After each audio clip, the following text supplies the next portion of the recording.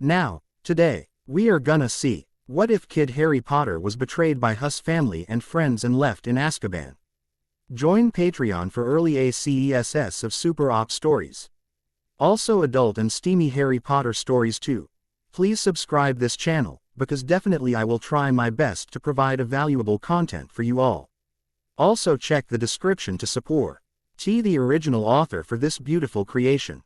A hot summer day found a 13-year-old boy, although his short height would tell otherwise, named Harry Potter sitting outside weeding a small garden for his aunt in the backyard of number 4 of Privet Drive, located in Surrey, England. Dirty, pale hands brushed aside sweaty black locks of unruly hair from bright emerald green eyes, hidden behind a pair of thick and taped glasses as well as streaking dirt across equally pale features. Dressed in oversized, ripped clothing, hiding the scrawny thin body, Harry was feeling quite overheated.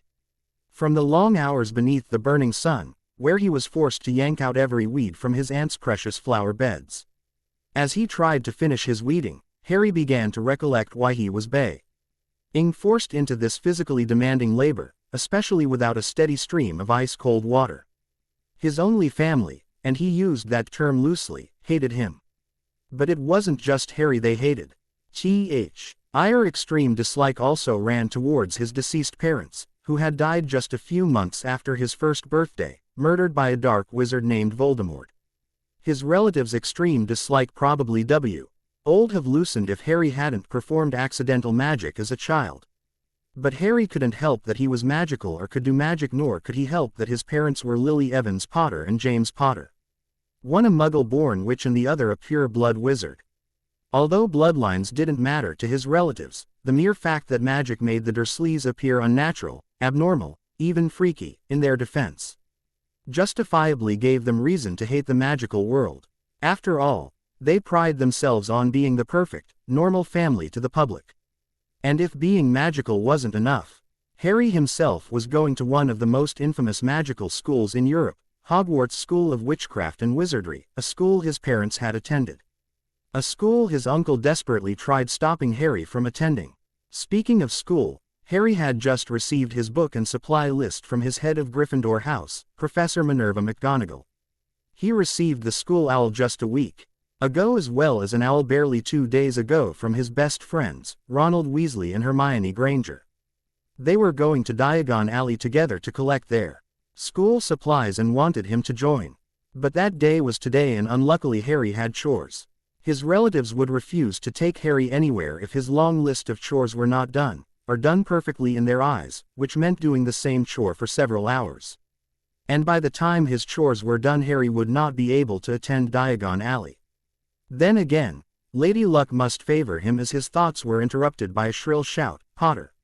Sighing, Harry shoved himself up from the dirty ground and hurried to the back door that led to the kitchen. It was where he met his aunt, yes, Aunt Petunia. Petunia Dursley, once Petunia Evans and sister to the deceased Lily Evans, simply glared at his question. She hadn't wanted to raise her nephew but feared what backlash could happen should anyone from the magical world discover his abandonment.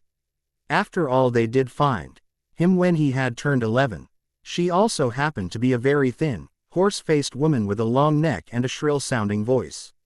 And that voice was directed towards Harry with unrestrained scorn. "Wash up immediately and stay off my clean floors." Normally Harry wouldn't question his aunt, but today he was quite curious. Aunt Petunia. It was very, very rare to be called away from his chores. But he never got to finish. "Now, Vernon's off with my dudders on a father-son camping trip with a few business accomplices. I, unfortunately, have the car." He could see the hatred hidden in her eyes as she stared at him in disgust, making him suddenly understand. "I'll be dropping you off close to that place. I have to meet a friend for a late luncheon."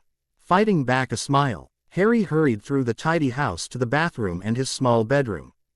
The bedroom was a nice change from the cramped cupboard beneath the stairs he had occupied for almost 11 years. Only gaining the new room right before attending Hogwarts. He hurried through the barren room, only filled with a ratted mattress and bed frames, one blanket, a splintered wooden desk and dresser.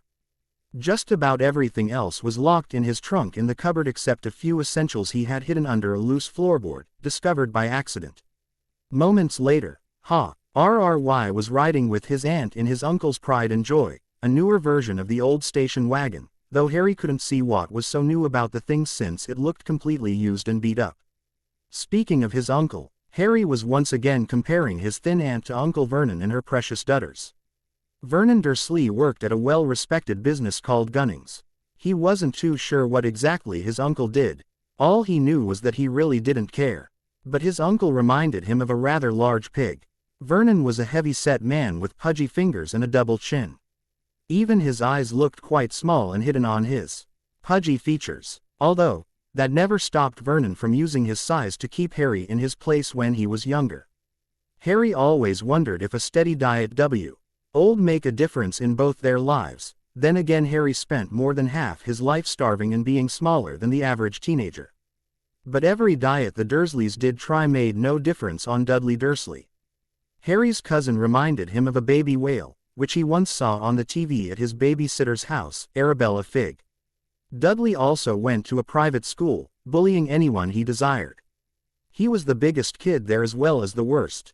Not even when they learned that Dudley needed to lose weight, especially since the tailors around town were being hard-pressed to properly size and fit Dudley for uniforms and clothing. Did any of the diets work? But whatever Dudley wanted, Dudley got. Which could explain why Dudley was the person he was. Before he could ponder further on his family, the vehicle came to a bone-jarring stop. Looking around, Harry could barely see the leaky cauldron sign from his position. "Get out, boy. 3 hours. That is all you have. Or else walk home in the rain." Crawling out, Harry could see the white clouds steadily darkening. Yes, Aunt Petunia. He stood still as she sped off. He knew that 3 hours wouldn't be enough because when they said that, it was cut in half or less. This meant Harry would be lucky if he had over an hour to gather his supplies. And with that motivation, he hurried right through the leaky cauldron and straight into Diagon Alley. First stop, Gringotts. Harry practically ran down the alley towards the Wizarding Bank, Gringotts. The bank was run by goblins who took money business very seriously. They also took care of every vault and money procedures for pure-blooded families, as well as vaults for Muggle-born children. Harry learned at age 11 that Muggles were people who couldn't do magic at all and Squibs were magical but couldn't do much either. Among the Muggle-born and Squibs were the half-bloods, children with one Muggle parent and one magical parent. Then there were those whose parents were of old families. Families that had nothing to do with Muggles at all, and they were people Harry tended to avoid. But because of his distracted thoughts and hurrying pace, Harry barely caught the scenting looks cast by the magical folks surrounding him. Few were curious as they openly stared. This caused his mind to work overtime in wondering why they were staring in the first place while still Herald lists. Even the shopkeepers were quite hostile in dealing with him. They seemed reluctant to sell him anything or to take his money, but only did so because they wanted him out of their shop. Or to take care of others who seemed more important. He was almost done shopping when two voices yelled out, "Harry!" The emerald-eyed boy turned to be engulfed in a fierce hug by his two best friends. He smiled gratefully and hugged them back. "It's about time, mate. Had chores to do until Aunt Petunia decided to bring me along on her way for a luncheon with friends. But I don't have much time to finish shopping before she comes to pick me up." Ronald Weasley, Ron to his friends, nodded. He knew all about the Dursleys since he and his twin older brothers had rescued him just last year. Ending bars on his bedroom window at the time. Hermione Granger on the other hand frowned at the statement. She was a very smart witch, who also happened to be Muggle-born since both her parents weren't magical. She heard bits and pieces of the Dursleys but not a lot. Determined not to ruin the day, "Ron and I still need to go to Flourish and Bots." Harry nodded. That was his last stop of the day. And that was also the time he questioned his curiosity. "Do either of you know why everyone's being this way?" Ron flushed brightly. He knew all about the bogus stories the wizarding papers were telling. And everyone was looking like they believed them. He decided to give a lighter version of the ugly lies. "They aren't over the fact you're a Parselmouth. There's been a ton of articles written all about it, on you." Hermione was not going to wash the stories away like Ron. Her friend had to know what was going on in his life.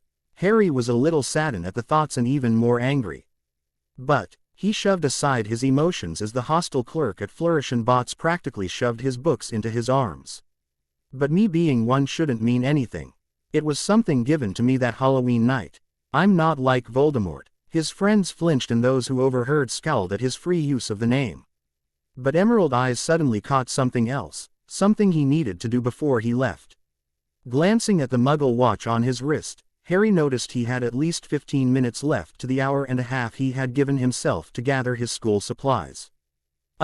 Guys. They turned to face him, heading towards the Quidditch and Robes shop. Sorry, but I was already there.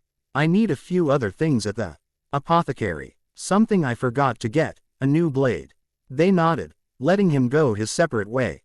Ignoring the suspicious looks from the shop clerk, Harry re-entered the dark shop once again, nose wrinkling at the smell.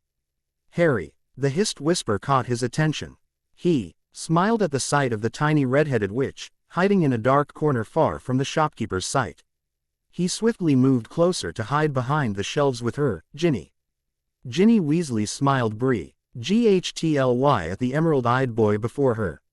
Instead of continuing her greeting, she shoved two other figures into his sight. They were polite enough to keep their voices to soft whispers. Hi, Harry. Ari smiled at the sight of the two brothers, Colin and Dennis Creevy. As he greeted them all warmly, his mind went to distracting thoughts of hiding secrets from his two best friends. What no one knew, not even his friends or their families, was that Harry had been communicating with the three younger children over the entire summer. Just a few weeks before summer holidays went on their Easter vacation, Ginny had borrowed several spelled blank pieces of parchments from her father. Harry had then charmed the sheets into 4 journals for each of them. The spelled parchments would never run out within the journals. He even spelled 4 quills to remain unbreakable and sharp while charming 4 different color ink wells to never run dry. This was their way of secretly communicating with each other whenever they wished. Even going as far as researching for ways to quietly alert each other with their writing. Each journal would softly puzzle in color and chime in various tones when one would write to another. Harry was able to twine the charmed alerts to sound when one wrote all 4 names inside the journal before beginning a written conversation. They were private gifts for each author in hopes gaining a closer understanding of their desires. Ginny's wanted someone to talk to about her nightmares and ordeal from her first year. Harry had always wanted siblings since being an orphan child. The Creevy boys had always wanted to know Harry Potter, the boy who lived. This was their way of fulfilling their desires without having to bother someone who wouldn't understand. And the say gifts came in quite handy during the sleepless nights, waking in cold sweat and shivers from nightmares. Each even had their own color of ink charmed by Harry in silver, Ginny in red, Colin in gold, and Dennis in blue. The differences in color showed of their favorite color as well as allowing them to tell each other's writing apart instead of constantly using each other's name, also no having to bother recreating the alerts every time their names were mentioned. To Harry it proved he was just Harry, someone with a loving family. To the others it gave them the feeling of being in charge. Not feeling underappreciated or controlled since Harry never had siblings. Suddenly shaking his head from those distracting thoughts, Harry turned his mind back to the present, facing his young friends. I made my excuses to get here. I already have my supplies since I don't have much time. But I did get us very early Christmas gifts. The younger wizards and witch gasped in delight at the sight of 4 shimmering black rings etched 4 lightning bolts of silver, red, gold, and blue. Harry, he smiled at their awe faces. The rings were in my school vault. My mum left them there for me, hidden in the back corner in a small cedar box. It's the only vault the goblins will allow me to take anything out of. She had left a letter stating they were once gifts of the Marauders until the ordeal with Voldemort started to get worse and how she placed all 4 rings into the vault before going into hiding. I think she felt something bad was going to happen and I thought they might be useful for us with the same situation. I asked the goblins to help me place a few more spells on them, for a small fee of course. I even changed the animagus etchings to the bolts of color. The 3 younger ones knew all about the Marauders, and who they were to Harry. All because Harry had accidentally stumbled over a small box left in his aunt's attic by his mother during a summer day of cleaning. His mum didn't put much detail in her diaries and unsent letters, but he knew enough of her past since all he ever heard from everyone was about his father. And they had been the very first to hear about his parents, comforting him through words even as they prayed to be there physically. "They're beautiful, Harry." Ginny cuddled her ring close before reverently slipping it onto her right hand, gasping lightly as it magically resized to her finger. He smiled. Mum already had several protection spells on them. She felt that the Marauders needed them. I added more. I even put a location spell on each. We'll always know where the other is by concentrating that person's color. It also allows entrance through the impenetrable, since goblin magic is one of the most powerful, more so than house elf. We'll even be able to know if the other is in danger. The hotter the burning of the ring, the more danger the other is in. I just thought we could use them as friendship rings with extra benefits. Ginny relaxed with sighing relief. She had feared what her second year could bring, but this ring will be her light during any darkness. Even now she could feel the protective warmth of the spells coursing through her body. Instinctively knowing Harry had allowed his love for them to empower the spells. "Oh, Harry, it feels so warm now. The charms are activating. Also Eily, we can see them and only we can find each other. Another secret we hold between each other." They all nodded, having already agreeing to keep their forming relationship a secret until the Dark Lord was vanquished. Harry wasn't about to let his new family fall to harm, not if he could keep them safe from all harm. But Harry didn't mention was the one last spell that had cost a few galleons. The head goblin was very willing to place it after he had explained and quite handsomely paid. This spell would boost life energy and heal any wounds by absorbing magic from spells, curses, or even hexes cast onto the ring wearer. Voldemort will be getting a very nice surprise if he ever dared to hurt my siblings. You tried to destroy Ginny already and now you can't return to finish the job. I won't allow your desire to destroy everything around me for your heart's contentment. Thank you, Harry." Suddenly, they all happened to look at his watch when they pulled from the group hug. Ginny's blue eyes widened. "Mum's going to flip. I was supposed to be with the twins at the Leaky Cauldron 10 minutes ago. I'm sure Fred and George won't be too mad that you got away. Our mum and dad had let us wander with Ginny and her brothers."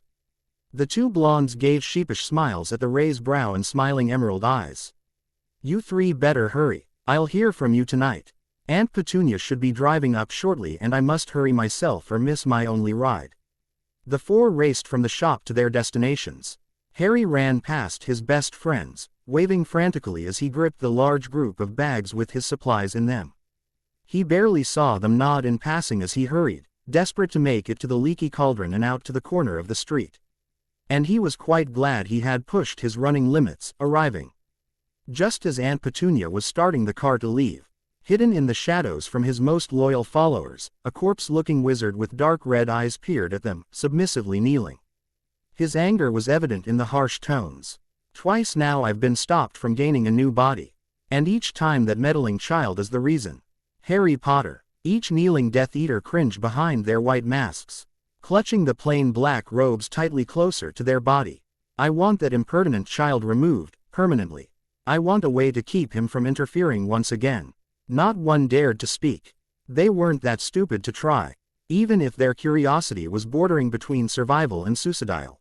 For 10 years, their lord had been missing and then suddenly he reappeared, calling out to his loyal followers through their dark mark, causing them pain and absolute obedience in meeting with him. They knew without having to stare that their lord had only called his inner circle, the darkest and most loyal to him. They were also the ones who could be counted upon, knowing they would follow any instructions sent their way.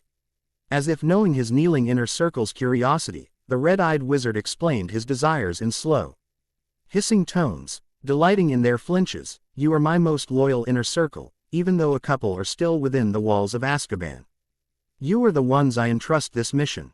I want Potter watched very closely. I want to know his every move. I want to know his every weakness, his every action. Is that understood?" As one, "Yes, my lord." Dismissed. Not daring to push their luck, the few followers fled their lord's sight, gratefully for not being harmed. But one follower had yet to leave, having the instinct to remain behind. "Put me in my bed. Wormtail. I must sleep." Then return to your original position until I call again. Wormtail, formerly known as Peter Pettigrew, was a short, bald-headed male with watery eyes and a weak disposition. The cowardly man was once a loving, smiling student at Hogwarts before he turned against the only friends he had. The group, called the Marauders, were infamous for their tricks as well as secretly famous for their ability of being animaguses. That was all but one. He had been a small gray rat, seemingly fitting for his future life since he was as sneaky as a rat for betraying his friends. But he also had been easy prey for the Dark Lord, even too weak to go against anything his lord wanted. Speaking of the Dark Lord, the red-eyed wizard was being carefully tucked away in dark green silk. The ruby eyes watched his weaker follower slip away in its animal form of a rat, sneering at his follower's obvious fearful escape. Those same eyes slowly grew distant as he remembered a past so long ago. He was once a boy called Tom Marvolo Riddle Jr. He also once went to Hogwarts School of Witchcraft and Wizardry, becoming the perfect student until he was seduced into the dark side. He had a pure-blooded witch for a mother, who died giving birth to him. His father had been a very abusive muggle towards his mother. He knew this because his father never ceased to tell him what a failure she was. But Hi's father abandoned him the minute he learned that 7-year-old little Tom had caused things to explode during one of his tantrums and that his wife had been harboring a secret when his father-in-law made a surprise visit that same day. His father had been outraged to learn of the secrets his wife had kept when his father-in-law told him of little Tom's heritage. But that wasn't the worst, not even Tom's grandparents wanted him. Seemingly no one wanted little Tom, nor had he ever found the reason as to why. Therefore, he ended up in an orphanage known to have muggles, squibs, and unwanted purebloods who shamed their families. He had been in that orphanage since he was 7 years of age. It turned out that the owner of the orphanage hated children, especially magical children. He believed those children to be possessed, always severely abusing them in hopes of exorcising them of their magic. When it wouldn't happen, the owner would find others who took delight in hurting children, selling the magical ones at a very reasonable price. But the owner had a secret of his own, his delight in young boys and what he could do to them. He would mention to the sellers of each one's talent, something about his sampling. Although he sold the magical ones, little Tom was never for sale. Something about him had caused him to become a chosen target of the owner, though he willingly allowed others to play with little Tom. For 4 years all Tom knew was pain. He became intimate with the abuse, never knowing there was any other way. He knew why he was abused. He was different. According to the owner, he was special, but never told how special. Then Tom turned 11. He learned of a new world that just might save him, only to be disappointed. The headmaster of Hogwarts didn't seem to worry about the home life of his students, only their safety in his school. Tom was able to heal while in school, surprised each year that his owner allowed him to attend. But then again, every summer he had was returned to his so-called home, sent back to the abuse.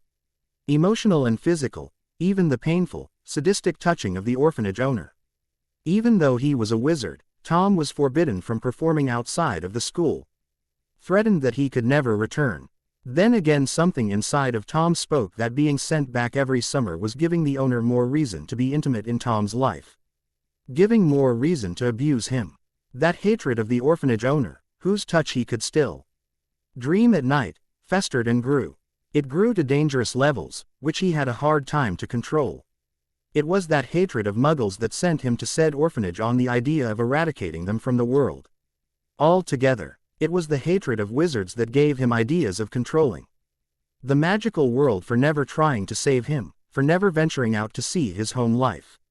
It was those dark days that turned Tom Marvolo Riddle Jr. into Dark Lord Voldemort, the most feared dark wizard. And it was that hope of domination that led him to his downfall on October 31, 1981 within the home of James and Lily Potter. When he had prophesied in being his equal and could destroy his reign as well as body and soul. Oh, how he loved seeing that brilliant green light of the killing curse slam into James Potter's body every night in his dreams. But he hated seeing the lovely Lily falling by his wand. He wanted her to live, he actually desired her to be at his side, despite her heritage as a Muggle-born witch. She was quite the beauty, who couldn't fall for those brilliant green eyes mirroring the killing curse. Fiery auburn strands, fierce lioness pride and temper. She had sacrificed herself to save her only child, a son that could be a possible threat. But when he cast the killing curse upon the child, it rebounded from the pale forehead and tossed Voldemort from his physical being, turning him into a black shadow, forced to hibernate in the bodies of others until he could gain some type of physical form. And since that day he had been floating around trying to find a way to return to his powerful state. It also started his obsession of avenging his failed curse against Harry Potter, who had become the wizarding world's savior. That obsession had led Voldemort to his recent position. He hoped to gain a new body for 2 years since his return to Britain, but Harry Potter had foiled each time. This year Voldemort was sure he could put an end to Potter's reign as savior as well as gain his own favor among the magical world. An ending no one would ever see coming. Chapter 4. Almost a month later, Harry Potter found himself back on the Hogwarts Express, riding towards school for his 3rd year of magical training. He was excited to know what he could learn this time. He was excited in wanting to see the sorting ceremony.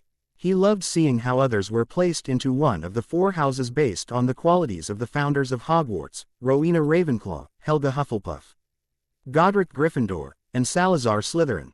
He had friendships and alliances to all but one of the houses. Slytherins were quite arrogant in their pride, believing their house was the best because of their pureblood status. But Harry never told anyone that their pride was a cover. The Slytherins did wish to make other alliances. It was possibly their own families and the public that made them stay in the dark. Made them to be the dark wizards and witches, who made model student Tom Riddle into Voldemort.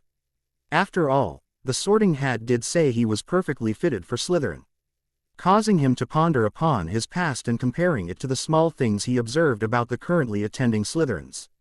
And speaking of Voldemort, Harry could feel the constant wave of pain through his scar. He learned more about his scar with only his help, learning that Voldemort set it off when they had faced each other in his 1st year. This also explained those weird dreams he had growing up at the Dursleys. But now that pain was threatening to overwhelm Harry. Only the sly glances from Ginny and Colin as they stepped away from the other years towards the boats made him feel slightly better, aiding his headache from furiously pounding inside his head. Once at the welcoming feast, Harry watched through the hazy pain as the Sorting Hat sang its song and sorted the new 1st years. He barely listened to Headmaster Albus Dumbledore announce another professor in the defense against the dark arts position. But he did see the dark glares from potions Professor Severus Snape directed towards the new professor, Remus Lupin, although something seemed a bit off in that glare. Something he shrugged off as he hurried through his meal to head to bed. Maybe sleep would cure the pounding headache. But by curfew time the pain faded away, leaving behind a wide-awake Harry. Since he couldn't sleep, Harry quietly snuck out from the bed curtains to his trunk. Silently, he slipped out his father's invisibility cloak and hurried out the 3rd year's dorm, softly smiling at the glowing journal beneath the cloak. He wasn't the only one that couldn't sleep. Sitting quietly before a roaring golden fire within the Gryffindor dorm, Ginny and Colin were hastily scribbling in their spelled journals. A small smile wormed its way on Harry's face as the two looked up. "Hey, can't sleep either." "No, thought I'd come down now. I was thinking of going out to see the morning stars in a few hours since I can't sleep." He could see the hopeful looks in their faces. "Want to come along?" "Sure." Ginny was excited. Yes, she was attracted to Harry Potter, but as she thought more and more about it, she realized it was the boy who lived Harry Potter she was attracted to. And that was not right in trying to base a relationship on. Besides, she favored the strong friendship, almost sibling love, from the quiet boy. Colin grinned. "Okay, Dennis is already heading to bed, says to tell you good night. So, I'll be bored." Like Ginny, Colin had analyzed his relationship with his fellow Gryffindor and decided that the sibling relationship was more important than following Harry Potter around. Flashing a camera in the older boy's face, the 3 sat around the fire, talking quietly, never knowing someone had charmed the Gryffindor fireplace. Down in the dungeons where the Slytherin dorms were, 2 Slytherins were sitting quietly in front of their silver roaring fire, listening to the soft-spoken conversation. "They're going to head out shortly. We'll need to follow discreetly." We should get up early every morning to keep an eye on a restless Potter. We might be able to make that pattern come to light even sooner than our Lord wishes. We should stick to the shadows whenever possible. Watch out for Potter. He's quite the Slytherin when he wants to be. With that warning, the two Slytherins snuck out their common room seconds after the new Gryffindor trio left. The group of 5, 2 uninvited, headed out to the small cottage at the edge of the Forbidden Forest. The large door opened to reveal the groundskeeper, Rebius Hagrid, and his faithful pet, Fang. "Come in, you 3. Hagrid welcomed the non-sleeping students into his cottage. He knew the headmaster would appreciate someone keeping an eye on Harry, especially to keep him out of trouble. Waiting outside, the two Slytherins plotted on how they could send their information to their lord without suspicion being cast on them when the occupants exited the cottage about 20 minutes later. 2 pairs of eyes watched the large dog and groundskeeper lead the 3 students into the forest. Curious, they followed, only to find them a few feet inside at a small clearing. Harry was politely talking to the centaurs, who were only listening because of their friend, Hagrid. Even though the centaurs did not like strangers entering their world, they were quite willing to share their views of the stars. 3 Gryffindor students were eager to learn of the past, present, and future. And that meeting was the first of many over the next month. The two Slytherins had sent their information by owl to their lord in hopes of what to do next.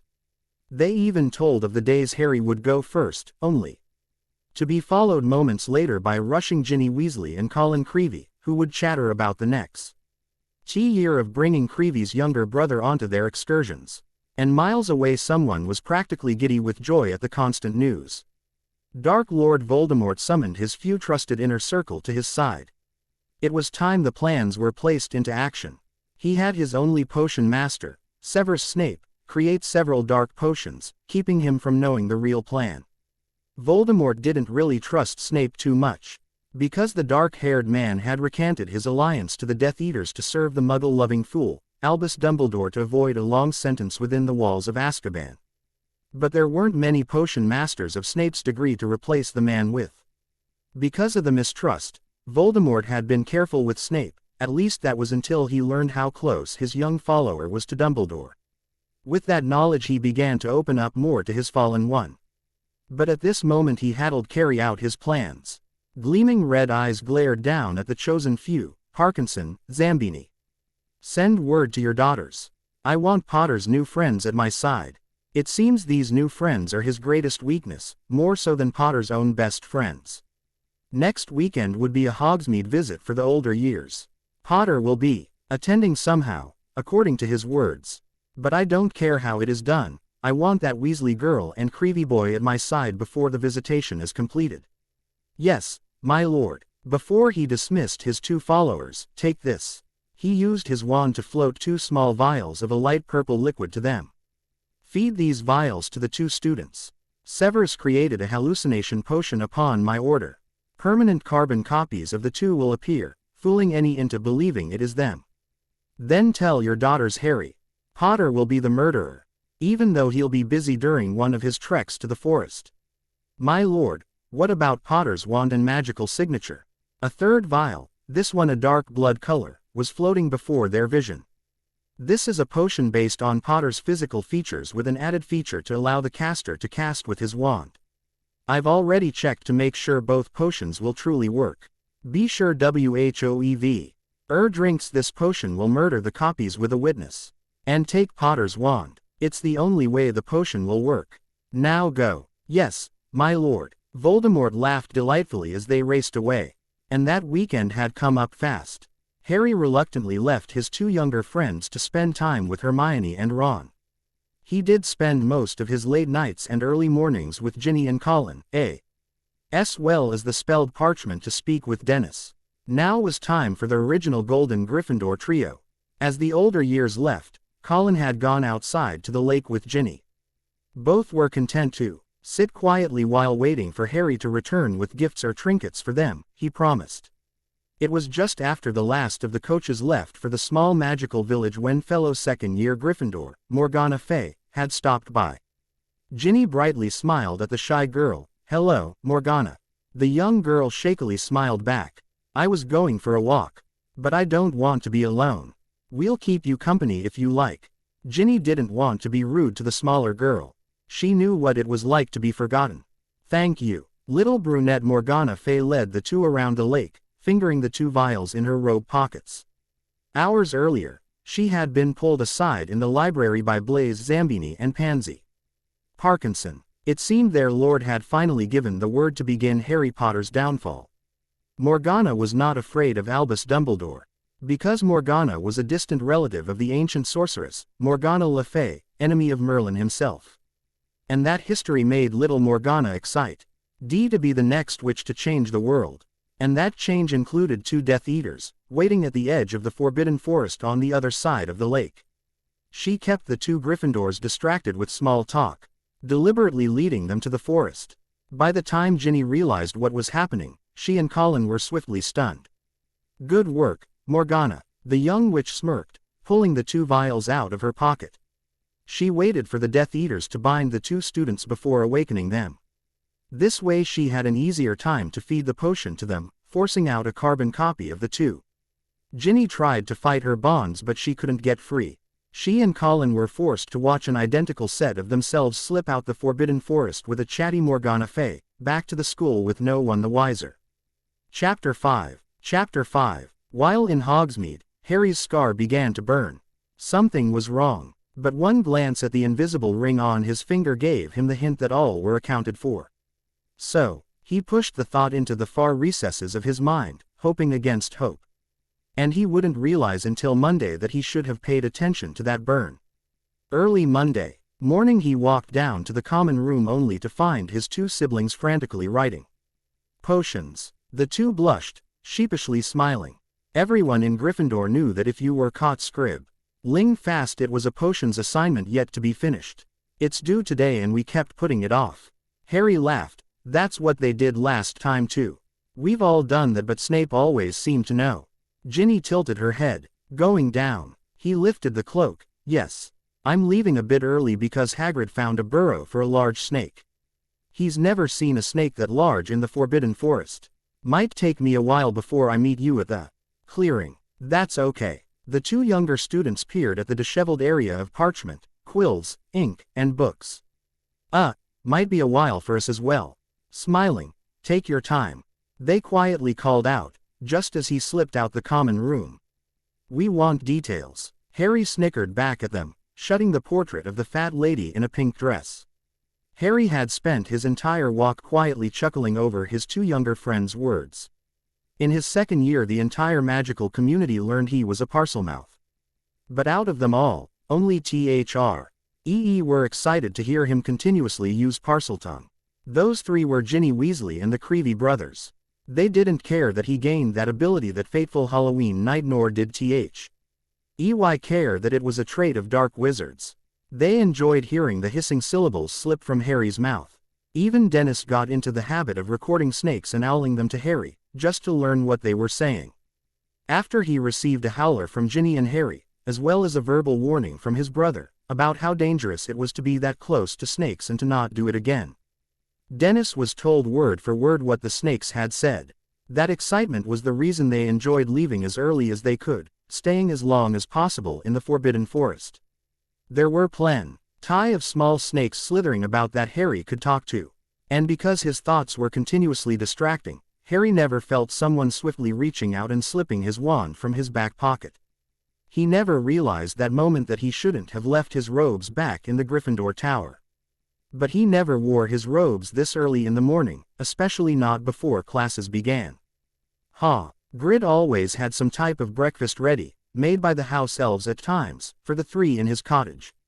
This gave them time to visit the forest, eat breakfast, and hurry to the tower for their things before class. With no knowledge of a missing wand, Harry slipped quickly into the shadowy edges of the Forbidden Forest.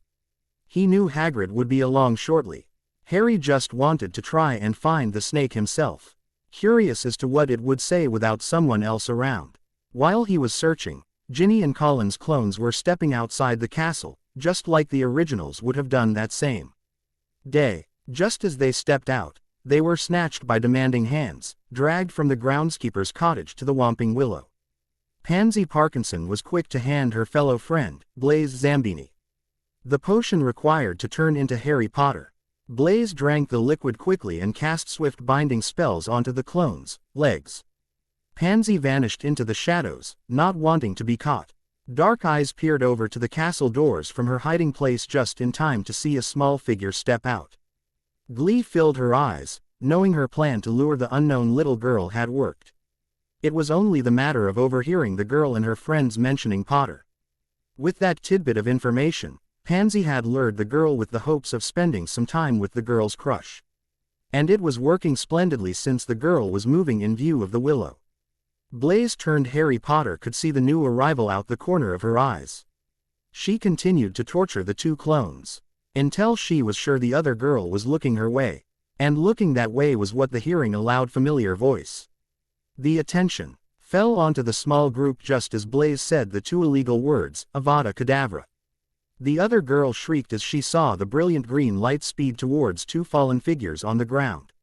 And she continued to scream as she saw the familiar black hair, a flash of green eyes, and the pale lightning bolt-shaped scar before Harry disappeared into the shadows of the Forbidden Forest. Deep within the forest, the real Harry Potter was caught up in a hissing conversation with a very large anaconda. He had learned in Muggle school that anacondas were only found in the Amazon rainforests, that they loved living near rivers and lakes. But somehow this anaconda had found its way into the Forbidden Forest, talking to a small boy it could easily crush. But the dark green and black snake was curious. Besides, it had already fed a few weeks ago on a large unfamiliar creature.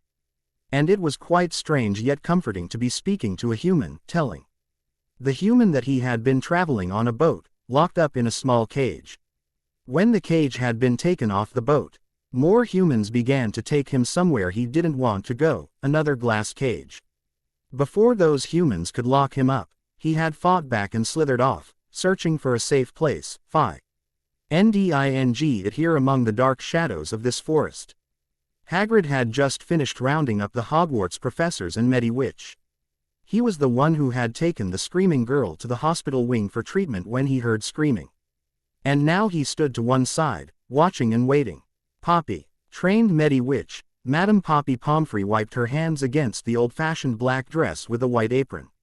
She was shaken by what she had found with her magical scans over the two fallen students. Surprisingly, her voice held, "It's not right. Ms. Weasley and Mr. Creevey were incapacitated." The few professors stared at the kneeling woman.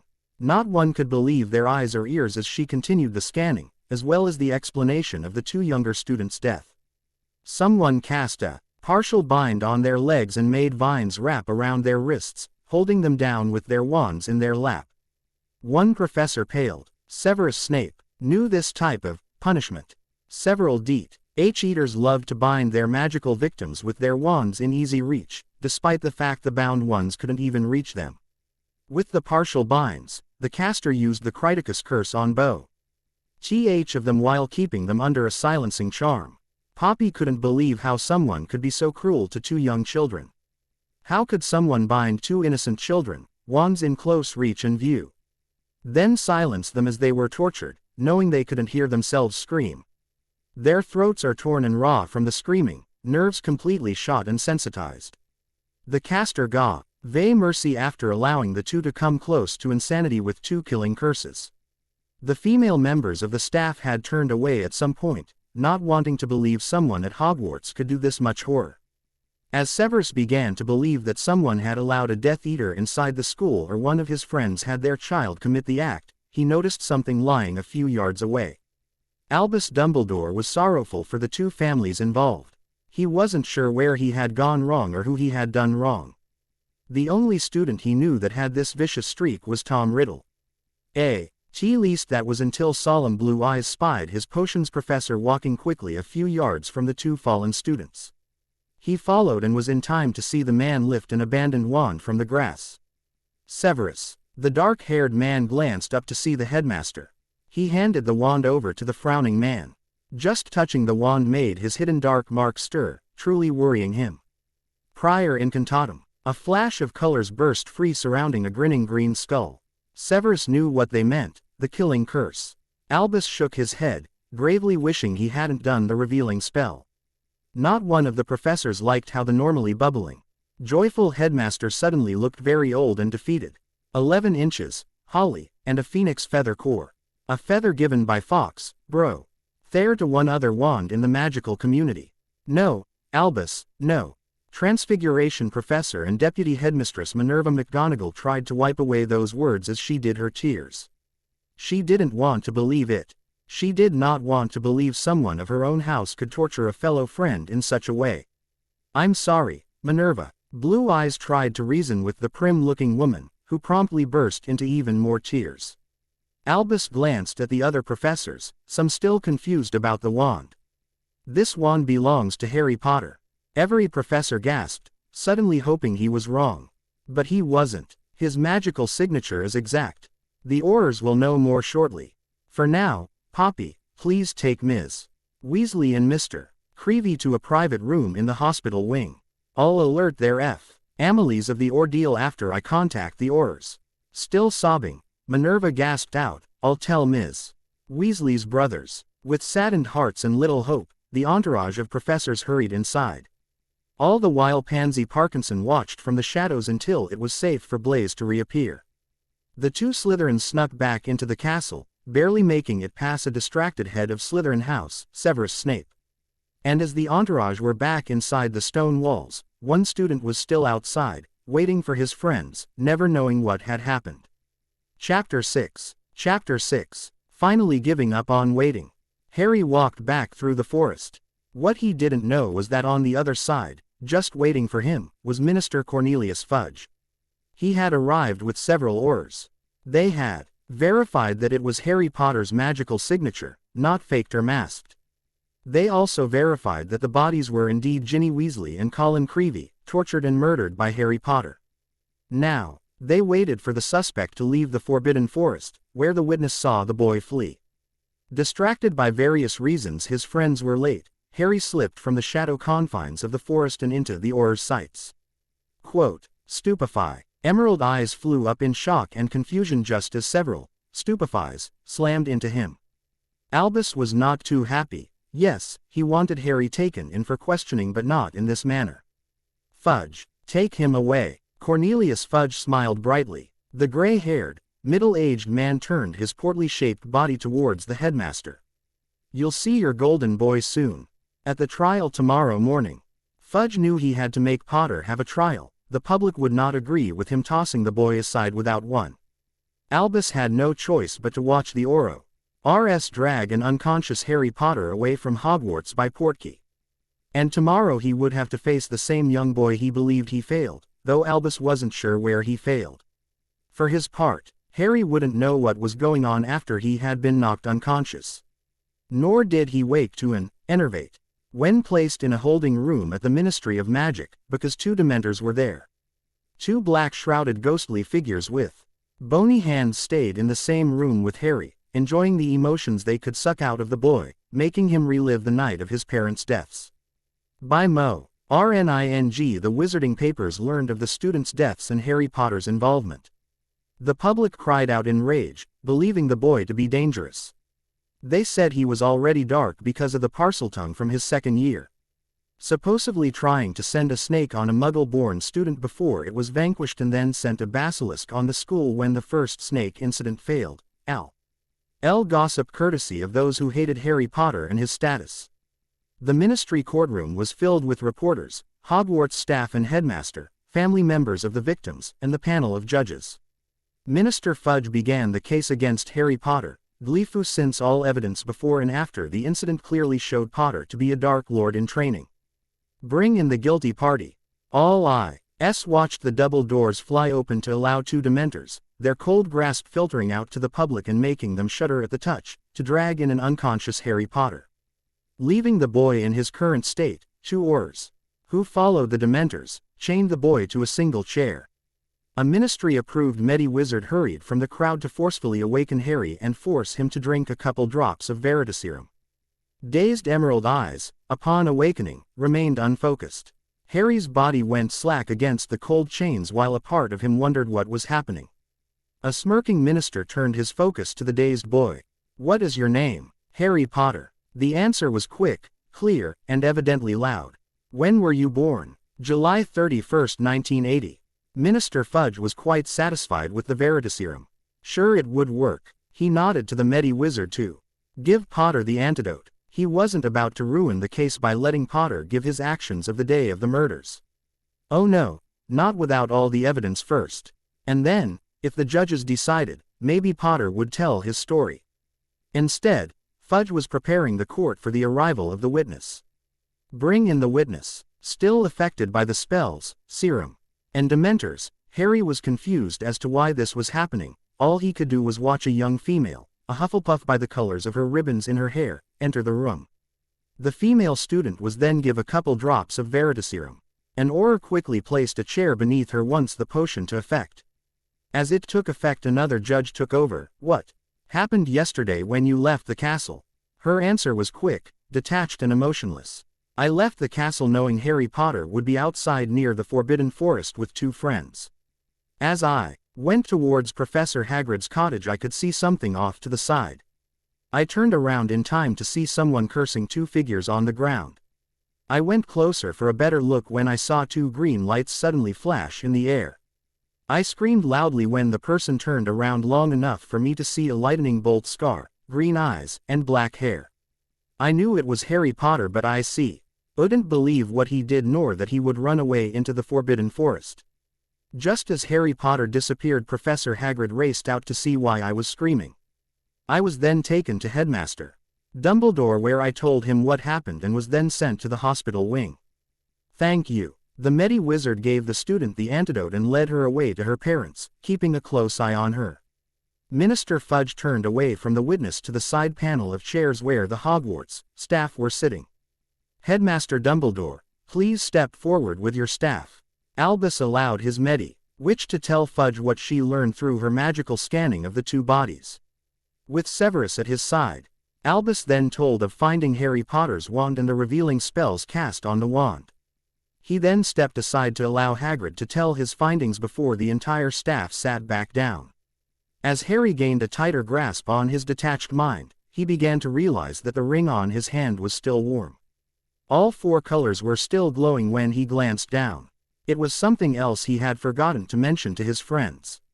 The brilliance of the colors were in fact a spell allowing hem to glow as long as its counterpart was still among the living. And because all 4 were still glowing, Harry knew Colin and Ginny were still alive, but he wouldn't be able to prove it just yet, not while under chains. Behind him was an agitated Dennis Creevey. When he learned what had happened, Dennis disappeared to his room, crying over the loss of his 2 friends and brother. It was during hat session when he realized that the colors on his ring were still glowing and warming the finger it sat on. Studying the colors, Dennis had received a vision of a living, breathing Ginny Weasley and Colin Creevey. Excited, he had hurried down to his parents, hoping to tell them. But he was never given the chance to explain, or if he did say something, it was brushed off as grief and hope. And now he was looking right at Harry. Knowledge in his eyes. Harry understood what the younger boy was trying to tell him. They both knew the other 2 were still alive and that no one would believe them. RRY dipped his gaze and then looked back. Dennis was satisfied. He could see that Harry would do whatever it took to find his brother and Ginny. Dennis wouldn't give up trying to make others listen to him. Minister Fudge turned to the other judges, satisfied with all the evidence against Potter. The other judges nodded in response. Harry Potter. The curious emerald gaze turned to face the minister. You have been found guilty of the torture and murder of Ms. Ginny Weasley and Mr. Colin Creevey. Harry's mouth dropped. He tried to say something but nothing came out. Fudge smiled, knowing the unnoticed silencing charm had worked.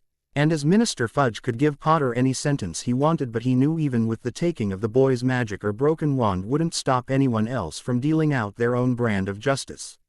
Therefore, giving off a seeming caring persona of protecting the boy but also punishing him, I, Minister Cornelius Fudge, proclaim Harry Potter to life sentence.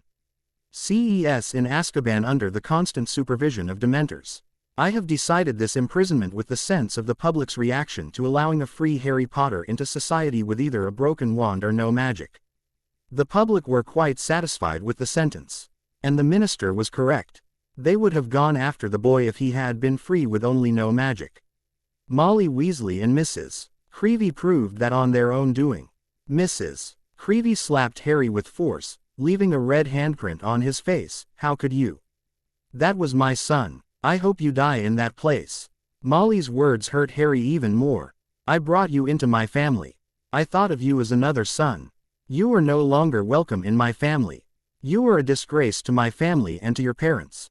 Just like that godfather of yours." Tears filled Emerald eyes as Harry looked away, seeing the accusing faces of those he trusted and thought would believe in him hurt. But thankfully he wouldn't see or hear more when the two NTORS that escorted him into the courtroom took him back out, causing him to black out with the assaulting memories. And that was the last time the public would see Harry Potter. A young boy accused of murder and torture. A young boy who had wondered what Molly Weasley meant by the statement about his godfather, who he partially knew according to his mother's old diaries and letters. A young boy who felt betrayed by the magical world and those he truly cared for. Harry's mind and heart begged for someone to help him, to believe in him. Someone who would and could save him from a fate he did not want.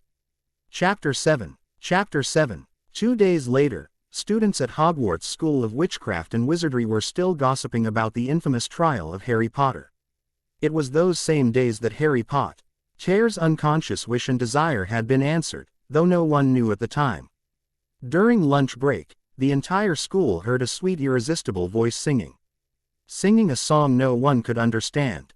Albus swiftly stood from the head table, followed by the staff members and then the students. They all hurried from the school to the lake outside. And there they stood, entranced by the sight before them. A lone woman, sweetly singing, was gracefully gliding atop the water's surface. Dressed in a flowing, simple, white gown, she almost seemed to fly across the waters. They could barely see her pale bare feet beneath the gown's hem. Her pale skin seemed to glow against the bright sun as the light reflected off a mass of mahogany curls. Berry-colored lips moved with the strange words as a light breeze fluttered through wings that were at first hidden behind her, before she spread them out, coming to a stop before the large group. Albus gasped with the group as sightless white eyes peered out at them. "Impossible." Albus, quote, the aged wizard couldn't believe what his mind was seeing. The winged being standing before them, gracing all with her beauty and song, was a myth. At least that's what the wizarding world had been led to believe. A legendary myth passed down through the centuries, but if she's real, then wouldn't the powers that be exist as legends say? She's from a mythical race called Avens. A race controlled by ancient gods and goddesses, the powers that be. They are the ones who control the heritage of magic, or that's what we were led to believe long ago. Minerva frowned. Aren't avians a word to describe flying objects or birds? That's what they are, my dear. The avians were said to be ancient begins with wings. They are said to have been born on the eye of an innocent baby's laughter for the first time. The avians are what we call white witches and wizards. They are the purest examples of light magic. It is believed that if an avian is present then someone must have called them. Called how? Everyone was curious of how this woman had been called and who could have called her. Albus was uncertain who it could have been, only the avians knew who could have called. A tugging of their magic would lead them to the nearest place of their intended target until another tugging led them to the chosen person. I'm not sure, but legend says that only someone pure of mind, body, heart, and spirit could call. Those of wizards or witches must also be pure of magic. No one knows exactly how pure one must be, but it is required for an avian to visit. The person calling will tug at the light magic embedded in an avian, leading one to their side, no matter where they are. The woman lightly walked towards Albus, sightless eyes pinned on the group as tendrils of her magic reached out. Who be the one? Who be the chosen? She had come at the wish of a chosen child, a child the ancient gods and goddesses wanted, a child betrayed and harmed by those they trusted and believed. We do not know, my dear lady. She frowned. Her magic had not found the chosen among them. And until the call came again, she must remain. This is a school of witches and wizards, training in their magic. Her head tilted to one side. Magic. Yes, I can see that. Not many on the level one I'm searching for. The one we wish for has the power and innocence, left unchecked could ruin all. The staff froze, afraid of who that person could be. Albus had his suspicions, but it couldn't be true since the boy was corrupted in many ways. How can we help? Nothing. I must remain until called again. No matter the time length. Very well, my dear lady. He turned to the staff and students. Everyone, we will finish classes as scheduled. Students will leave the avian bee. She is here of her own mission. Anyone found bothering her will be severely punished. They all knew he meant what he said. The avian said nothing as she walked back out onto the lake. Once in the middle, she opened her mouth to sing another song. Hope filled her being as the song began to slowly reach out for the chosen child. The fates had told her that their chosen child would soon call. A child needed to guide the power of the gods back into a world of chaos and uneven balance. Miles away, hidden in a dark cell, a lone figure laid curled upon a hard mattress on the wet stone floor. Untouched food lay, rotting away. Near the door, the Dementors took turns in retrieving the boy's meals and shoving them inside the cell. But made sure one Dementor stayed at the cell door at all times. And Harry Potter remained unconscious to the world, dreaming the pain and horror of every bad thought his mind knew. Though the pain rushed back as every good emotion was slowly drained away, a small sliver of hope flared lightly. A flame that begged softly for someone. For 4 weeks the two beings were calling out for each other before the avian was able to find her target. As soon as his calling touched her song, she vanished from the Hogwarts lake to a dark place, Azkaban. 4 black shrouded figures immediately glided forward, anxious to suck out the good emotions from the female. She merely stood her ground, staring at the jabbering Dementors, still infesting the world with your greed. The instant her musical voice rang clear as she fell into the ancient tongue of the powers that be.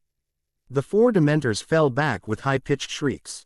Her goodness was not worth losing their undead lives, not when there were others who could be used as food.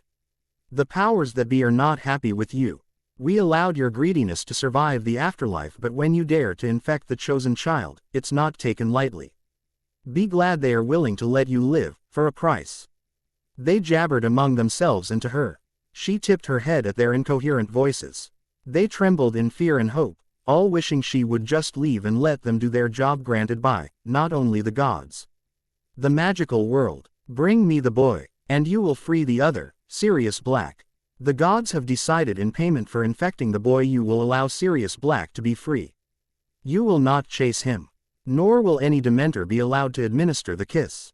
Should anyone, and we mean anyone, do him harm or murder him for a crime he had not committed, every Dementor will be sent to the underworld with King Hades and Queen Persephone. He will remain free. 2 Dementors were quick to obey. They soundlessly fled the lone hall, searching for Sirius Black's cell, leaving behind 2 other cowering Dementors to deal with the avian's anger. Free him. One Dementor quickly opened the cell door as the other swept inside and dragged out an unconscious Harry Potter. She pulled the boy close, warming his shivering body with her warmth. Remember our words. Sirius Black will not be hunted by Dementors. I don't care if you are obligated to find him, we will not hesitate to vanquish you to hell. With those words she vanished. Left behind were 2 cowering, jabbering Dementors, staring into an empty cell as their 2 comrades opened another cell door. Inside this cell was a large black dog with dark eyes. The Dementors said nothing as they left the door open and fled to spread the news of what the powers that be decreed. One very confused Sirius Black, in animagus form of a black dog, did not question his sudden freedom. He had already been planning his escape since he saw the papers of the Weasley family with a very familiar rat. He tore out of the dingy, cold prison and hurried into the water, swimming for all his worth for the chance to run for freedom, knowing exactly where to go, Hogwarts. Harry murmured as a bright light peered into closed eyes. His ears could hear a soft voice singing. Slowly he allowed himself to be pulled from the nightmares to wake. Wah, shish, don't speak. You've spent a month with Dementors in a single cell. You are quite weak. It's say, Ems, you have quite the violent reaction towards them, wouldn't be surprised that they're your greatest fear. It's what most Dementors inspire in people. Emerald eyes widened at the sight of the winged female. He couldn't believe he had been taken from Azkaban. She smiled at him, silently giving him a glass of cold water to soothe his dry throat. Then followed the glass with simple healing touches. Harry sighed as he felt the cold drift away. Sleep, child. When she noticed he was fighting her suggestion, she began to tell a story. I am what is called an avian. We are winged beings born of innocent babies' first laughter. We are called by those chosen of the gods to be their child. Called by those pure of mind, body, heart, spirit, and sometimes magic. When we find the chosen one, an avian is sent to gather them. I have brought you here to be trained under the gods as an assassin Vulcan.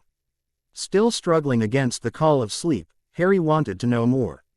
But his throat refused to. Avian smiled at the sight, taking pity on him. This is the hall of purgatory.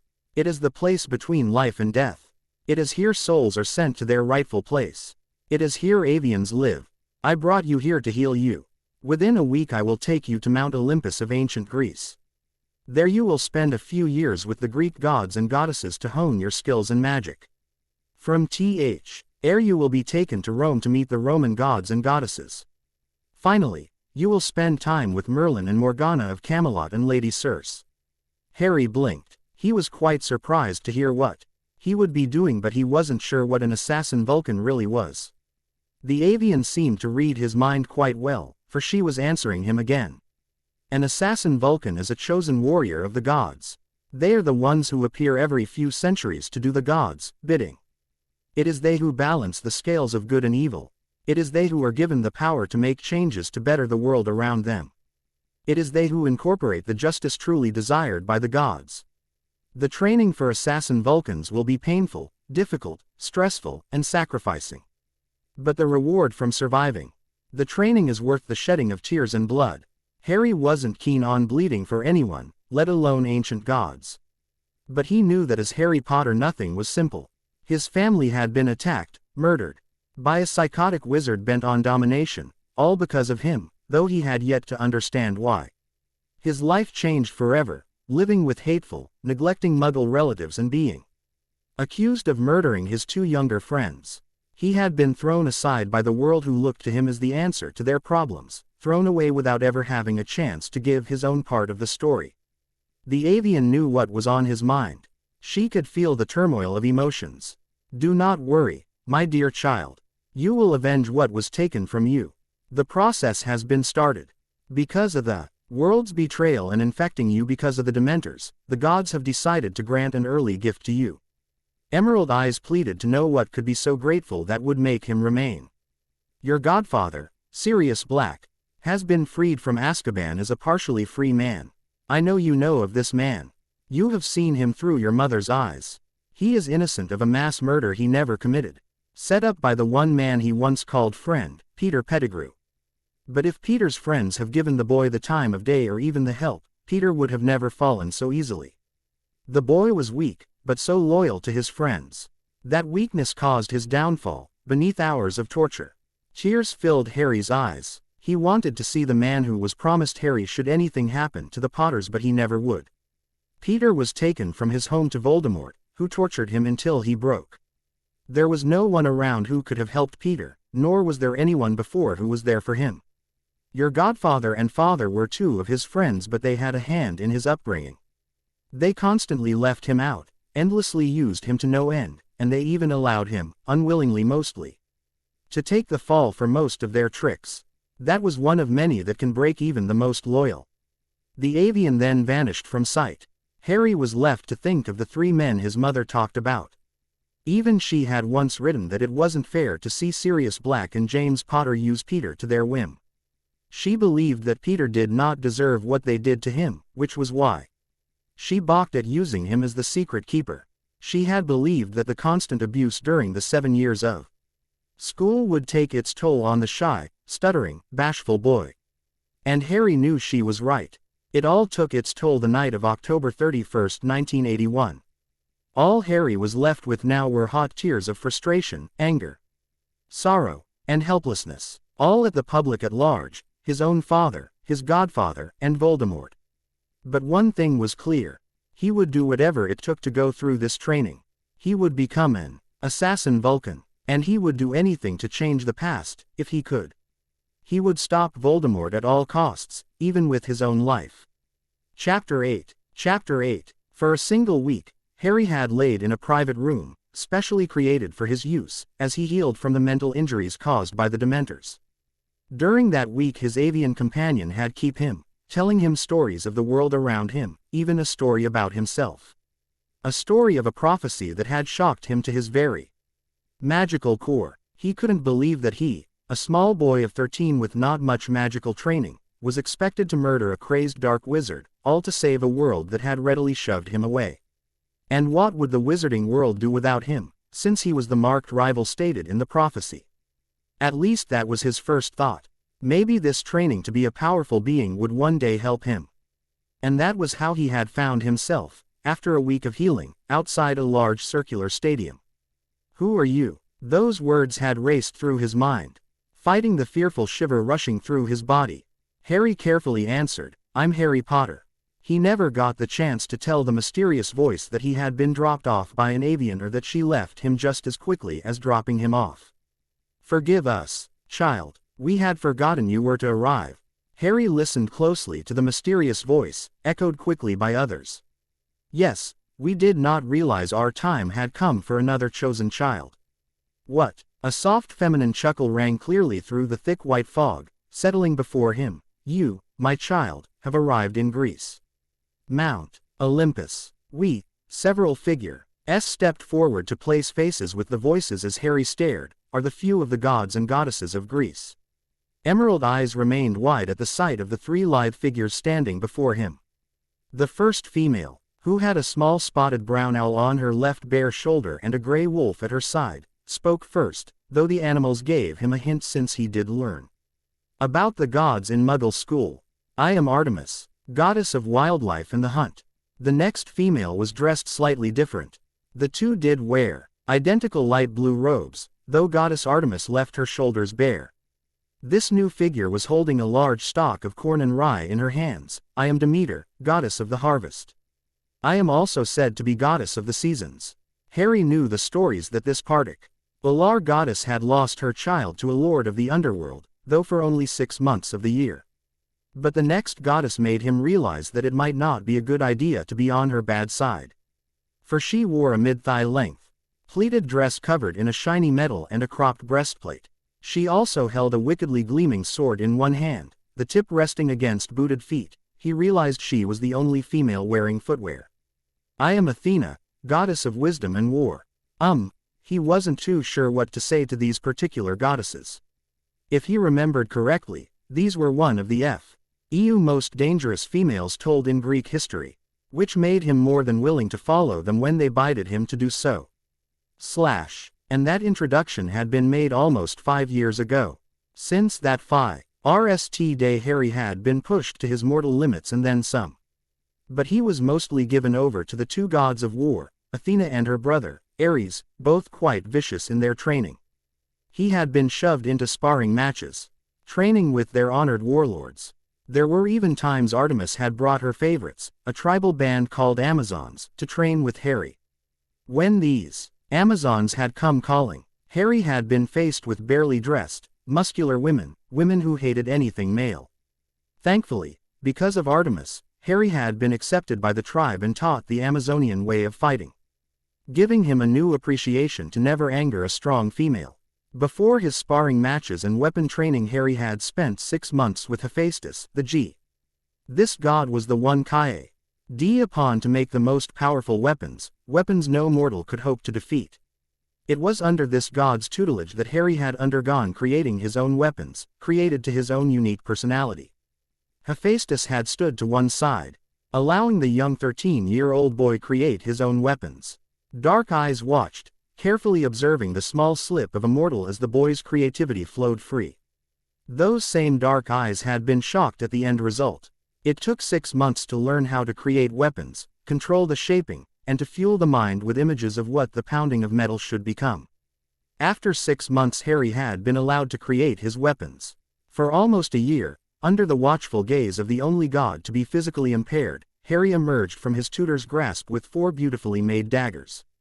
Now, as he waited among the thick white fog outside Mount Olympus for his avian, Harry glanced down at his weapons. 2 of the daggers were carved in snake form, the metal thicker than usual.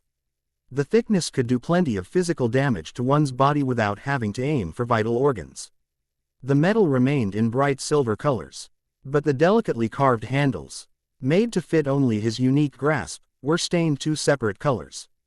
One handle a dark emerald to match the silver, while the second had been made a soft charcoal black. To him, these two daggers represented the Slytherin inside of him, a match of dark fatal beauty, all in one package. His last two daggers were matching Gryffindor. Overlaying the cold metal was a thin coating of hardened gold, giving his daggers a soft golden color, as well as become slim, streamlined, double-edged blades. The slimmer weight would allow accurate aiming and handling. And like the first set, the handles had been stained separate colors. One handle had become a deep crimson while the other had turned a dark blue. Harry didn't realize how much of his dark and light sides were complementary to each other until he saw the daggers. One set deadly and the other daring, and they weren't the only things Hephaestus made him create. Strapped to his upper thighs and lower forearms were 4 soft chocolat-colored leather holsters for each dagger, giving easy access, reach and release. He also had 2 soft hide-lined leather sheaths for 2 wickedly carved swords, both depicting the Gryffindor sword he had used in his second year at Hogwarts. Upon one sword Hephaestus easily carved the words, dedicating his students' weapons to Salazar Slytherin and Godric Gryffindor, 2 wizards important to his student. They were the only weapons he had created and trained with. He could draw either weapon with a flick of his wrists or twist of his arm. The withdrawing of each weapon were like watching a snake snatch its prey with fast reflexes. But despite the hard training and long hours of weapon making, Harry had not been prepared for his avian to suddenly appear, telling him that within a week he would be leaving. In a week Harry would be heading to a new world for even more training, though he had been warned of this fact 5 years ago. "Hello, Harry." Harry jumped, slightly startled, as he turned with 2 daggers in each hand, pointing them at an amused avian, frowning at the woman he had dubbed Berry, because she had accidentally spilled berry juice that contained his healing potion when he accidentally surprised her. She disliked the name but allowed him his pleasure, even after explaining that avians had no names. Names were not needed since it was not part of who they were, but shush. He couldn't deny those pouting emerald eyes anything. "We are going to Rome. Much more difficult gods and goddesses, counterparts to those here at Mount Olympus." Harry opened his mouth to ask how difficult when she touched his arm, making them vanish in a flash of light, almost like being jerked around with a hook yanking through someone's gut. Chapter 9. In a second flash of light Harry found himself upon another mountain. This time the stadium seemed to be cast in shadows, giving it a darker and eerier look. "Hello." His voice echoed through the dark, once again left behind by his avian. "Welcome, young Vulcan. I am Jupiter, king of the Roman gods. I suggest following my queen, Juno, to your rooms. You will need rest to begin your training tomorrow." A deep voice answered his question, never revealing its whereabouts. The only thing he could really see was the young woman standing before him, dressed in dark colors, a golden head dress revealing her royal status. Harry Fu, ND himself led to a small room of silken sheets and curtains. He had a small bath off to one side, enclosed by a dark blue screen. On the other side stood a battered wooden stand with a ceramic bowl and pitcher.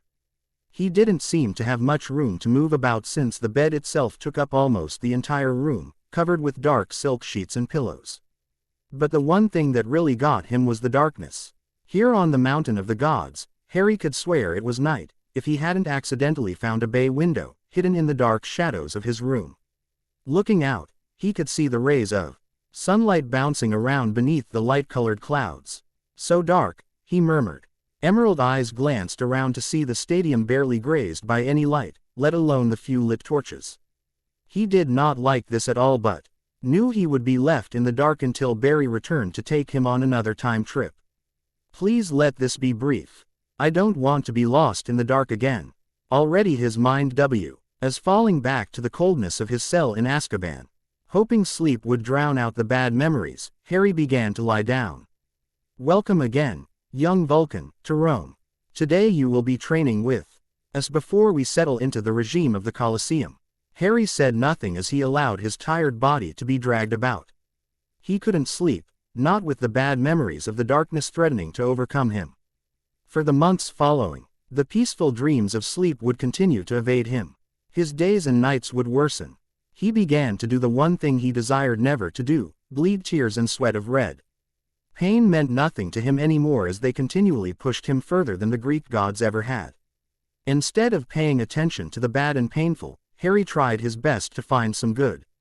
That good was his steadily increasing control over his magic, emotions, and facial expressions.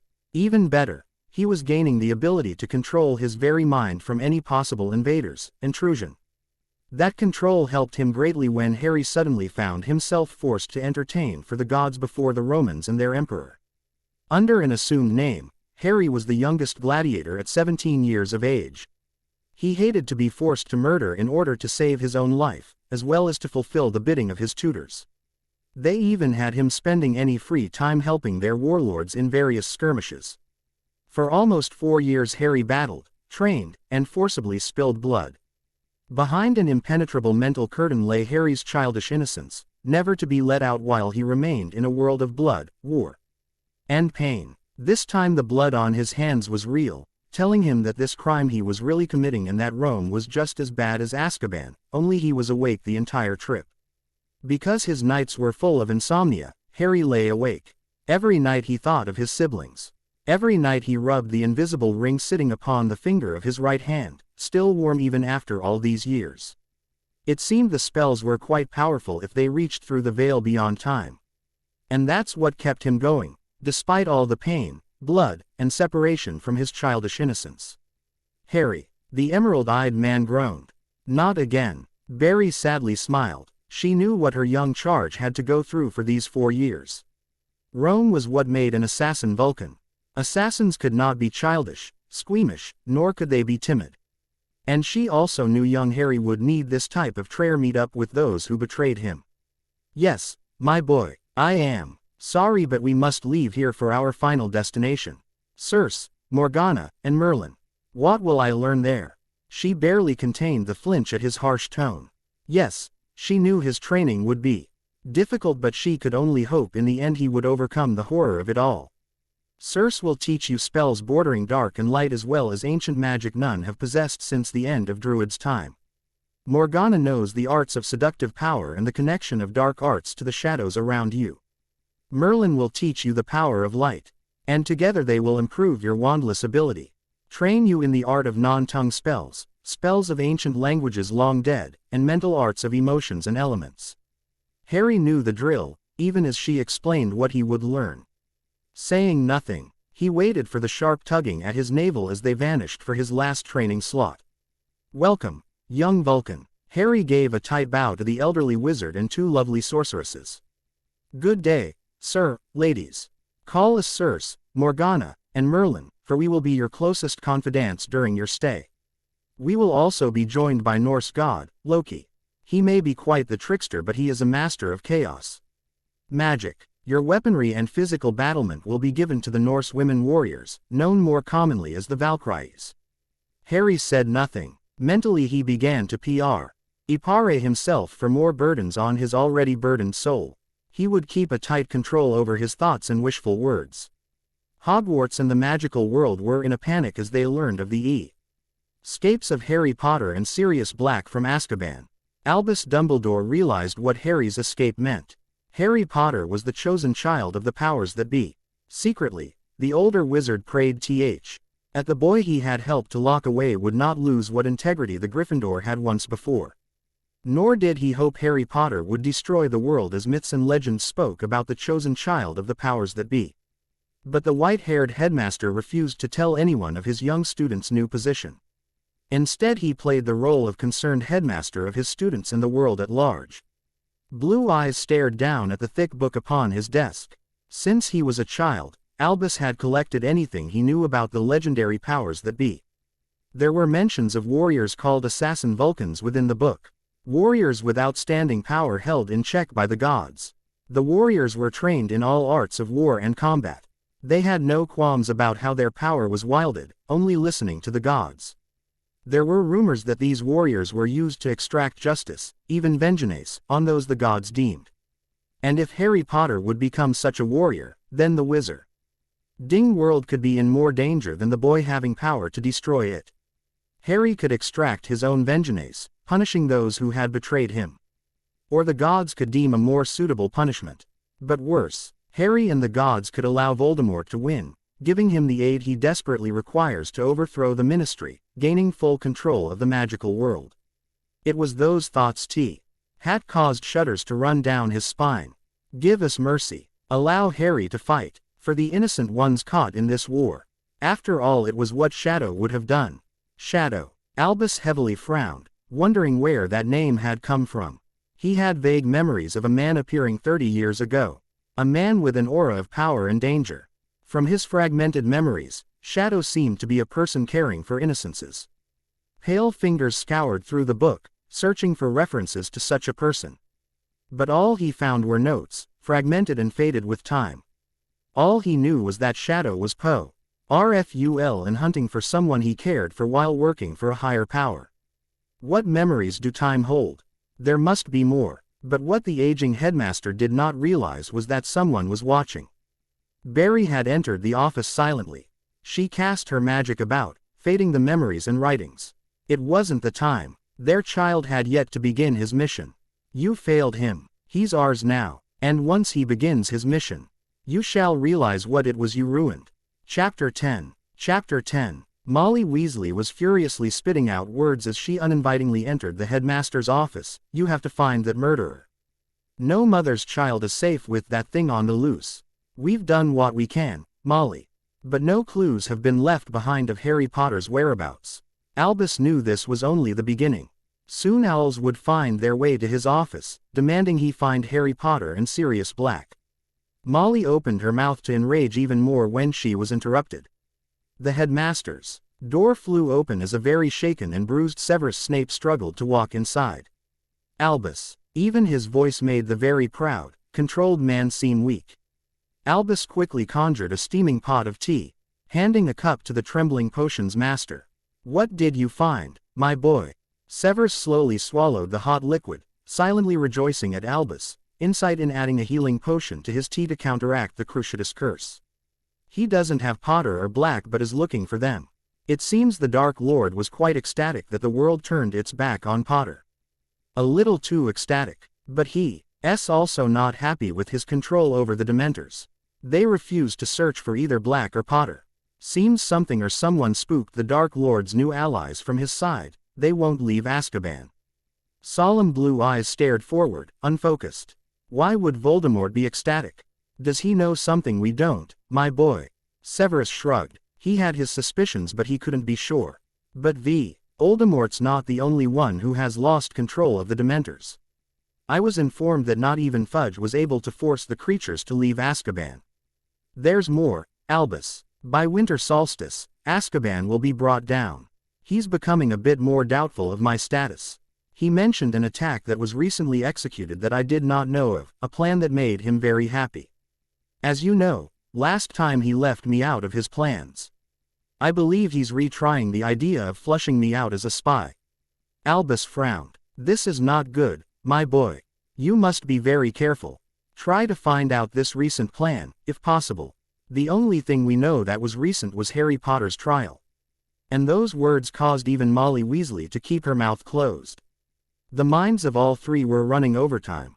They knew how Voldemort wanted Harry out of his way, and that it could be very possible that he was the one behind Harry's incarceration. If that was true, Molly was very fearful she had ruined the boy's only hope of a normal family life. Severus was the only one who couldn't say anything, nor did he wish to. He was still suffering from the torture he always garnered when he returned to his lord's side. Not only that, he knew the Potter boy well.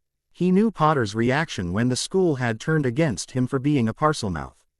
And as if that wasn't enough to go on, Severus had also seen the absolute delight in the older Malfoy's eyes, as well as in his tone when the aristocrat had mentioned being able to prove his theory.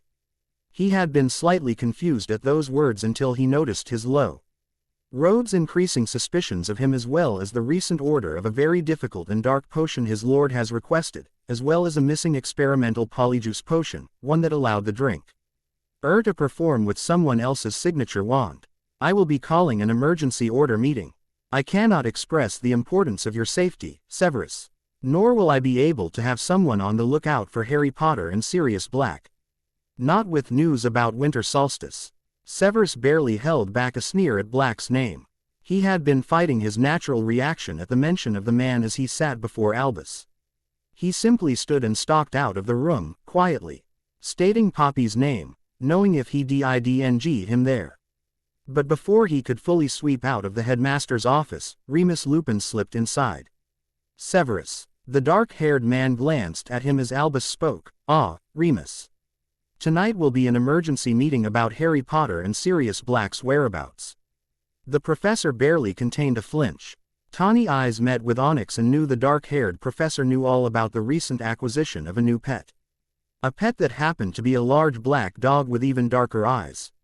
Yes, headmaster. Alone. Severus stalked gracefully towards the hospital wing, determined to quickly end whatever torment he was in and to keep Poppy from tracking him down later. Impatiently, he read Poppy's constant poking and hen-clucking as she healed his battered body. Once able to, he gracefully fled the hospital wing, leaving behind a knowing Poppy Pomfrey. But halfway to his dark dungeon, he was met by a tawny-eyed Remus Lupin. Swallowing hard, Remus faced his colleague. You know. I know what, Wolf. Remus flinched as the man referred to his lycanthropy, a condition he had suffered from almost all his life, where he would be forced to change into a bloodthirsty werewolf every full moon. The only good thing that came from his curse was the Wolfsbane potion, a podio, designed to control the murderous creature within those infected. Severus sighed, not willing to wait for the other man to answer his question. Come. Startled, Remus did as he was told. Lost in thought, Remus didn't realize they had reached the potions master's rooms until he heard the deep voice hiss, Basilisk. Remus eyed the comfortably sized suite. He could see that Severus didn't seem to care for showing off his Slytherin pride, for the room was done in a mixture of dark cherry wood, soft charcoal blacks, light creams, and the occasional silver. Even the walls bore nothing of Slytherin, only the man's passion for potions. Every crook or cranny held books, parchments, quills, vials, cauldrons, potion ingredients, and utensils. The common room, in which he saw all this, held only a cluttered desk in a far corner. 2 black leather armchairs, a roaring silver fire in a dark fireplace, 2 small end tables, and a plush cream rug on the granite floor.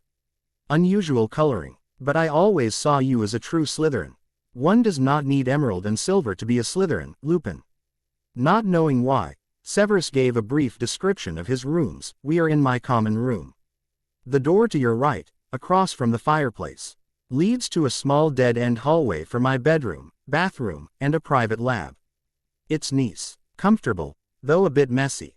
Severus merely smirked as he crossed to a crowded bookshelf. Always nice to know where one places things. Using his wand, he tapped out a quick but difficult pattern on several books. Creaking slowly, the shelf pulled open. Curious, Remus followed Severus through the opening. Eyes widened at the sight of a hidden room behind the shelf.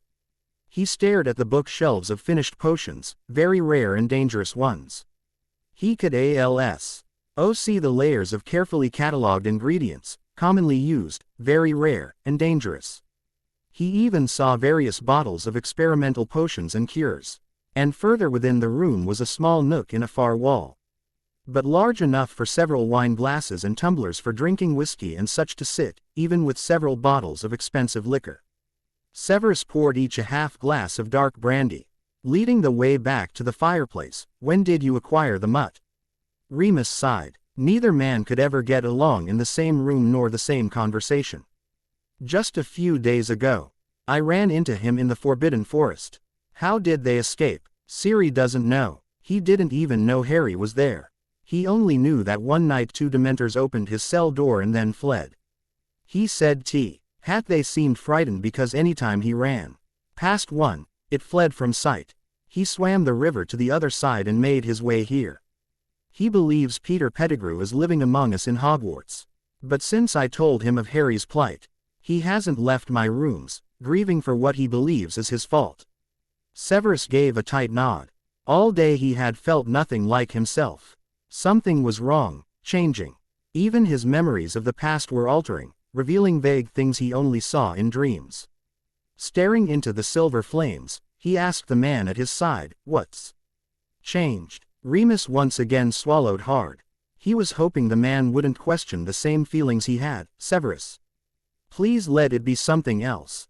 Please, Merlin, let it be something else. Did you feel it? Things are different, changing." Remus looked away. "I know." His voice was barely above a whisper as he spoke. "I know." He had felt the memories falling away to reveal new ones. He had seen changes in the once proud, emotionally controlled man. Severus felt completely lost. He hated the vulnerability he had always tried to hide. The werewolf suddenly leaned forward, using the man's distraction against him. Using one hand, Remus pulled Severus close and kissed the shocked man deeply, who responded seconds later, neither willing to part just yet. Chapter 11. Chapter 11. For 11 years, my boy, you have trained well to be an assassin Vulcan. The avian's voice droned on as the sweet sound did nothing to distract the calm and collected male before her. 24-year-old, emerald-eyed Harry Potter stood before Barry, staring forward. Not focusing on anything, he was remembering all that had happened to him over the years. The constant training gave his thin body a lithe and muscular build while the sun turned his slightly pale skin into a dark olive color. He had allowed his unruly black hair to grow into a thick mass of dark locks, tied loosely at his nape, giving him a dark pirate look. Dressed in a silky, emerald, long-sleeved shirt, soft, brown, leather-like pants, calf-high, black, dragon-hide boots, and a very dark, almost black, hooded cloak, Harry played the part of a very dangerous man. Even without the dark-colored clothing, one only had to look at the 4 strapped daggers wrapped about his arms and legs, the thick black silver-buckled belt with various vials of poisons, and 2 swords strapped tightly to his back to sense the dangerous aura. And that didn't include the unnoticed weapons or objects upon his person. But there was more to the young man. It seemed Harry Potter was forced to live out the curse that if you're a Potter, things could become worse. No one had seen fit at Hogwarts to inform Harry that there was more to his family heritage than he knew. Deep within, the Potter line was a very unique gene that rarely woke. Upon Harry's 21st birthday he suddenly sprouted fangs and his eyes turned a birder shade of green. A hunger for hunting prey appeared seconds later, as did the natural grace, speed, and strength of a feline predator. His senses were overloaded by his surroundings, delighting him at the time. But the one thing that irritated him was the constant tugging at his magic and heart. It seemed Harry had turned into a dark predator, a feline humanoid, who searched for its mate upon changing. Not only that, since Harry was a very powerful wizard, he became an alpha dark predator, an alpha only submissive to its 2 mates. He couldn't believe it when Barry explained that an alpha dark predator always had 2 mates. She also told him that a dark predator's instincts were highly dangerous around other dark creatures, which was why they had a separate category. When around other dark creatures, a dark predator would draw out the other's genes, forcing the bloodthirsty beast to try and dominate Harry, as well as physically harm friends or enemies since the dark creature wouldn't know friend from foe. She had also explained that he hunt was simply a need to release the beast from within. All dark predators could willingly change shape, without the need for spells or training. The hunt would give the human better control over its beast after appeasing the hunger and need in the beast, otherwise hets of raw meat while in human form. But he would also need to be very careful, should Harry ever find his mates, and they were threatened or he was. The beast within him would be quite impossible to control until the threat was over. For all the blood, sweat, and tears we caused you to shed, her words suddenly jerked Harry's attention back to the present. For all the pain, harshness, and early mornings we put you through, the powers that be have granted you one gift. With the power of time jump, you will be allowed to enter the last year of your parents' schooling. You will be allowed to know them and then take steps in order to save them, within reason. Harry knew about time jump. It was a very taxing ability to jump into various timelines at will. But the larger the timeline jump, the more energy and magic spent. He would need to rest his magic for a week after each jump, if he made that big of a jump, otherwise he would only need a day or 2 at best. The past must come to play. Fate will not allow it any other way.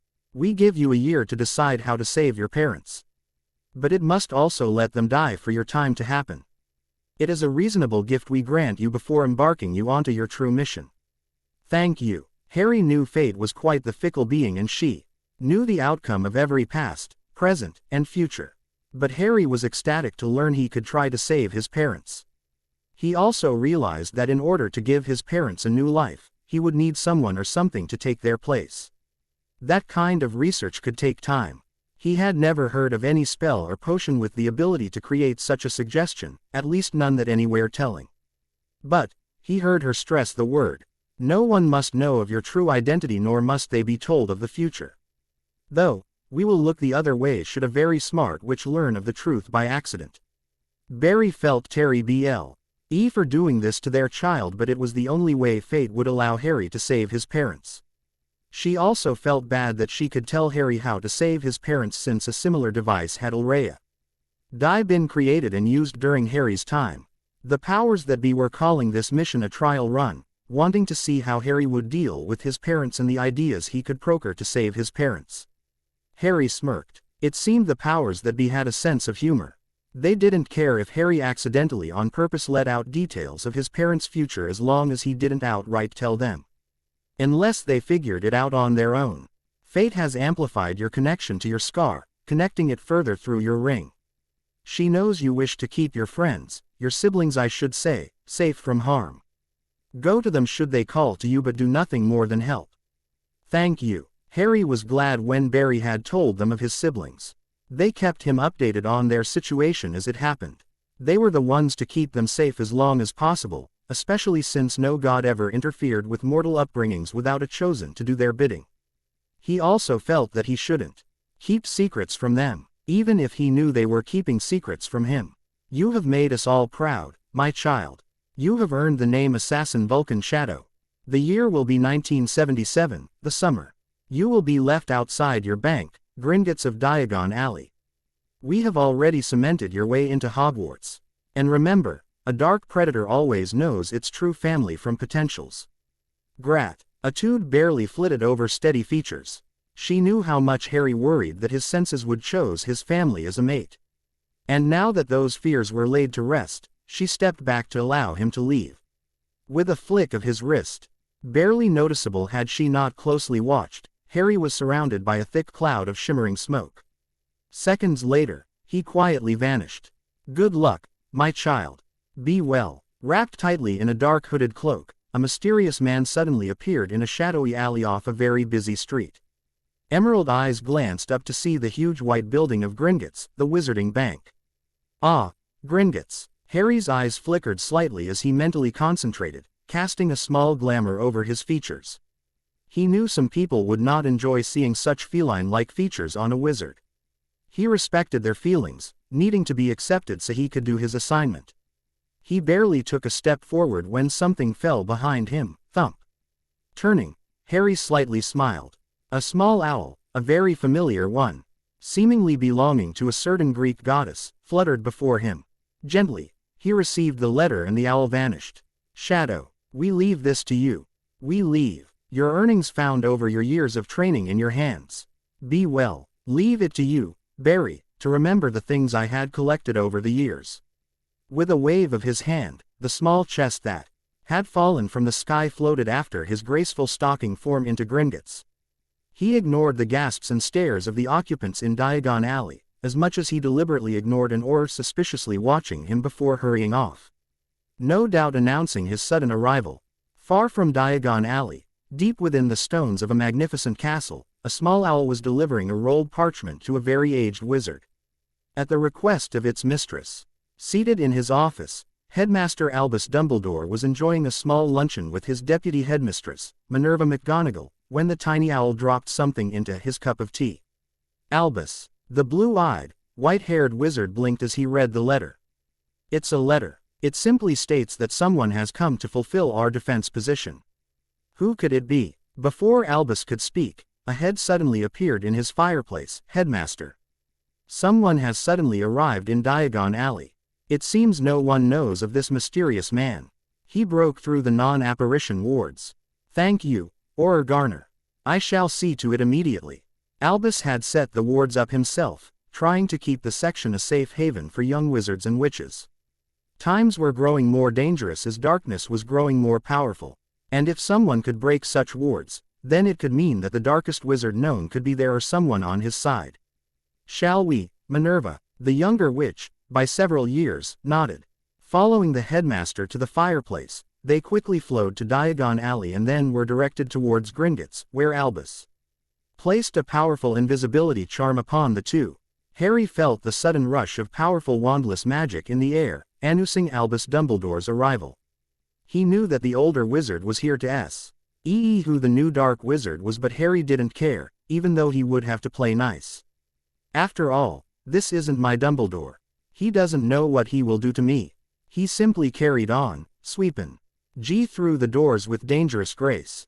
He grabbed the first goblin he saw, growling deeply, "I need a vault created within the highest security tunnels." The goblin frowned. No one had ever asked for that type of security.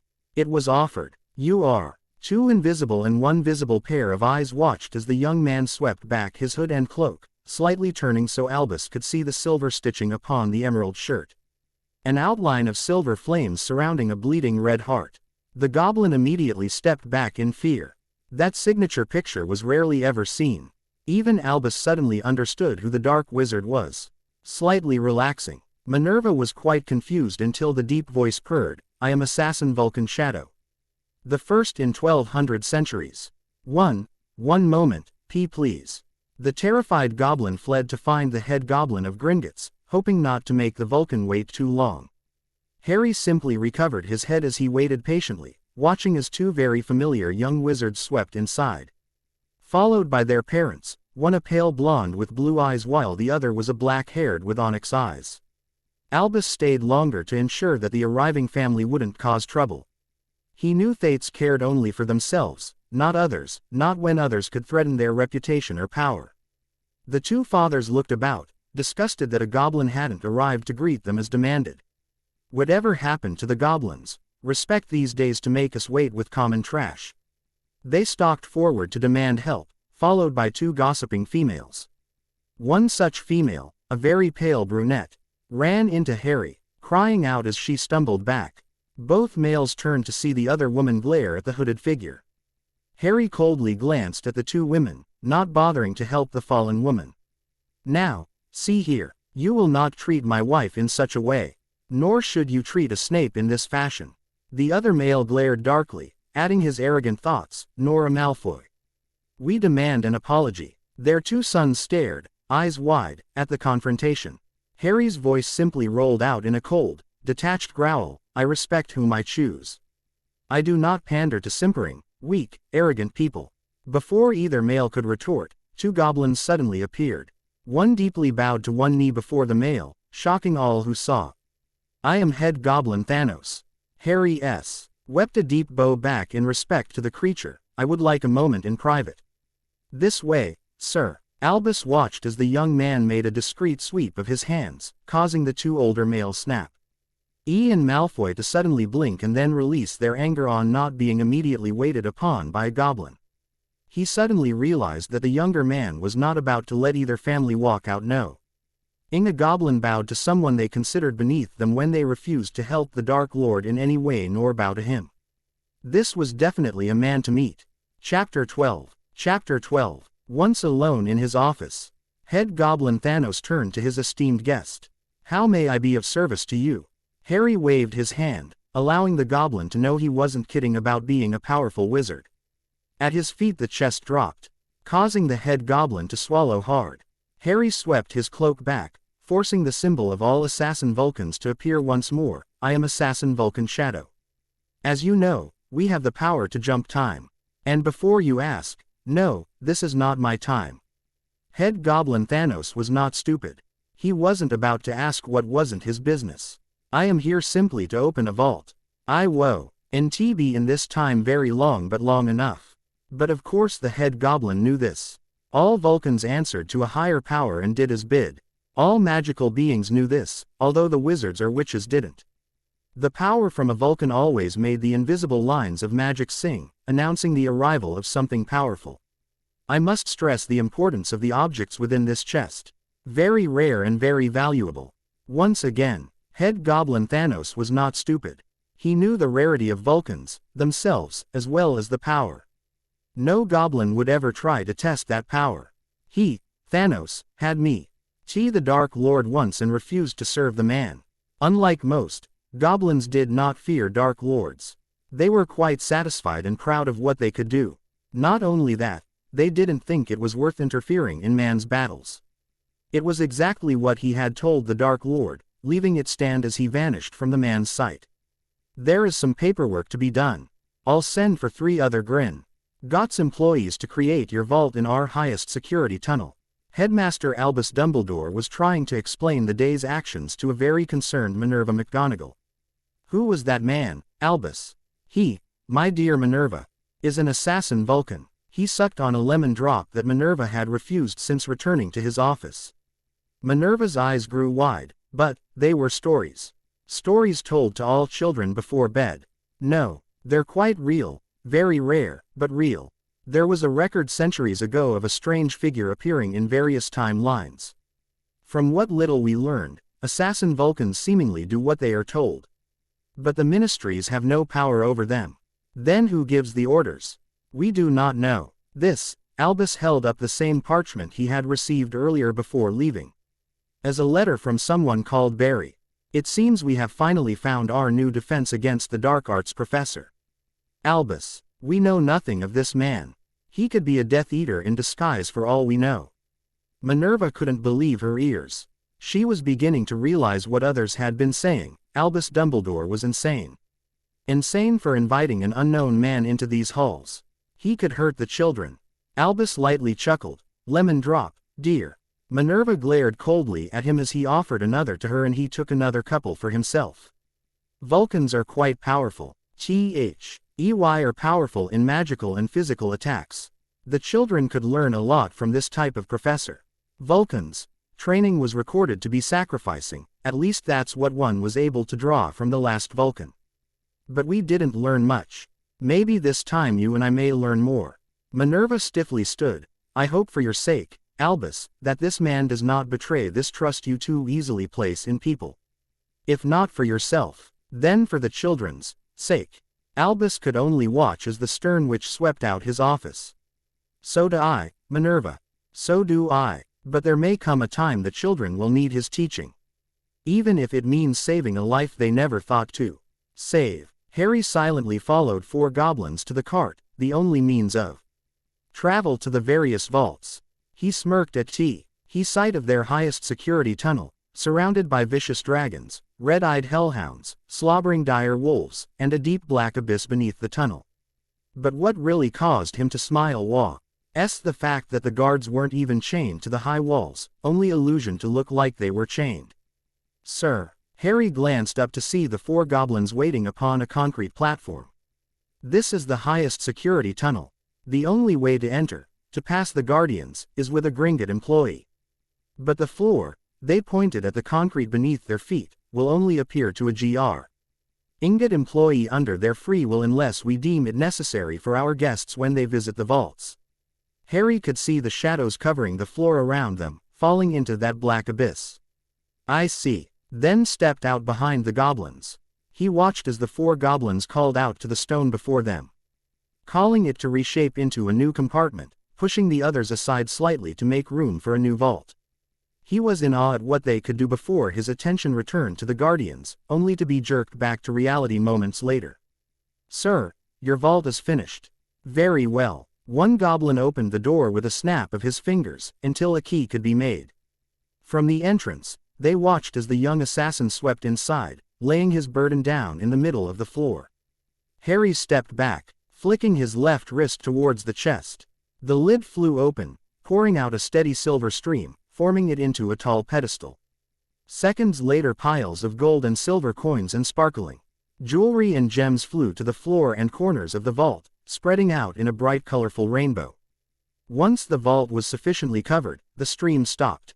Now large pieces of wood tumbled out and nailed themselves to the left empty wall, forming a floor-to-ceiling bookcase. Filling those shelves were row after row of bottles, vials, jars, and boxes of illegal and very rare potions ingredients as well as vials of highly dangerous, illegal, and rare potions. Surrounding the potions were invaluable dark arts objects and books. Even a few tattered but well-kept books, writ. 10 in various languages on various subjects, were scattered about the base of the case. The goblins were, in nature, greedy, shrewd creatures but very good with monetary items. But even the wealth of this curious man had them slightly overwhelmed and very joyful at receiving such a customer. And the wealth only grew larger as the man directed 7 beautifully designed tapestries with sewn jewels. Within the goblins could see that the dye and thread used to create such masterpieces were very rare if no longer used. But Harry wasn't quite done. Directing the last few items, which grew in size as they flew from the chest, he placed them on the walls before and behind him. They all watched as wizarding and muggle portraits of the most infamous sorceresses, wizards, witches, and gods appeared. Each set in their own background of choice. But one portrait caught the goblins' attention, one of Salazar Slytherin within the Chamber of Secrets. They knew that no one had ever seen the charm beer, and this portrait seemed to create a visual in intricate detail, especially a large snake, the basilisk. Final thing. Harry reached into the chest and pulled out a small cylinder-shaped diamond. My vault will replenish itself. Should it be required, there is no need to search through anything for expiration or replenishment. I will simply need someone to hold onto the key until I have use for it. Very well, sir. But, if we may ask, what is that? Harry smiled, holding out the diamond. This is called a Seeker's Gem. It will detect any change in my magical self. As an assassin Vulcan, it would be difficult to try and take control of me, but nothing is certain. It will also tell the holder if someone is trying to impersonate me. It should always glow a light blue, like now. Any other color and something is wrong. The gem can be duplicated, simply ask it. Head Goblin Thanos nodded, clasping the gem close. Very well, sir. If we could return to my office. There are a few last-minute things to consider. Almost 2 hours later, Harry found himself wandering the street of Diagon Alley with a Gringotts charge card, for when he was in the Muggle world, and an unlimited pouch, for in the Wizarding world. He always detested carrying loose change around in his pockets. As he traveled through the various shops, a small brown owl suddenly swooped downwards, stopping inches before his face. Well, hello. The owl perched on his shoulder, lifting a leg to release its burden. Give me a moment and I'll have something for you. The owl cooed, preening its feathers. He gave a slight chuckle before schooling his features. Then read, Dear Assassin Vulcan, to my great surprise, considering it's not often that happens, I received a letter of your capabilities. As headmaster at Hogwarts School of Witchcraft and Wizardry, I've been pressed finding a new professor for my defense position. In these great times, my students can learn from an assassin Vulcan of your caliber. I look forward to meeting you later today. The portkey enclosed will deliver you to the wards just outside the school. Albus Dumbledore, Headmaster. Harry raised a brow at the letter's contents. Only you, Headmaster. Absently, he fed a scraps of a sandwich he didn't remember buying to the Hyper Owl. Opening the portkey, he smirked. A lemon drop wrapped with a slip of paper with the word, Medi-Wizard, rested in his hands. Medi-Wizard. Waiting in his office, Albus felt the school's wards sweep over a new guest. Allowing the man to enter, the wards immediately rushed around the school in an act to protect it. Albus watched through a magical window as the Vulcan became lost, being led back to the castle by his groundskeeper, Hagrid, to the waiting Minerva McGonagall. Harry was a bit sheepish, considering he got lost in the one place he used to know. But in a way that was good, he didn't want to give away all his secrets. Welcome, Vulcan, Headmaster. Albus understood the gesture when the Vulcan tipped his head in respect but not his eyes. Please, sit. Call me Albus. Respectful yet wary. Powerful combination to show one can be polite but never weak or submissive. Shadow. Harry Allo. Wet his earlier cold tone to soften when he was offered to call the headmaster by first name. Gaining the older wizard's trust would be essential to his mission. Very well. Lemon drop. Harry silently accepted one. I see you're in need of a new professor. We could use someone of your skill. Welcome to Hogwarts, my new defense against the dark arts professor. Would you like another? Lemon drop. Harry inwardly shook his head. He would never understand the man's logic. Chapter 13. Chapter 13. Red eyes stared in amusement at the three cowering children. In an act of desire, Voldemort had his followers bring little Dennis Creevey to his side. Ever since he got a glance of the boy's picture in the Daily Prophet from Potter's trial, he wanted the little boy. He was quite excited when the boy was delivered to him. Not even caring that his followers were forced to leave the parents alive, he believed their suffering from the loss of both children would suffice for now. Shackled in chains, Ginny Weasley and Colin Creevey surrounded Dennis in an attempt to keep him safe. They didn't like those constant leering stares Voldemort was giving little Dennis, nor the sweeping glances over the boy's body. With a cherub face, bright innocent eyes, soft dark blonde hair, and a bright smile, young Dennis Creevey appealed to the tiniest humanity left in the Dark Lord. The rest of him reveled in the ability to desecrate that innocent body, to watch those bright eyes burn with pain, to taste the sweetness of a fearful child, and to hear those cries of pained help. Nothing would stop Voldemort from enjoying that tender morsel of a boy. But as a gift to his loyal followers he would allow them to play with the other two. And no one would have his little Dennis, no one. Dennis was his, and his alone. Shish, Dennis, we'll be fine. I know Harry will never let us down. Never. But, Ginny, Dennis hiccuped, trying to calm his sobs. They sent him away. Ginny and I believe, Dennis. And that's all that counts. Colin rubbed 2 fingers over his ring. Just remember. It was all they had left, hope and faith in someone locked away for their supposed deaths. But holding on to each other, they also dreamed of their families. Families who were demanding that Harry Potter be brought in to return little Dennis. I want my little boy back. Please, Mrs. Creevey, calm down. The headmaster is doing all he can. Albus gravely nodded at Minerva's honest words. I have Ms. Granger and Mr. Weasley searching Mr. Potter's things as we speak. We believe there might be something we overlooked that could explain all of this. Said students suddenly rushed up the stairs and through the door, waving 3 identical books. Headmaster. Trying to catch their breath as well as speak, we found these. One was in Harry's trunk. The others under Ginny's and Colin's bed. Their dormits found them when cleaning their area. But we've seen them in Colin's, Ginny's, and Harry's hands at the beginning of school. Mrs. Creevey frowned, looking down at the slim gray journal in her hands. When the Death Eaters had broken into their home, kidnapping her only living son, she and her husband tried to fight back. When the Aurors had come, the journal was the only thing she had been able to grab in trying to save her son. Dennis had one as well. Both he and Colin said Ginny got one for each of them during the summer.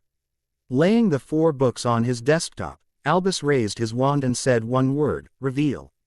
The gray covers swirled in colors before settling upon charcoal black letters, reading, Colin's world, Ginny's mind. Dennis, heart, and Harry's spirit. The covers slipped open to reveal more black words, 3 repeating the same as one was different, to the greatest younger siblings an orphan boy could have. To the orphan with a dream of a family. Why would they do this? Flipping through the pages of the journals belonging to the 3 younger students, Albus found nothing. Nothing but blank pages after the first few of pointless conversation. But opening Harry's he could see something scrawled upon every page. Glancing over the words, he turned his attention to the others. Mr. and Mrs. Creevey, please see Madame Pomfrey for your injuries. Hermione, Ron, return to your common room. He watched as the others reluctantly left. Minerva, please FL the others. It's time for another order meeting. Within an hour of making the call, the order members were seated around a large table, waiting to hear the reason they had been called so quickly. Albus, what's going on? Ms. Granger and Mr. Weasley found something quite useful. Severus sneered, so Potter and the others had journals. Most little children do, Albus. True, Severus, but these journals were made as a way of communication. It seems that Mr. Potter's journal is quite extensive and the only one with every page filled. It seemed he knew something was going to happen this year. Arthur and Molly Weasley immediately jumped to their feet. What? Albus cleared his throat as he began to read one of the many passages. I had another dream. But they can't be dreams, for I have never remembered a single dream as long as I have lived. for in a house near a graveyard, I saw him. Him, the Dark Lord everyone fears. Voldemort. Tom Marvolo Riddle, switched to I am Lord Voldemort. He is a shadowy corpse with red slitted eyes. Much like a snake, much like the one wrapped about his shadowy feet. Before a single grave, a grave marked Riddle, he stood. A half-blood full of hate and pain. Calling through. A skull with a snake curled around it, marked upon a whimpering figure at his side, he called a select few. Faithful. He requests the domination of the world, the ending of a rival. I fear for my friends. He requests that something close to me be destroyed, taken away. I had wakened within seconds of him saying that. So, it can't be a dream, can it? And that scares me, more than my sudden knowledge of who the Dark Lord is. Over the summer I have grown closer to Colin, Dennis, and Ginny. So close, I would push them further away before I lose them. But even as the memory of his demands return, I remember the small box in my vault. Left behind by one Lily Potter. A box of 4 rings in onyx stone, thankful of my insatiable curiosity of what belongs to me. Just maybe, that'll ease my fears. As I once heard, better safe than sorry, and I can't lose them. Not when I found someone who understands. But I'm also afraid to tell, what if they're just dreams? Maybe I'll just wait. They were the only dreams I've had that I remember. Just maybe. Silence covered the table as Albus continued, almost didn't make it to Diagon Alley. Aunt Petunia took me at the last moment. I had to rush through my school shopping. All beneath the stairs. I had to even ditch my own friends to meet with the others. But I got them, the rings, paid extra for the spells. Useful money when dealing with greediness and urgency. We received the rings with our color bolts. Red for Ginny, gold for Colin, silver for me, blue for Dennis. We were doing Gryffindor and Slytherin, but it wasn't right to push our traits onto young Dennis. I mean, I was almost a Slytherin and Ginny was possessed by a Slytherin. Not to mention Colin has a knack for hiding in the shadows for some amazing pictures without anyone ever knowing. But it wasn't right. Dennis has yet to decide what house he wishes. In return, we've decided our favorite colors, colors that represent Hogwarts as well. In the end, I was able to create location and protection charms upon them. Should any spell, whether dark, unforgivable, or light, be tossed, it'll be absorbed. And heal all injuries. No one, not even old Voldy, will break those spells, at least according to Lily Potter's spells and the goblins. But I cannot let my siblings become harmed because of me. Nor will I lose them. Should one of us still live and breathe, we can find the other. Simply touch the rings, my little ones, and say the words, Fido, fetch, and think of who to reach for. And I promise, my siblings, no matter where you are, I will find you. I will come when you call, nothing will keep me from that promise, and he shall remain until I break the charms. And those of true belief may do the same. We can find Dennis. Such hope and joy in 4 words. Haven't you been listening, Wolf? Everyone believes Golden Boy Potter murdered his little friends. But if those rings are real, then it's worth a try. Severus sneered at Remus. I still say Potter is an idiot. But I doubt he would ever lie about his friends. He wouldn't leave them behind. Several of the Order members squirmed in their seats, not willing to admit Severus was right. Only Albus remained comfortable, blue eyes twinkling brightly. Even at the dark glare his younger professor gave him.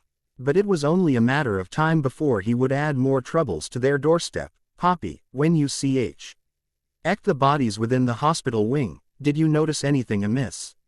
Albus. Poppy hated talking about the bodies of 2 young children, who did have their whole lives before them. Forgive my indecision, Poppy, but we must know. Severus was the one to answer, considering he was at Poppy's side during the entire examination. Nothing was amiss, not even her magical scans nor my potions could prove anything but who they were. If Ms. Weasley and Mr. Creevy aren't dead, then someone obviously prepared a spell or potion that couldn't be detected. Nor did we feel or see any rings upon their hands. The dawning hope all present had felt began to fail once more. Chapter 14. Trying to hide in their corner, 3 figures discreetly ran fingers over their rings, wishing they could go home. But they didn't know that their will to be saved would send visions to the one person who swore to keep them safe. We still believe. They can't hurt us. A young man stumbled as he entered the great hall of a past Hogwarts. Fallen victim to fluttering visions. Vulcan. All the professors had been told to call him either Vulcan or Shadow. He fell into the arms of a shocked Poppy Pomfrey, causing all the professors to rush from their seats, all but the headmaster. Images flooded Harry's mind, forcing him to see all three of his siblings. Through their eyes he could see a very gleeful, shadowy figure gliding towards them. A skeletal hand reached for a cowering, shivering Dennis, even as his brother and friend struggled to keep him at their side. "Come to me, my sweet. You stay away." Colin didn't care if he would be murdered. He refused to let Dennis go. Voldemort snarled, raising his wand towards Colin, stupefy. But in shock, the spell merely knocked Colin aside, leaving only Ginny holding onto a crying Dennis. He was shocked to see his spell fail, leaving Colin a bit shaken but awake. Despite the surprise, Voldemort dove forward, grabbing Dennis from Ginny's safe embrace. "No, Dennis." Colin fought against his chains, trying to get to his brother. Pulling the small child to a stone table in the center of the bare room, Voldemort ignored the cries. Instead he swiftly tied the struggling figure to the table. "Lovely, my little one." With one hand, Voldemort ripped what little clothing the young blonde wore. With tears in their eyes, Ginny and Colin kept screaming, struggling to reach a hysterical Dennis. They couldn't do anything but watch as Voldemort continued to pull what barriers Dennis had to hide from those red eyes, so innocent. Slash. Jerking his head quickly, Harry dispelled the vision. "No, no, no. Poppy, let him go, please." Poppy unwillingly let the young man go, turning to the headmaster when the man suddenly disappeared in shimmering smoke. "Do not worry, my staff. Our young Vulcan has things he must do. Remember our last meeting. Shadow must obey the call of the powers that be."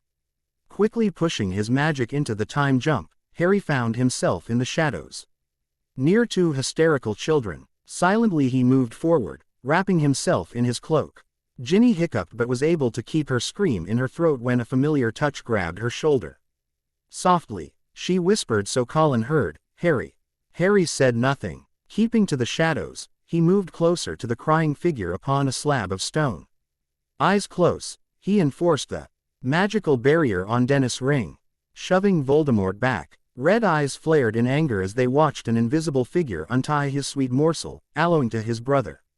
He also felt a wave of magic sweep the room, dressing the boy's shivering figure into repaired clothing.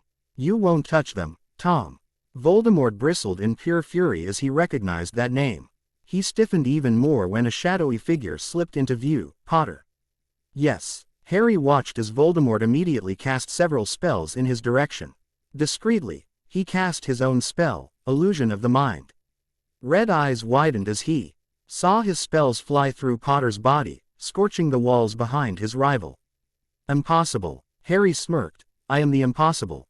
Just because you had me locked away doesn't mean I will leave my friends to your hideous mercy.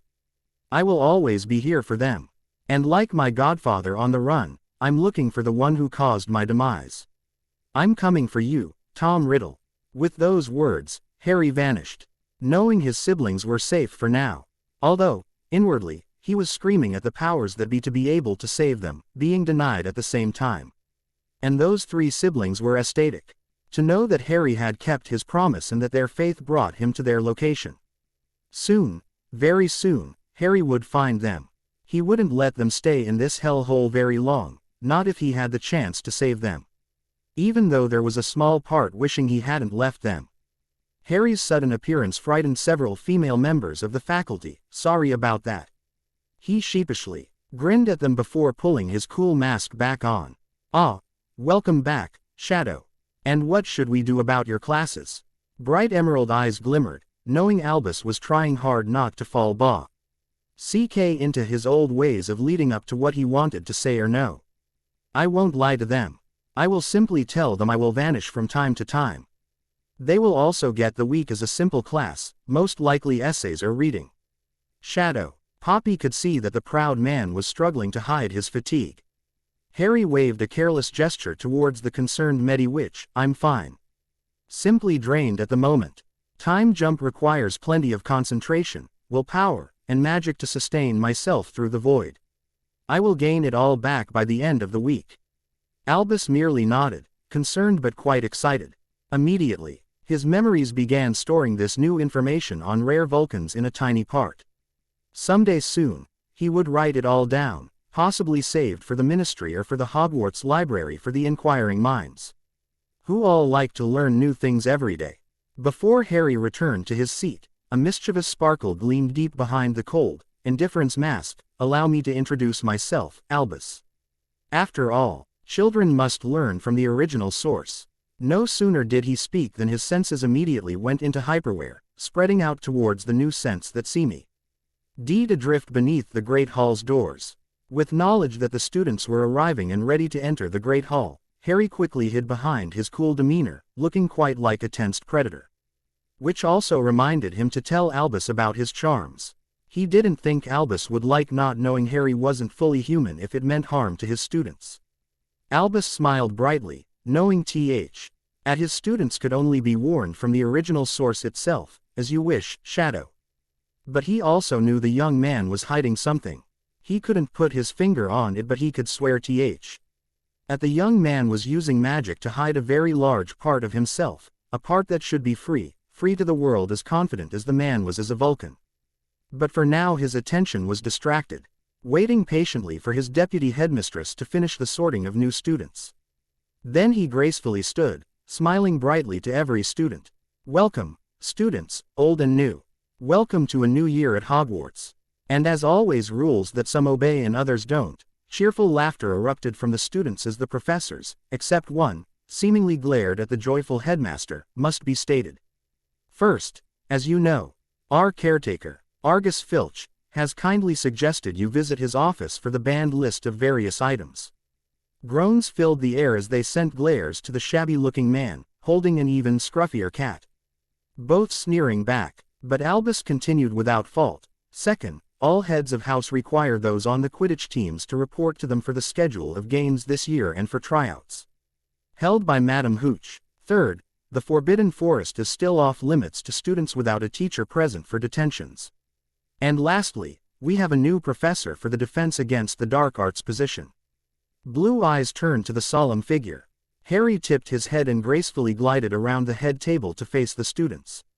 His voice was low, demanding their respect and attention. At the same time he began to realize why Snape never raised his voice in class unless it was deserved. The man could get anyone to listen to him with that type of demanding voice. I am your new professor. I am also Assassin Vulcan Shadow. Mouths of various students dropped open as Harry subtly shifted, causing his Vulcan symbol to be visible. You will address me as such. And you will be expected to be pushed this year. I do not tolerate stragglers, nor do I tolerate childish responses. And I do expect you all to show up to my class on time. The children gulped. They heard he or else threat beneath that calm deceptive tone. Even the Slytherins had lost their composure, although many could see the absolute respect in their eyes as they stared at the newly sitting professor. And that was a bit scary. If that man could cause the sneaky snakes to lose composure but still win their loyal respect, then they all could expect a year of terror. Albus grinned as he wildly waved his hands, Ali Baba and Kazam. Let's eat. But three such students didn't eat right away. Instead they whispered urgently together, and just whose side is he on? Did the headmaster lose what little sense he actually has? Maybe. Because he isn't human. Two pairs of startled eyes jerked to face curious and wary Amber. His sense off. And apparently so was his hearing. Harry could hear every word the three boys were whispering. The predator in him could also see the wolf deep within one. Harry leaned over the woman earlier introduced as Madam Hooch. Albus, a word. Those within hearing distance blinked at the abrupt command. The white-haired wizard in question simply nodded. Students, before we bid good night, I believe we should introduce this year's head boy and head girl, both of Gryffindor. James Potter and Lily Evans. As such, they will be handing out the prefect badges to those who have earned them. Good night. Harry kept quiet as he watched the hall empty, before trailing after a somber headmaster. But once inside the safety of the headmaster's office, a werewolf, Albus, Blue eyes narrowed as the kindly man took on his own powerful, dangerous aura. All students deserve a chance. Harry raised a brow, dropping his glamours, smirking at the shocked features as Blue eyes took in the decidedly inhuman features. Yes, they are permanent charms only to be unlocked by my signature. I am an assassin Vulcan, many know this. But on top of that power I have the traits and gifts of a dark predator. I know of prejudices against such beings, therefore to satisfy them for now I will hide. Albus nodded. The world had its moments. But he knew if everyone found out that the dangerous man before him was also a dark creature, he knew chaos would ensue.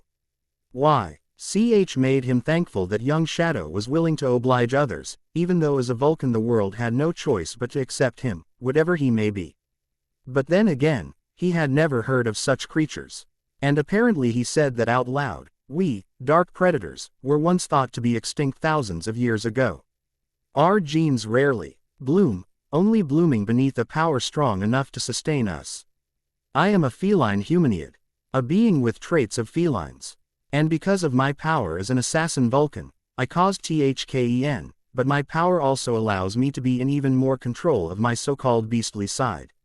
Ah, unusual. Harry smirked even wider. The man was hoping Harry would go further in detail. Revealing his true nature couldn't be the reason he had demanded a meeting with Albus. Yes, unusual. Then again, I'm an unusual person, but I also happen to be a dark predator that overrides dominant genes of other dark creatures. Such as your werewolf student. Dark predators are submissive creatures to dominant dark creatures. At least only in a UAL nature, I believe. But because I can control myself, your werewolf can't. The beast within that student will gain control over the human. He will become dangerous to friend and foe, unable to decipher who's who until it claims the submissive that woke it. Albus froze. Young Remus Lupin always worried he would lose control and hurt his most loyal friends. And Albus wouldn't lose the 4 boys, not if it could be controlled. What do you suggest? A buffer. I have 2 spiritual comrades from my time of training before my arrival. Who can become solid with my magic if needed. Harry deliberately left out Merlin, Circe, and Morgana, especially since it was they who gave him a deeper understanding of himself. It was they who taught him about his submissiveness and how he would find his first dominant mate by making it lose its control. They will help me keep our genes from fighting to claim or be claimed. May I? Harry Barrel. Y waved his hand to show the man his companions that would save Remus from a premature death by execution. Harry waited patiently in his classroom. Mentally he went over what he would teach the students. Years 1 through 4 would begin with practicing and learning basic spells as well as basic physical defense. For years 5 through 7 he would teach them advanced physical defense, light spells, and dark spells. The professors did try to change his syllabus, protesting about the ministry. But Harry explained that he answered to a higher power, that their minister couldn't do anything without drawing down punishment from the powers that be. The ministry wouldn't even have a choice of what the assassin Vulcan decided to teach, not with someone even more powerful than them in charge. That explanation allowed the professors to relax, if not worry a bit more. And worry they did, since his first class of the day was with the 7th-year Slytherins and Gryffindors. That had surprised him. In his time, all the houses were known to be mixed together by year. It was common to see students from all 4 houses together. With only 2 houses per class caused the classes to be longer and spaced out evenly among the houses in order for them to attend all their classes each day. For now he waited out the trampling of rushing feet, pointedly watching the transfigured clock, one Minerva McGonagall gladly created. He raised a brow slightly higher as 3 other students barely slipped into his classroom, mere minutes behind the others. Ignoring the panting breaths, he shuffled a few loose sheets of parchment. They were almost 2 minutes early. Must have really rushed through breakfast to make it to the other side of the castle, then again maybe not. He also ignored the covert glances his way as half the class discreetly or tried to pull out various breakfast pieces. But he couldn't ignore the sudden vibrating growl from a frightened Remus Lupin. Nor could he ignore the startled shrieks and scrambling. Sighing, he turned to face the class, glaring heatedly until they reluctantly sat down. Definitely need to thank Snape. His heated death glares really come in handy. Remus shifted, waiting for someone to cry, "Wolf." Even his friends discreetly looked about. They knew he was the one that had growled, surprisingly by accident. Narrowed emerald eyes swept over the pale boy, quietly stating, "Domino is quite a handful. Yet to be fully tamed." No one saw the fluttering of his hands, causing the strong illusions of his spiritual comradesto gain a visual body. High-pitched shrieks sounded off the sensitive ears of the lowly crouched furry figure. Ice-blue eyes flared as saliva-coated fangs were bared. The muscular figure immediately dove forward, hands curled in threatening claws. But before it could connect, an even darker figure slammed the creature against the nearest wall, snapping its own saliva-covered fangs, threatening growls vibrating deeply in its furry throat. Ho! Inting to the dark blue figure crouched at the wall beneath the second creature, "That is Domino." "Domino, down." Shocked, the class watched as the creature followed the command. But, that's a werewolf. Are you insane? You can't bring that thing in here." Harry glared at the yelling blonde, wearing the house emblem of Slytherin, then quickly glanced down at the papers in his right hand, quite thankful that the professors had willingly created a spelled seating list. He would have no problems as to who each his students were, even their first names should the last be the same. "Yes, Mr. Malfoy, it is a werewolf. That is Domino, my werewolf companion, and the dark gray feline is Elixa, his mate." But the blonde trailed off beneath the even darker glare of his professor. "I assure you, Mr. Malfoy, that Domino is very much trained to obey his mate and myself, usually to a point." To prove his point further, Harry stepped through the now purring feline. "They are real, but to the sight." He willingly forgot to mention that they could gain a physical form, if he truly desired it. "No need to give away all my secrets." And no one said anything after that, nor did they interrupt his next speech. "Despite our surprise guest's arrivals, I don't care what you know or what you think you know in this class. You will be expected to learn advanced physical defense skills as well as being able to accurately perform various light and dark spells." The students couldn't stay quiet, especially after a green-eyed red-headed witch said, "But, sir, assassin. Sir, Professor Vulcan is fine. Miss," glancing down at his desk, "Evans. I see that now. Yes, sir. But those spells aren't legal. Ministry orders." Several Slytherins sneered, lowly whispering, "Stupid mudbloods think they know everything." The Gryffindors immediately tried to retaliate when someone coolly stopped them. "Enough." 20 points from Slytherin. The Gryffindors snickered before, 20 points from Gryffindor. Twin glares melting beneath cold, steel emerald, care for more. "No, thought not. And to answer, Miss Evans, the Ministry has no say. You, all, may write to them, should you wish to complain. But you will still learn." Dismissed. The students grumbled as they collected their things. "One more thing, silence, superiority of further knowledge will be checked at the door. Laughter at another's plight will result in loss of points." They heard the underlying, massive, in his tone, and foolish or harmful games will result in reversal upon the creator as well as a month of detention. "I'm told Filch holds the most desirable detentions." Mouths dropped in horror at the amused professor. There wasn't any doubt that he was lying. "Yes, sir. One more thing. Sit. I will explain your lateness to the next classes. For the year, you will work with partners of my choosing. Move to where I point." And he proceeded to do so, watching as the spelled parchments changed with the seatings. "You will work with your partner, even if it kills you." Dismissed. Can you believe that? Of the few familiar voices, only this one was excited while the others were quite down. "I demand a re-pick. I won't be with that slimy, greasy bat." "Same here. I'm stuck with the Pris Queen." Another 20 points, each this time Mr. Black, Mr. Potter. Stunned speechless by their Professor T. He two boys in question paled as they fled. But that didn't stop a furious redhead head girl. Nor did it stop their accusations. "He's insane. A Slytherin. Even a Death Eater." James Andres Potter. A wild black-haired, wiry youth swallowed hard. Wide, fearful hazel eyes peered frames at the fiery redhead with flashing emerald eyes. "How dare you? How dare you even accuse someone Albus Dumbledore obviously trusts to teach us? We need what he's willing to give to survive this. And you know it, Mr. But, but, Lily. Lily and Anna Evans snarled even louder, don't you Lily me. You will go to that class without a single racial slur again. Do you understand me? Well, quote, yes, Lily, I understand. From behind a bashful and submissive James Potter collapsed his best friend, Sirius Black, from uncontrollable laughter. The black-haired and even darker-eyed youth didn't think he'd ever stop laughing so hard, nor trying to wipe away the rushing tears. That was until something else stopped him dead in mid-laughter. Lily's eyes flashed dangerously as she calmly turned her sights onto another delinquent. Oh, how she loved being one of those true ill-tempered redheads.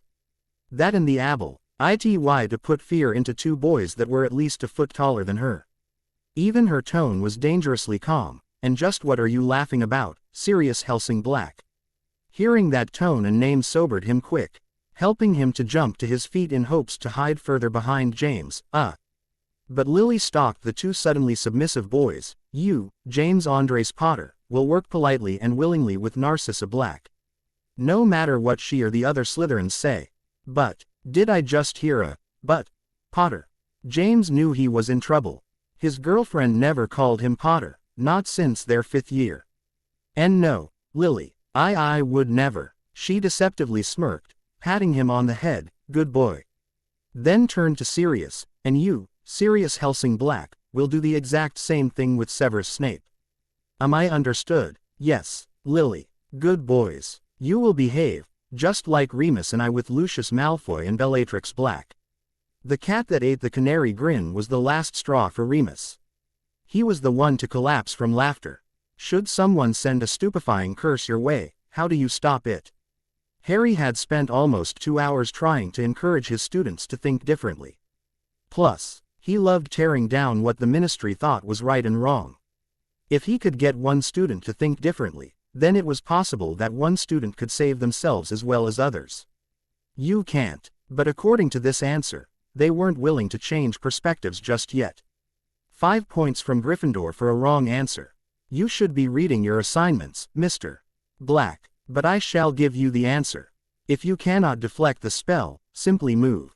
Curses, hexes, and spells are difficult to maintain on constantly moving targets, even for the most powerful wizard. Lily was quite curious. She had read everything she could get her hands on and not once did she find anything similar to his answer in any of those books. She had even nicked James's invisibility cloak during one of his detentions to sneak a few looks at the restricted section, but, sir, what if you're outnumbered? A raised brow. Let's find out, Miss Evans. Everyone against the walls. No one dared to object. With barely a flick of his wrist, the desks vanished. Then he glanced at his seating papers, still trying to memorize the names to faces. Miss Black, Bellatrix actually. Reluctantly, the female Slytherin moved to the marked spot her professor created. Sir, Miss Evans. Lily moved to her marked spot, Miss Narcissa Black, Mr. Snape, Mr. Lupin, Miss Fig, and Mr. Not. Each moved to a spot marked on the floor, surrounding a very nervous Bellatrix. The female Slytherin swallowed discreetly, knowing half of this group would love nothing more than to see her harmed.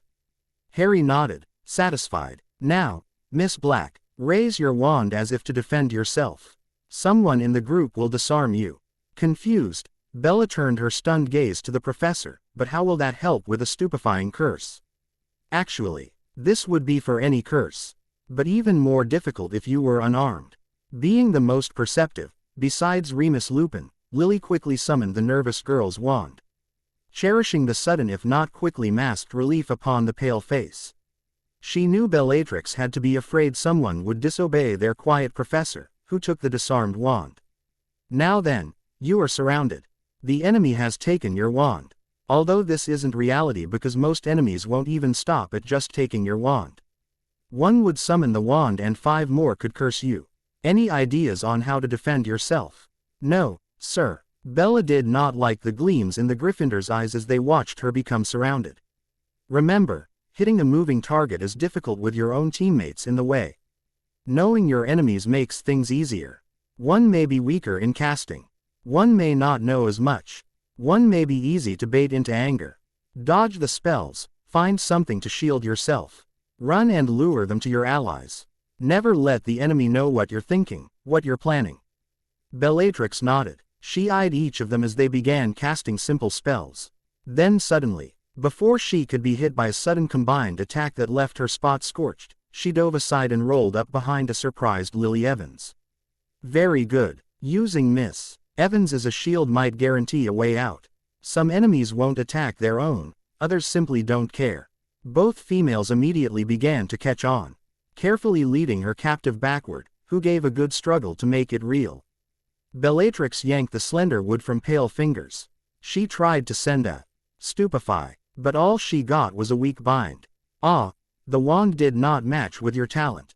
Tossing the wand aside, making sure her professor caught it, Bellatrix led her struggling companion away from the stalking group. Covertly, she searched the figure and came away with a nice surprise. A rainbow-colored hair tie was tingling with magic. Port key. Lily nodded to confirm. Very good. Using a port key could take you somewhere else or distract the enemy when one of their own suddenly vanishes. And if you could, apparate away in the confusion. 10 points to each of you, an extra 5 each to Miss Evans and Miss Black for willingly trying. Dismissed. Albus, any luck? No, Minerva, it's been 3 days since we've uncovered the journals. And with Fudge's continuing floundering, we're losing more innocents. We can't even locate Harry Potter to verify the journals. Contents. Oh, Albus, what are we going to do? But the old wizard didn't really know the answer. Nor could he find an answer despite all the research and rereading of the journals. Deep in the cool air of the dungeon's 3 figures W. Air also trying to answer questions of their regarding memories. What changed? We don't know, Siri. Memories have been changing for days now. We're still searching for Harry as well as the truth of the journals they left behind. And why are we here? Sirius hated the dungeons, they were reminding him of his stay in a small cell within Azkaban. But he could never discourage Remus, not matter how much he tried. Siri, you've been in Azkaban for almost 12 years. You can't just go to Poppy, not while you're still on the run. I brought you to Severus because I know he's willing to help. See. Concerned amber eyes peered closely at Sirius' thin body, who in return was openly glaring at the quiet potions professor. Severus sneered at the ungrateful ex-prisoner. Next time, Mutt, find someone else. Remus whirled upon Sirius as he watched the proud man stalk away. Sirius. What is your problem? He's trying to help. I don't trust him. Never did. Besides, I have yet to see anything to prove otherwise. What did you ever see in him?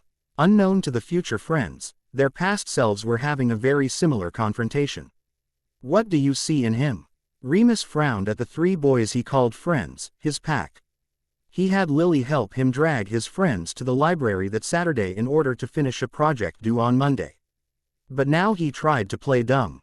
Who? Snape, Remy. 3 friends darkly glared at the amber-eyed teen, causing Heim looks. Why do you care? He doesn't like us. Shy, plump, Peter Pettigrew blushed as all eyes fell on him. Look how you treat him. Slytherins are evil, they're no better than their parents. Actually, that's not true. Voldemort has recruited from every house. It is people like the so-called Gryffindors that make every Slytherin seem evil. Given the chance some will save your life. Harry had gotten tired of hearing their argument. It was time to end it and finish his reason as to why he ended up in the library. Yeah right. Never think that, Mr. Potter. There may be a day when you rejoice knowing a Slytherin saved you. I have, on many occasions. Harry smirked at the shocked looks upon the 4 boys' faces. Then he, silently lipped past Remus as quietly as he had entered their conversation. Behind stared a very confused Remus. He hadn't smelled anything as desirable as Severus, whose scent matched the freedom of the dark forest beneath the bitter scents of his passion, potions. But the shockingly sweet smell of ripe strawberries and a hint of musky pine enveloped his senses, sending his body into overdrive. The wolf eye, and him wanted nothing more than to make sure no one ever claimed that scent but him. Just before he slipped out the door, Harry turned back. Ah, yes, the reason I came. The professors have been looking for you, Mr. Lupin. As I was already on my way to the library for this, he held up a dusty gray book with a tarnished lock. I was sent to bring you to the headmaster. Come. And without waiting to see if Remus followed, Harry vanished. And in a lone corner, a curious witch scribbled furiously. For months now Lily Evans had been convinced that her professor was deliberately uncaring whether anyone picked up things, but she couldn't find proof. Yes, they all knew of his time jumping, since one had actually caused him to vanish mid-lesson, making the headmaster finish the lesson until he returned. And when he did, it was too easy to take some advantage of the weary professor, especially to learn even more ways to fight. But lately Lily had been overhearing low whispers between the two professors. Nothing they said added up to what she had already learned from the library. And that was why she had returned that day. For quiet, for peace, until she could piece together what it was she had found. "Hello, Lily," said female, barely bit back a surprised yelp but couldn't stop jumping or dropping everything she was working on. Whirling, she sighed in relief at the sheepish grin on Severus' face. "Severus." He tipped his head. "Sorry about that, Lily." The pale dark-eyed male knew the redhead Gryffindor was a little worried, but he wouldn't hurt her. Besides, all the Slytherins had eared about the spectacular chewing out of the two Gryffindors, and he was sure she knew all about Narcissa's blow-up as well. Seemed Sissa was more worried about finishing defense class with good grades than something as trivial as a little house rivalry. Hiding in the shadows, peaceful, quiet, was trying to work something out. Need some help? Sure. Severus blinked. Bella was right, Lily was the more mature one of the Gryffindor house of pranksters. Then again, Lily was always known to be a very mature witch. "What exactly are you working out?" "I'm not sure. Just some things I've been overhearing. Like our defense classes. The professor will take points away for a wrong answer, yet there is no proof anywhere, and believe me, I have checked." Severus belied that with a smirk, to even support his claims. "Are you sure you checked?" At Lily's sudden glare and open mouth, Severus hurried onward. "Think about it, Lily. He's obviously been using something other than the textbooks here at Hogwarts or even at Diagon Alley. Wouldn't be surprised if he got the answers you're searching from Nocturne Alley or the Ministry." "Nope." He blinked at the sudden overconfident tone. "He's mentioned several times to the other professors that the Ministry can't do anything. Something about the powers that be." Severus immediately froze, furthering Lily's curiosity. "Oh, for Salazar's fortune, you'll never find anything, Lily. The powers that be are well known among all pure blood families." She frowned heavily at his smug tone. "And I can promise that not one pure blood will tell anyone of such beings. Simply put, stop while you're ahead, Lily." "I won't." "Gryffindors." He shrugged, retrieving the few textbooks he had selected earlier. "Suit yourself. But if you want anything, I'd go to the source. We all know how foolish you Gryffindors are when you must know everything." Flashing emerald eyes watched the Slytherin saunter away. "Oh, I will, Severus. You can count on that." She hated how Severus seemed quite sure that she would never find any answers. But she wasn't a Gryffindor for nothing. She would get those answers, even if her life depended on it. Chapter 18. Chapter 18. Harry led the now silent Remus to the entrance to the headmaster's office, but when he turned to face the young man, he was quite surprised to notice his lingering friends. "Well, gentlemen, you'll have to wait for Mr. Lupin. This meeting is only for him." Turning to the paling male, "The password is sugar cane."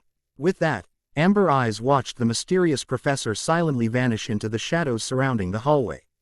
Remy, quote, "I'll be back." Swallowing, "Sugar cane. We'll still be here." He nodded, just before the spiral stairs caused him to disappear from their view. Knock, knock. "Come in, Mr. Lupin." Sir." "How does he do that?" Twinkling blue eyes peered up from an open book. "Sit, my boy, sit. Lemon drop." "No." "How about a cheery Twizzler? Or a vanilla sugar cane?" "No, sir." You wished to see me." Pale, long fingers pulled a strange white object from a smiling mouth. "Sugar cane. Amazing candy these muggles create. Quite the rush of sugar, even flavored. An unusual present from a friend."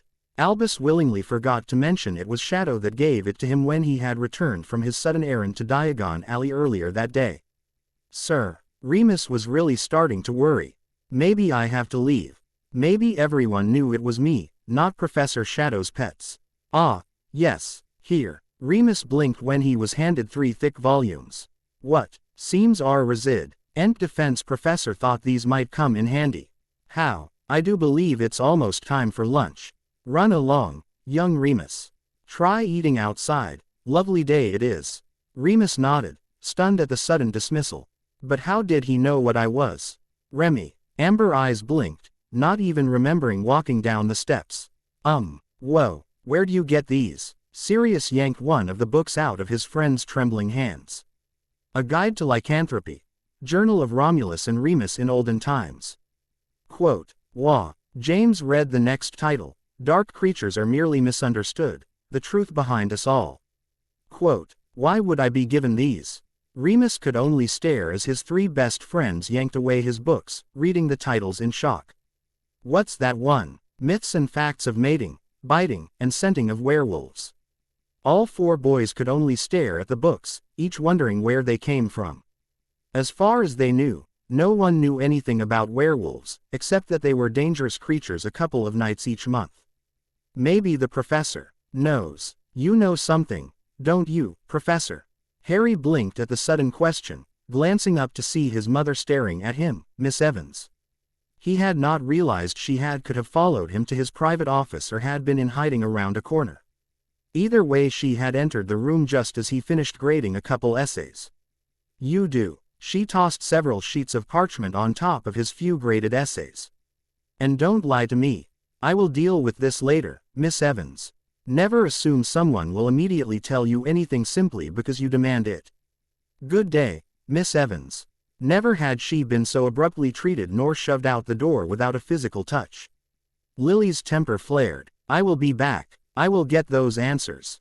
IICE. Harry sat back, musing upon the words his mother had said. It seemed Lily was as a determined witch as Hermione was. He remembered his second year at Hogwarts quite clearly. Despite the fact that something was traveling around the school petrifying students, Hermione had braved the halls for the library, determined to find answers. She not only found answers, but the cause of all the Chuas. And now it seemed his mother was determined to prove that she was not afraid of him, even if her scent reeked of uneasiness and fear. The red-headed witch would seemingly brave anything. To gain answers to the few questions and comments written upon the sheets she deliberately left behind. He wondered just how far her fearful bravery would take her. Would she be like Hermione? Would she willingly brave the halls for answers, knowing something dangerous just might be waiting around the corner? He didn't need to answer himself, he knew. She would. Chapter 19. Chapter 19. Alone in the astronomy tower. Severus Snape rubbed his left forearm. Just before dinner Remus had searched him out, handing him a thick textbook. He had merely glanced at the title before rushing straight to the tower after dinner. Not once had he peered inside the dusty cover. He was afraid. Always a good place to think head in the clouds, literally. Severus froze. Professor. Emerald eyes swept over the dark-eyed Slytherin. The cool stare roamed over the trembling figure, taking in every detail. Long black strands of greasy hair had been shoved back into a thick leather band, leaving wide onyx eyes to stand out, even the large nose. Pale, almost translucent, skin was slightly stained, especially around slim fingers. Traditional student robes lay open to reveal a painfully thin body behind overly mended clothing. And Harry was sure if he raised the sleeves, he would find a scarred arm bearing an ugly tattoo of Voldemort's dark mark. His trainers had been very insistent that he learn everything about dealing with Voldemort. Especially about the dark mark. At least what they knew. Severus shivered, wishing that stare was not directed towards him. He knew what he looked like. He knew what others thought of him. Especially his own housemates. Even as a junior Death Eater, they didn't care much for him. They only cared for his prowess for potions, even his master. But he wanted nothing more than to leave. It wasn't possible, unless he wished to die. Did you know that sometimes it's best to play along? Severus frowned. What was he talking about? Unless it was something else entirely. Cheating. The low laugh rushed through the student's frame, starting a warm fire at the pit of his stomach. Only if you get caught. Sometimes it's the only way. I should know. I've used that tactic many times. Harry moved closer to the nervous student, staring out of the window to the stars above, wondering how he had missed this feeling towards Severus. The same feeling he had around one. other student but was desperately trying to refuse to act upon, at least for now. He didn't realize his next words fell from his thoughts. Sometimes it's all you have. Severus stayed perfectly still. He couldn't remember the last time someone spoke to him like he mattered, or at least like an adult. Thank you. It's a few hours before curfew. Onyx's eyes widened at his words. Do come in, Mr. Lupin. Harry began to move away from the stunned Slytherin as he invited the lurking Gryffindor from the doorway. He had already scented the young wizard's arrival just before he even stepped foot upon the stairs leading to the tower. How did you know? But Remus answered his own question. I was right. The same low laugh gave Severus double the thrill and caused desire to flare wildly through Remus. Did you enjoy the books? Thank you, I think. The professor simply gathered his cloak further against his body. Quite welcome. I know what it's like to not know about who you are. Don't lose them. I do expect you both to be back in your common rooms by curfew. I will be checking the tower by then. Two pair of eyes watched the dark figure vanish. Remus whimpered with longing. He knew, Remy. He knew about me. Without so many words. He knows about me as well, long before I knew of him. Tawny eyes turned to Onyx. You felt it. Severus shivered. He made me feel. Just like you do. Remus grinned ferally, stalking his mate to the nearest wall. Then once we finish Hogwarts, we'll make him ours. But, Remy, what about? Severus flickered his gaze to his arm. I don't know. We'll think of something. I promise. Then he silenced his mate with a searing kiss. Outside the tower door, what happened? Why did you hate him, Snape? Why did you two leave? But the whispered words never went further than the owner's ears. Fallen deaf upon two occupied males. Or maybe it didn't. Shadow. Tired Emerald met concerned Blue as Harry turned at the sound of his name, finding a concerned Albus Dumbledore standing just behind him. A moment of your time, Albus. Harry didn't bother to ask about the older wizard's sudden decision to appear at this particular place. And Albus politely ignored the fact he had overheard something quite personal from his young professor. Instead he led the way back to his office while giving an unneeded answer to the young Vulcan, almost as if Albus knew it was a way of apologizing. Yes. It is nice to see house rivalries don't matter to those who truly care. My office. Cheery Twizzlers. Useful for such rough nights. No, Albus. I simply need a favor. Albus tilted his head, suddenly very curious. But of course, Harry knew Albus was only saying this, acting cheerful. He knew the older wizard was hoping he wasn't placing bad faith into a stranger. I need a home, unplottable. Warded very securely. I need it furnished, able to refurnish itself or be refurnished by its own house elf. Blue eyes blinked, solemn and worried. Shadow. For once, Harry lost his composure. I don't know. Simply what I'm told. Ah, powers above. Tricky people they are. Very tricky. Must remember this. I'm sure I can find the perfect place. Yes, I believe the summer cottage would suffice. Maybe the winter cottage. Thank you. Harry quickly stood. I must go. And vanished. Shish, Dennis. Colin's safe. We're all safe. I promise. I promise. Ginny gently rocked the trembling, bawling Dennis. She hoped what she said was true. Ever since Dennis had been saved by Harry, Voldemort had taken his frustrations out on them. She couldn't be more thankful for the rings. The stored magic had healed every wound, every bruise, every pain they had, infuriating Voldemort even more. And that's what led to Colin's predicament. Voldemort had ordered the young boy to be chained from the ceiling. His clothing had been physically torn from his body, allowing the greedy stares to see everything. Finish it. The few Death Eaters called had continuously tortured the young body once he was-shamed. And now they would receive the ultimate prize. Adjusting the chains to keep the wriggling body still, they prepared to partake in the sweetest innocence known to man, a child's purity.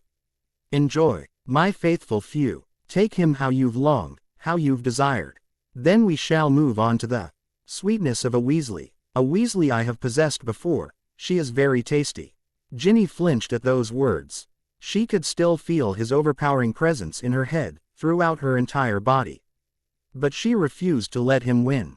Shish, Dennis. Believe. Hidden behind a mask, a lone Death Eater wished for interference. Severus Snape had been called, along with the other members of the inner circle. Upon his arrival he found 2 living, breathing students, Ginny Weasley and Colin Creevey, as well as Dennis Creevey. And now he was expected to fully participate in the rape of young Colin. Onyx eyes watched as an eager Lucius Malfoy took up the first position. Pale hands drifted over the trembling figure. Uncaring to the river of shameful could only pray he would survive the pain and shame. Ah, Lucius! Cry of pain and outrage shocked them all as he young boy's body as if touching him burned. Such a shame, Malfoy. And here I thought you enjoyed pain. Oh, I forgot. You enjoy inflicting it, not being a part of it. Severus' eyes widened. He knew that voice. It sounded a lot like Potter. The Dark Lord wasn't amused. Ah, Tommy, my friend. Red eyes flared in anger as they focused upon a shadow figure behind young Colin. They were forced to watch young Potter release, dress, and send the boy back to the safe arms of his brother and friend. Crucio. A beam of light flared through the air, striking and going straight through young Potter. Instead it hit Lucius Malfoy, which caused Voldemort to quickly end it. Impossible. I am the impossible. Or did you forget that? Harry was tired of playing. But he had no choice. I grow tired of our little chats, Tom. You will never leave Azkaban, boy. Never. But his next words were whispered, meant only for Harry's ears. They will find you. The Dark Lord refused to admit he couldn't find the boy. Emerald eyes flared with amusement. Willing to play along since his siblings hadn't heard the news. Surely Voldemort didn't want them to know their savior was loose, hunting them down and couldn't be found by anyone. Especially an irate Dark Lord. Just because I'm stuck behind Dementors will not stop me from coming. I promised them, he pointed to his siblings, that I would come. And come I will. Something floated through the 3 trembling figures. Something that told them to hold on. Something that whispered soon, very soon. And they truly believed in those voices. Something or song. E1 was going to take Harry from Azkaban and help him to rescue them. Something was coming, something powerful. And their hopes grew stronger with each promise it made. Chapter 20. Chapter 20. Waiting for his potions professor to return. Albus had Poppy Pomfrey flow from her hospital wing with the required potions. After just about every meeting Severus returned shaking and hurting from carefully applied crucios. But once in a while the younger wizard was placed into the torturing hands of his fellow Death Eaters. Severus. Joint sighs of relief spilled from a worried Albus and Poppy. Severus said nothing until he swallowed every needed potion to relieve the pain and calm his stretched nerves. Albus. His throat felt raw, scratchy. Poppy immediately rushed back to her office, only to appear with another potion to relieve his torn throat. Come, the order is waiting. But Poppy wouldn't let her patient leave until she was satisfied with his healing. Awaiting in a separate room was the entire order. Even a huge shaggy black dog at Remus Lupin's side. Come, tell us what you have learned, my friend. Sipping at the warm tea Albus had conjured for him, Severus relayed what he could remember. We all had to portkey from the same site, together. The entire inner circle, only. Once we arrived, the Dark Lord said it was a special night. Special how? Severus. Everyone could see the spy struggling to remember. They were worried that someone had obliterated his memories or at least blocked some of them. I can't be sure. Someone was hanging from the ceiling, someone first to enjoy. We had to torture him first. Then the inner circle would partake in the rapes. But in a corner I could hear another child crying, maybe 2. Lucius had gone first, but before he could try to even breach the child's body. Something shocked him. That something was a person, hidden. They angered the Dark Lord and then vanished. We all suffered for it. Severus rapidly blinked. Never had he not remembered. But why was his memory so fuzzy? Onyx eyes were pinned by blue, feeling an intrusion battering the blocked wall. Interesting. Someone left your memory but made sure you remembered nothing. Gee, about this mysterious person or the captives. But why? No one had the answer. Not even the all-knowing Albus Dumbledore. What do we do now? We must find out what was blocked. It could be very important. Try to remember at the next summoning, Severus. And please be careful. The dark-haired male nodded, still carefully sipping his cooling tea. Other than that, we still have yet to find Sirius Black or Harry Potter. And the journals? Nothing. They simply reveal various conversations between the four. Harry's show more in-depth dreams he had, all revealing slightly more about Voldemort's desire to find what's close to Harry's heart, as well as writings about his home, his wishes, and thoughts. I've only found the same writings about the rings as I had revealed before. He knew something. He knew. It's what I believe, Arthur. And young Harry didn't really understand. Meaning he truly believed they were dreams, never bothering to find us. He simply relied on something Lily Potter had created. And knowing Lily, she made sure those rings were powerfully warded. Everyone in the Order knew Lily Potter. They knew she would have done everything in her power to keep her family as safe as she could. Then we could have possibly made the worst mistake.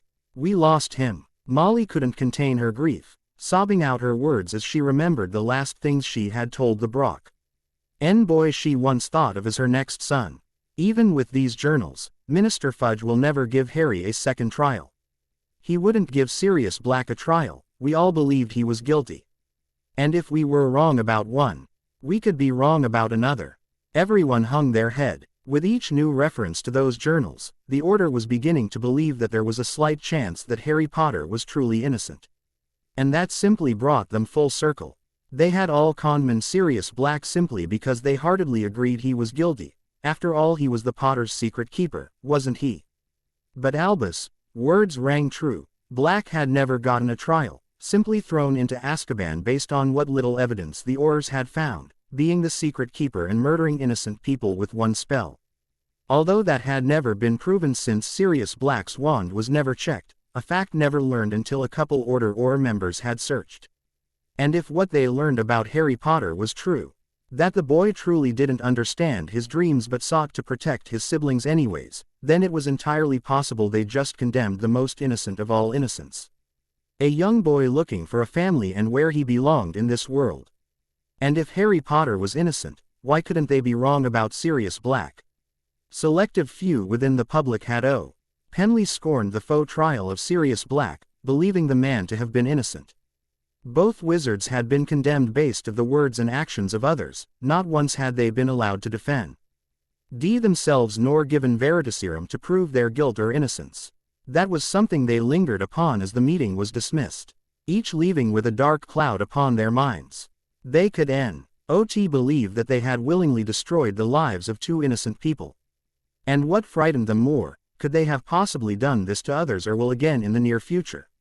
Blue eyes twinkled, slightly strained, knowing what was running through his allies' minds as he watched them slowly disappear through the door.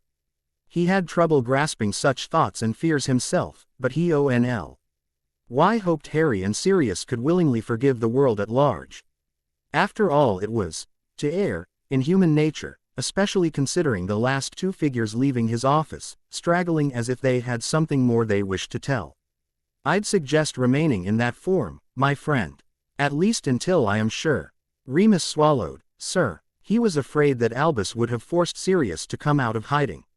He wasn't ready to lose his best friend, not ever again.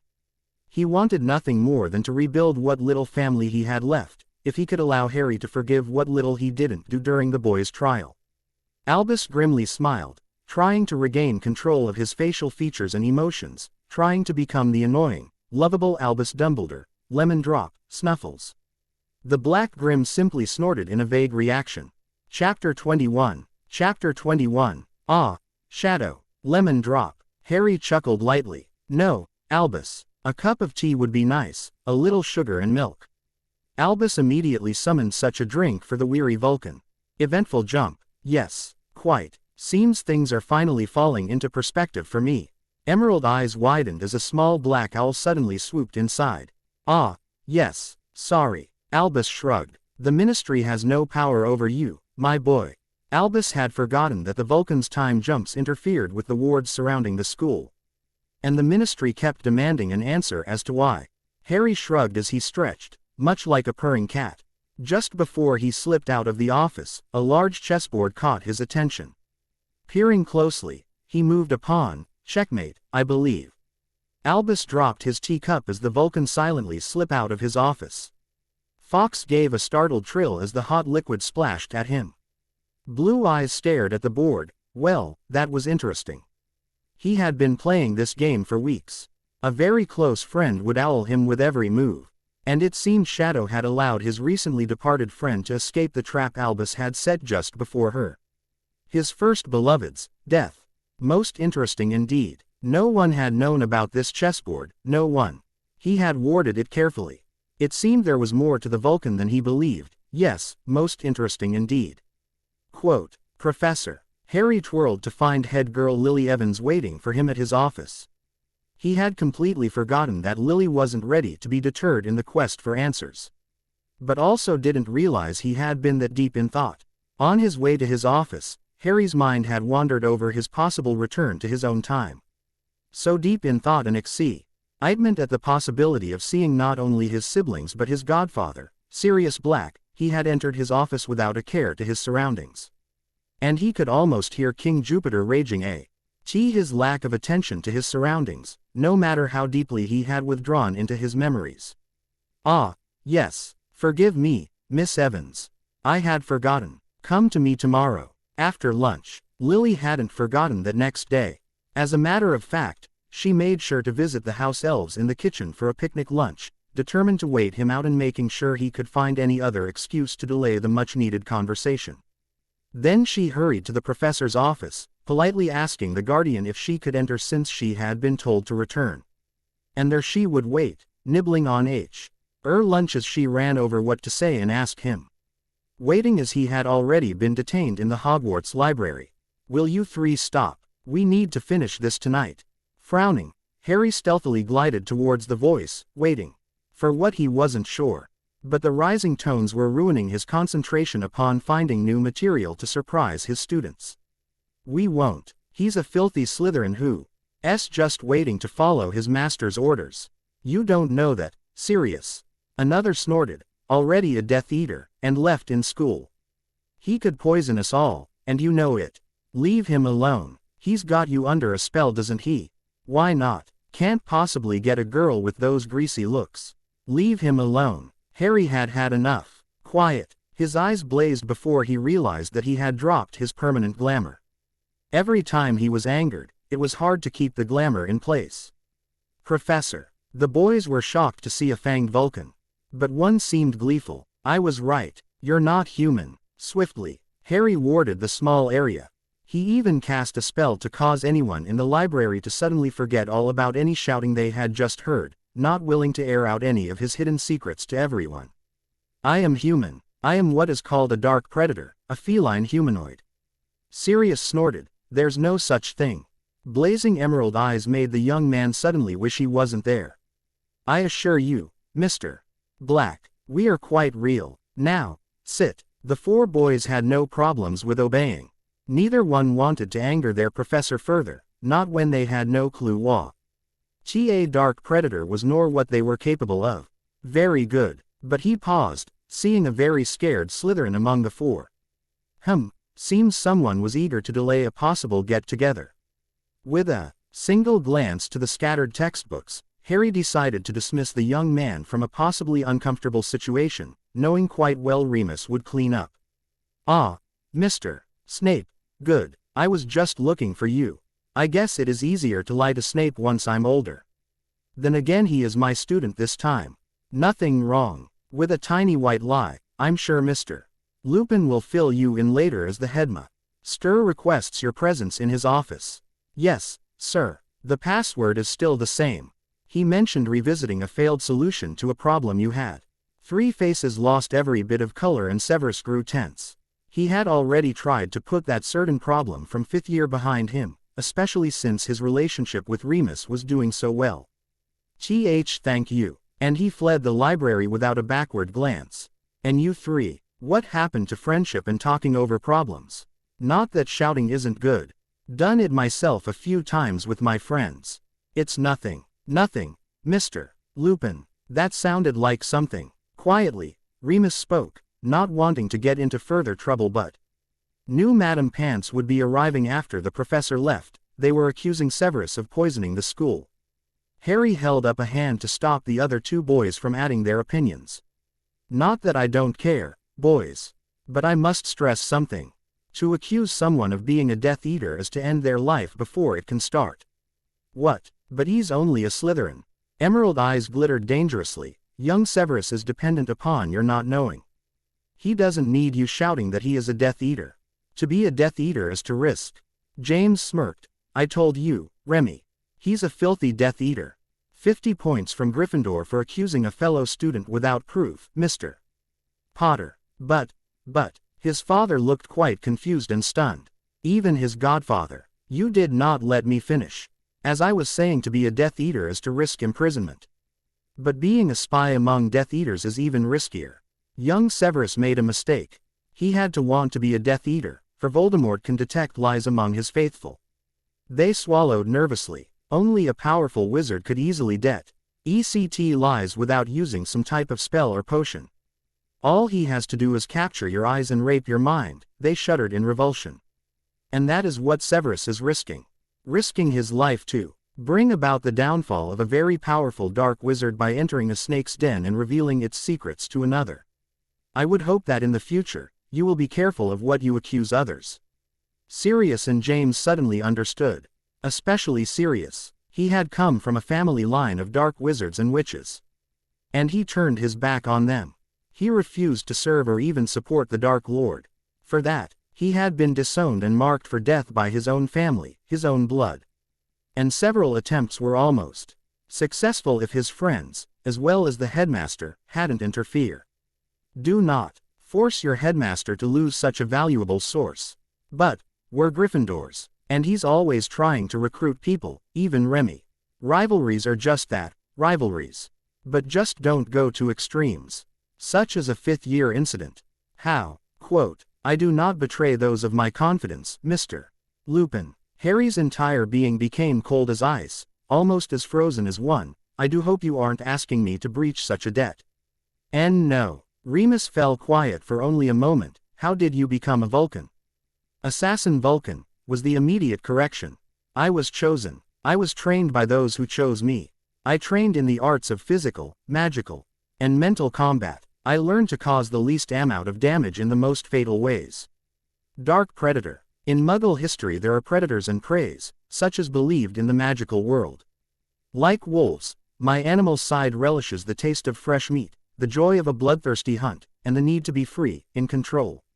I have the abilities, the senses, of a predatorial feline. And because I am an assassin Vulcan, I have more control over the beast in me, but even all the magic in the world can't keep such a creature trapped. A cornered animal will fight to the death to be free. And in such a way, I must find ways to appease the creature in me, should I wish to keep the control. Chapter 22. Chapter 22. Harry quickly glanced at his wrist, thankful mine. RVA had the ability to transfigured watches and Phileas Flitwick could charm anything to run properly. Lunchtime was coming up fast and he knew one determined which would be waiting for him inside his office. Waiting for answers he just might not give. Sir, I simply have a required appointment around lunch. Could you explain why you had those pets in class? Harry smirked. He knew that wasn't what Remus wanted. The young werewolf really wanted to know something else but afraid to ask in front of his friends. As a dark predator, I have the ability to cause other dark creatures to be very dominant. Meaning, my aura, you could say, forced the wolf in you to react. The wolf wanted to dominate the scent it could smell, to dominate the control you had over it. I had to buffer that scent to keep you safe. To do that, I had to bring in an alpha werewolf to keep your wolf in check and to bring its mate to keep my scent in check. Domino's mate is an alpha's beta to me, a second to the chain of command, therefore. You felt nothing of my scent because Alexa absorbed it while Domino forced your wolf to back down. Absorb. Remus was slightly confused but everything was becoming clearer with each explanation. Something like masking a scent. To make it seemingly disappear. Meaning, I could have hurt someone. Sadly, yes, which is why they are around at all times. You just can't see them. And if they weren't around, you could have permanently injured your fellow students, friends, even kill them, without a passing glance. Not even they could control you or comfort you as they have done on most full moons. You knew. Three mouths fell open in shock as a smirking professor nodded his head, knowing their little secret. I've spent some time in the forest to allow my animal free from its cage. I have seen you from afar, watched you play. James flushed. We swore Remus would never be alone once he had told us. And I figured maybe becoming an animagus could help him. Or at least make sure he doesn't hurt himself much. Took us almost a year to achieve. Quite an achievement without help. I suggest keeping it quiet. You never know in this war. They sighed in wonderment, knowing he wouldn't force them to register. And Remus was anxious to show them off, almost like he was trying to impress the older man. Series called Padfoot. Harry watched as his godfather turned fluently into a large black dog. He looks a lot like a Grim divination teacher likes to talk about. Then pointed to James. James is a stag called Prongs. Harry fought to keep himself under control. There before him stood a majestic stag, almost too proud of its stature. For the first time since he arrived in this time, he was truly happy to know who his family was before they were taken away. A stag of such stature means leadership. A dog, in Muggle terms, is always said to be man's best friend. Thanks. They all flushed bright red at the compliment. We're called the Marauders. But I'm sure the professors already told you that when you arrived. They do that with all the new professors. We're just missing a fourth. A brow raised, a fourth. This Harry knew. It had already been explained. Peter Pettigrew. He's a small gray rat. We call him Wormtail. Ah, yes, a rat. A rat means many things. To some a lonely friend, a shadow in the night, sneaky, unobtrusive, and usually overlooked. One would never suspect such a thing. He could see the guilty looks already, and made his exit. But I must go. I promised to speak with Miss Evans shortly. Lily. Yes, Lily. She was quite curious about some things from class. And with those words he swept away, breaking his wards. Now all he had to do was enter his office and leave unmarked. All Severus had to do was enter the Headmaster's office and leave feeling cleaner. Knock, knock. He waited for the familiar voice to bid him entrance. Please let him help me. I can't continue on this path. I just can't. Come in, Severus. Hello, Headmaster. Care for a sugar cane? Very sugary. All boys like sugar. No, sir, but I will try the lemon drops. A black tin was held out to him. Why am I here, sir? I'm merely an observer. Chess. Albus had a feeling as to why Severus Snape was visiting. He had once failed his student, causing the young wizard to turn to another for comfort. He didn't want to make the same mistake again. But ever since the arrival of one assassin Vulcan Shadow, things had been spiraling out of his control and straight into the hands of the Vulcan. Albus never thought anyone could make him feel as if he was on the sidelines, watching and observing, rather than being a part of the game. Professor Vulcan said you had a solution to my problem. He was very nervous. Without looking, he simply moved a piece onto the chessboard that had been pushed before him as he stated, I made a mistake. We all make mistakes. Trial and error is human nature, my boy. We can only learn from them, some later than others. But I don't want this. It was appealing at the time. Not anymore. And it hurts. Albus lifted a delicately carved black knight. Have you ever considered a good trap? No. A shrug, for the best I suppose. Only a true chess master could think of one. Headmaster, come to my office Thursday after curfew. I'm sure you'll have a good trap then. Frowning. Why? For the chessboard, of course. The headmaster laughed, delightfully. Besides, what better way to set a trap than to involve all the players? But a spy. I can't be one. He'll know. Now, my boy. Just come to my office Thursday. And everything will just be peachy. And Severus just knew the headmaster was truly baffling. Chapter 23. Whoosh. The door flew open, causing Lily to squeak and fall from her chair. Good afternoon, Miss Evans. I'm delighted to see you chose to arrive early. He wasn't, but he knew Lily wouldn't give up, not if she seemed to be anything like Hermione once was. I still can't seem to think of them other than my friends, even if their betrayal hurt the worse. Yes, sir. She had been entertaining herself with the various objects around the office. Some she had never seen before. I hope I'm not interrupting.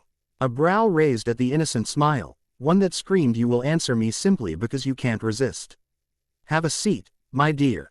I'm sure the floor is simply too cold. Red hair flew as she nodded before she struck. Why? Why what? Why are you teaching us such spells and techniques? You berate us for giving a wrong answer, for not reading our textbooks. But the answers you give us aren't even there. Not anywhere. She wanted this conversation, and her frustration at receiving little to no answers had worn her patience thin. Now she would receive her answers. My, you have been busy. But she was on a roll. You and the headmaster keep whispering about such things of future times, of future wars. You let innocent children in the Ost hellish places simply because you're afraid. What kind of person are you to do such things to us? Lily saw the frown and shuddered look. I know about those innocent children you call family. You're all you talk about in those secret meetings in the dark, hiding about in the corners of Hogwarts while the prefects and head boy and girl run their rounds. Harry's anger grew, glad he had time to reapply his glamour on his way to his office and fought to keep it this time. What Miss Evans? What are you? She had known something was off about her professor. And overhearing TCHES of conversations between the Marauders and the headmaster with the Vulcan hadn't appeased her. I am your professor. I am someone trying to guide you through the war that will stretch across this world if no one can fight back. I am trying to prove to you all that just because something is wrong or right doesn't mean it can't coexist. Every one of you students have been taught one thing at a time as you grow. You continue to believe in it until it's too late. Is that what you are implying? Lily glared at the man sitting calmly across the desk. I'm implying that you are corrupting us. There should be no need to teach us the dark arts. Nor should you be allowing something like that in this school. The ministry forbade them for a reason. That got him where it should. I know I'm right. I read all about the ministry in my first year. That sounds much like Hermione. Always believing she is right and knowing every rule there is. The ministry knows nothing. They will remain in dark simply because they are too weak to understand anything around them. They are corrupt. Death Eaters hold the highest positions within each department. Dark creatures are turning to Voldemort's imply because foolhardy people like you believe they are right. You all simply believe if something's dangerous, lock it up. I refuse to allow such prejudice to continue through the lives of those who can change it. The dark arts are not just dark. Every spell, every hex, every little magical thing you learn can be used against you, Miss Evans. A simple Wingardium Leviosa can lift a person to terrifying heights before the caster lets them fall to their death. A simple disarming spell can kill an innocent child, causing them to fly back into an unforgiving wall. If you wish to forbid such dangerous things, then forbid the entire wizarding world, Miss Evans. Get out, leave, return to your Muggle life, your Muggle beliefs, your Muggle thinking. Don't ever pick up a wand, Miss Evans, or else. You could be the next person called a dark witch. That would never happen. I have never done anything wrong. You're the one who's leaving innocent lives with the devil himself. You refuse to help those in need, those who depend on you. You're the one that's a dark wizard. Just as much as Voldemort is. You have no mercy. She fought to hold back the flinch at his darkening glare. A tiny sliver, in her being knew he was right, but she just couldn't let it go. She had a right to know if this man was trying to deliberately lead her, and her loved ones, down a path of utter destruction, of utter darkness. She had a right to her anger and frustration, didn't she? I have mercy, very little for my enemies. And I refuse no one. But I leave them to the devil himself for a reason. I follow those who tell me what's next. I am an assassin Vulcan. I am obligated to follow the laws and bidding of the powers that be. I have no choice when it comes to war. I have no choice when it comes to them. When it is my time to act, then it is my time to act. When I must leave something behind, I must leave it behind. Why can't she understand that I have no say in what they tell me to do? Lily refused to believe that. She absolutely refused anyone who said they cared would even think of leaving a loved one with the devil himself. Her anger at his callousness, his calmness, and his cold persona rose with every word. He appalled her to the very depths of her beating heart. There is no such thing. No one has the right to tell someone to leave their loved one in danger if they can be saved. No one. There is no such thing. No one can make you do something that horrid. No one, not even Voldemort. Quote, Harry cruelly laughed at the angry witch. The powers that be aren't Voldemort. They are the reason we exist. They are the reason we live and breathe. They are the reason there is light and dark. They are the reason this world thrives and dies. They are the reason you stand before me screaming out unfairness when this has nothing to do with what you really want. You don't care about me. You don't care about Voldemort. You don't care that a higher power has control of the world. You don't care what fate believes or destines. You care about what will happen to you, to your lover, James Potter. And you can't deny that. That's only part of it. I am tired of being lied to.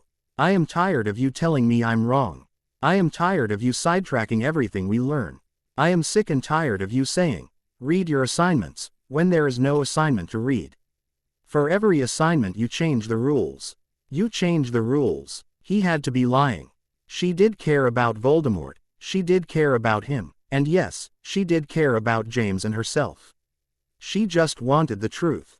She was tired of him leading them in circles, making them believe in something that wasn't real. But that is reality. There is no definite line. There is no black and white. There is no morally sound mind. There are only shades of gray. You best learn that soon, Miss Evans. Because the second you step outside the safety of these wards, the real world will bite back.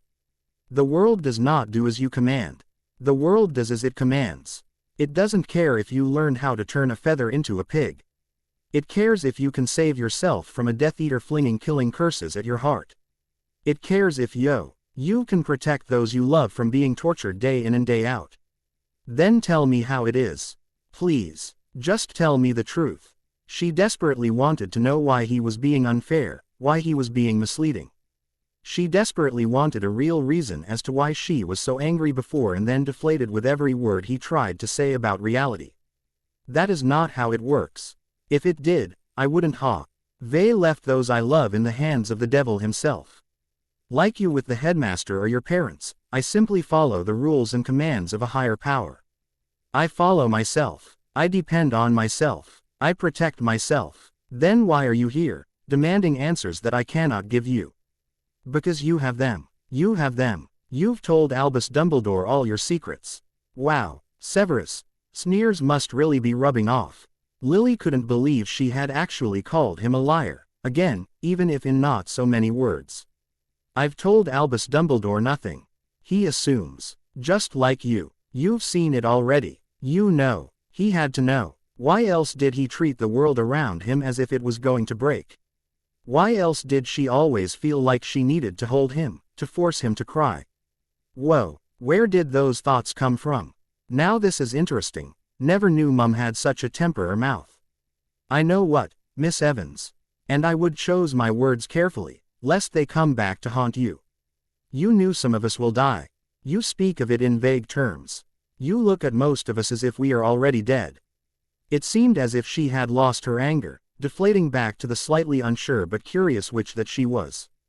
But what she said was true, and that sometimes made her want to comfort him with a mother's touch. Inwardly she frowned. Mother's touch. I think I've lost it. Maybe he was right. Maybe I wasn't ready to hear the truth. Harry stood, palms resting on the edge of his desk, eyes flashing. You are already dead. You are dead simply because you are a Muggleborn. James Potter is dead simply because he is a light wizard. Remus Lupin is dead simply because he refused to be the dark creature others believe he is. Sirius Black is dead simply because he refused Voldemort and his family traditions. He forced himself to stop before he named more people that could be dead simply because of who they were. That's not true. Her chest heaved as she gasped for breath. It can't be true. She wanted him to prove himself wrong. But her heart sunk lower as his next words washed over her. Ironically, he echoed the words one Lucius Malfoy had once spoken, then why don't you prove it? He leaned forward, waiting calmly for her answer. She copied his need to. You've proven it already. You are just as cowardly as many of the others. Just as cowardly as that rat. Inwardly he chuckled at her spitting of the word, Peter. And to her he was. He didn't deserve to be a professor nor a Vulcan. He didn't deserve any of it if he was a true coward. A brow rose high. A rat, Miss Evans. A rat slips by without a trace. A rat lives on its own rules, begging from either side that will throw the first scrap. A rat follows no one and anyone. I assure you, Miss Evans, I am no rat. I demand you tell me. Demand all you wish. For all you know, I have taught you nothing but survival. And survival is the name of the game. Always was and always will be. Either jump the train or stay on the tracks. Either way you lose, for sooner or later you have lost the game. Nothing lives forever. According to you, immortals such as your precious powers that be do. Ha, caught you. Nothing lives forever, Miss Evans. They simply evolve to a new life. Now, leave. You haven't caught me yet. Not truly. He knew what she was thinking. All he had to do was search for that little gleam in her eye. When she actually thought she was getting exactly what she hoped for. After all, he wasn't supposed to tell the truth in exact words. She was supposed to figure it out on her own, though it seemed she wasn't willing.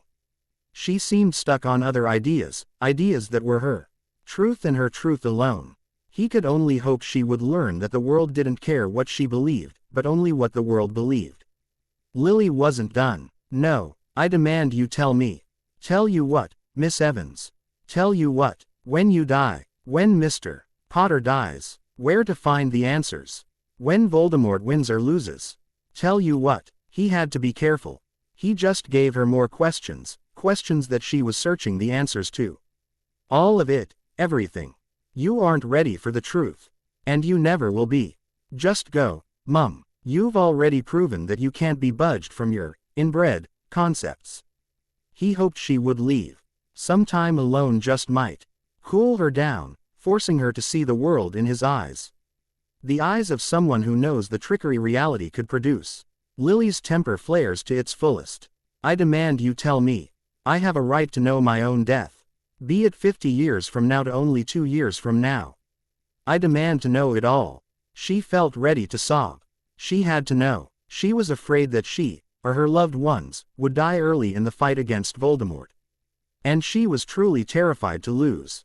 Oh, don't worry, Miss Evans. From the smallest time from now, it will come to you in a bright flashing light of emerald green.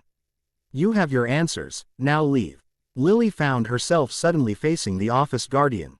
Fuming. He cheated. Don't worry yourself, duckies. He'll come around. You got your clues. You're a smart witch. That suddenly made her feel much better.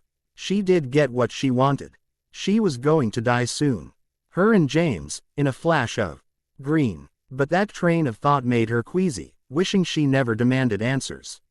With that she fled, searching for the farthest and darkest corner of Hogwarts. And there she cried, sobbed, and fought with herself. She wanted to tell James. She had to tell them. But every word, every twist, every description she heard overloaded her brain. She couldn't tell. She was simply too afraid. The most curious, intelligent, and mature Muggleborn was terrified. Terrified that she knew nothing of the world around her. Terrified that her words would come back to haunt her. No, I'll never tell. Her silent tears fell. I'll never tell. Those 3 words ran, singing, through her head as she tried to block everything she learned in the deepest recess of her mind, hoping the terrifying truth and fear would never return. Harry remained seated at his desk, pondering on what he had told his mother. Never before had he thought he was capable of the things he said. But he was right. His mother was targeted for who she was, as were those around her. She had to see that just because you can't find the answer doesn't mean they aren't around. She had to see that there was more to life than what they were taught and believed in. Nothing was easy. Everything was corrupt. Everything was gray. He should know better than them all. Only 13 years of age and sent to Azkaban for murder. No one bothered to make sure he could tell his side. Left to rot in prison while a sadistic monster tried to torment the innocence of 3 young children. Trying to tear away what made them sparkle. That was something he couldn't condone. Children were the spice of life. They were the reason any mother or father gave up their lives. They were the reason for any good to come from the bad. They were the hope, the dream, the wish. Without them, there was nothing. And nothing was the worst thing that could happen. But he had already sworn on his life that he would make sure Voldemort paid. He had sworn he would reveal the one thing no one knew could happen. Harry wasn't stupid. There was a prophecy, but what no one knew was that prophecies were meant to be broken. They were what he remembered from a book about pirates. They were guidelines. Like oaths. They were simply something to follow but meant to be broken. Sometimes something better came along. Something like friendships that made everything change, even if wasn't always for the better. And speaking of friendships, something zipped through his entire being. He suddenly knew it was almost time. Which meant a quick trip to the headmaster. Seconds later, expending some magic, Harry jumped to Albus' side. Shadow. I am called. They call me. I do not know when I shall return. Please have everything ready for me. And keep an eye on them all, Albus. But of course, my friend. Harry gripped the older man's hand tightly before vanishing. Be safe, my boy. For you, danger seems to lurk at every shadow. Maybe this one's fate will be kind to an old man. What do you think, Fox? The bright reddish gold phoenix trilled happily as his owner went back to absent-mindedly sucking on the various candies in the office. Fate was kind. She allowed her young Vulcan to hear the old wizard's plea. Harry smiled with the warmth of the words. He would be careful. He had much to do before he could finish what had been started that tragic Halloween night. And it began with a frantic cleansing of the old Riddle home. Voldemort was anxious to leave. He believed there was nothing to fear. But something was coming. He could feel it and didn't like it. Therefore, he summoned every Death Eater to his side. Outside the crumbling home stood a lone cloaked figure. Hands were held flat against the walls of the wards. A face scrunched in absolute concentration. Magic was forced to bend to the assassin Vulcan's will. Harry succeeding in what others had failed. He forced the powerful wards to crumble. And with a purpose he stormed the house, intent on reaching his siblings. Inside, alarms shrilly blared. The Death Eaters immediately formed a line, obscuring the three captives from view. But they already knew. They felt his power through their rings and now they waited. As well as one Death Eater. Severus Snape had once again been summoned. This time he remembered what it was he had forgotten. The three captives were the three missing children, presumed dead by all. But he had no chance of freeing them, not with the Dark Lord. And Death Eaters hovering about. Although, that might change since the alarms sounded, meaning the wards had finally fallen. Well. A party and I wasn't invited. Potter. Voldemort hissed his rival's name, unwilling. To believe the boy actually had done the impossible. Harry smirked beneath his hood. He knew Voldemort expected a frail boy and not the powerful man. And he would let the sadistic bastard have his little fantasy, at least for now. Sweeping back the hood, everyone could see the exhausted, pale features of 13-year-old Harry Potter. I did warn you. Kill him. The Death Eaters jumped to respond. Flinging dark hexes and curses are able to dive aside or block them, stunning a few of the Death Eaters, suddenly throwing some of them back into their defense class with a man called Assassin Vulcan. Shadow. Harry used that split-second hesitation to maneuver his way to the three captives. Each grabbed a tight hold of his cloak, and he tossed a saucy smile to an irate Voldemort. Until next time, Tommy boy. Voldemort screamed in absolute rage as the four vanished. He turned his anger upon his faithful, relishing their sudden cries, pleas, and jerky movements. I want them found, or you will learn the meaning of painful death. Now, the Death Eaters immediately apparated, not willing to stay behind. Severus. All eyes were pinned upon the viciously shaking and bloody figure that stumbled into the order meeting. Molly Weasley scrambled to find Poppy as Remus eased the almost broken body into a chair. Another handed the man a steaming cup, then helped Severus drink it as his hands threatened to spill it. Poppy hurried to his side. Oh, Severus. What has he done to you? A croaking voice spilled from a throat badly torn from screaming, to us all. Shish. No more talking. You'll ruin that throat even more. Poppy. Be quick about it, Albus. He needs plenty of rest and healing. Albus nodded, swiftly pulling his wand. With precision, he had the memory pulled from his spy's mind and playing before them all. By the end, no one could breathe. Oh, Merlin, she's alive. My Guinea's alive. Molly wailed into the comforting shoulder of her husband. With Remus, help Poppy drag Ed, a willing but hurting patient, to the hospital wing. Yes, Molly, they are all alive, which means Harry Potter never murdered them.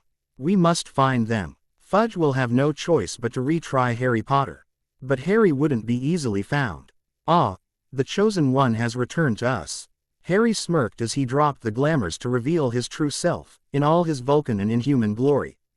It's nice to be back, Barry. Said female half-heartedly glared at him. I'll need your help now. Of course. You've been expending your magic. We shall escort your 3 siblings home while I lend you a rather large boost to make it back. With a whistle, she summoned 2 other Avians. Take these 3 to Hogwarts. It is Harry's wish and desire to reunite them with their families as he finishes the last part of his orders in the past. Harry waited until the 5 left. Thank you, Barry. Fate has decided to lend a helping hand. She bade you to have this. It was the same potion used upon your siblings, forcing exact copies to be murdered. Fate has decided you've suffered long enough searching for answers. Harry reached out for a small bottle, gratefully smiling. He had never found anything with in Hogwarts, library nor any other bookstore he found. Thank you. Barry simply smiled, allowing her magic to calmly flow into her child. He gathered their combined magic to prepare for his last few time jumps. Disappearing in shimmering smoke, within moments Harry reappeared in the headmaster's office, slightly dizzier than normal. Strong hands caught him in mid-fall. Once again a small black owl flew in through the window. Sorry. Spread my magic a bit too much. Needed a boost, which only lasts long enough for my next 2 jumps. Professor. Emerald eyes blinked, realizing he not only reappeared before several of his old students but left the glamour off. He blinked even more to see his mother proudly glowing as her belly bulged outwards. Ah, well, unexpected. Welcome back, Professor. Harry shook his head. Not for long. I'm simply here for James and Lily. James held his wife close, glaring at his old professor. Sirius and Remus both whipped out their wands, steadily pointing them towards Harry. Why? Head to one side. He turned to Albus. Is it ready? Ah, yes. Quite ready and fully stocked. 2 house elves from Hogwarts will remain until you're ready. Minerva was quite helpful. Unfortunate though that she lost that memory. Students should be more careful where they point their wands when practicing. The 4 ex-students chuckled. Thank you. Harry turned to the Potters. I need the 2 of you to drink this by morning. James frowned. What is it? Albus sighed. James, if he wished to murder you, he could. If you remember, Assassin Vulcan's answer to a higher power. No one could stop him from murdering us all and getting away with it. All 4 paled, but still waited. It's a complex potion designed for duplicating an exact double of human tissue. Why us? Harry smirked. Within seconds his hand was out, casting a silent spell. Both Remus and Sirius were out cold.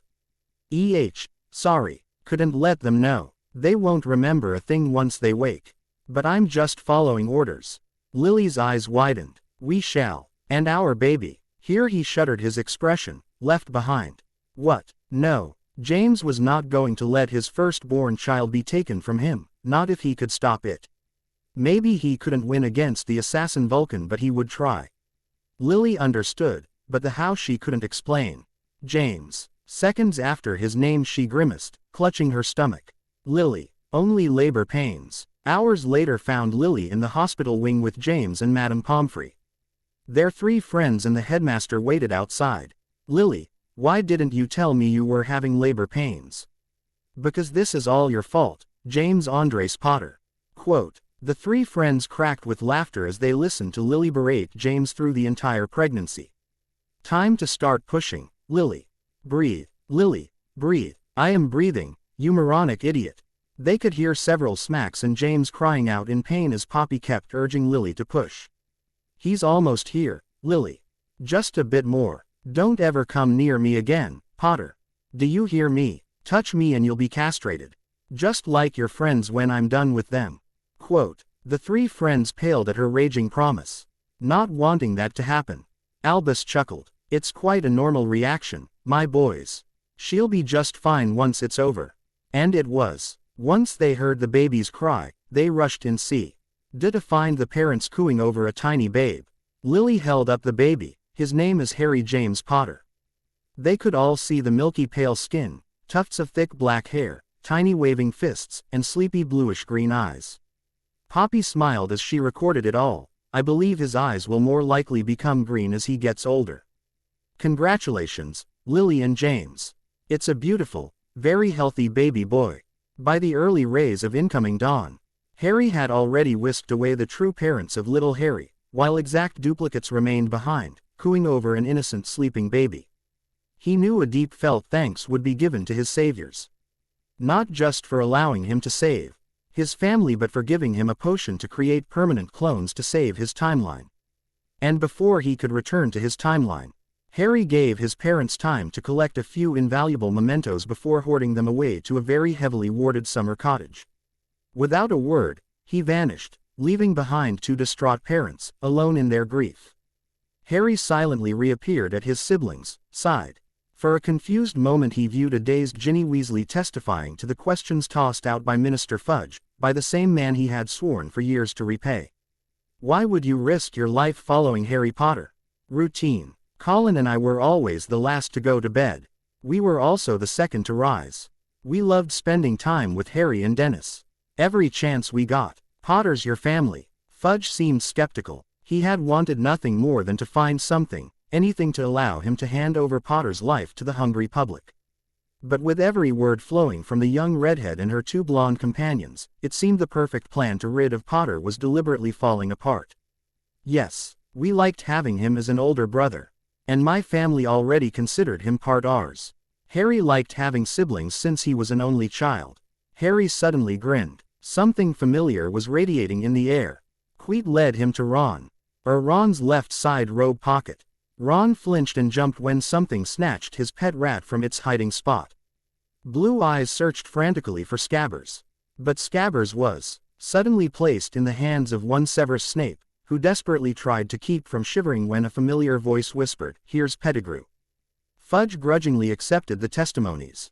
Now he had no choice but to allow Potter to, once again, slip through ministry fingers.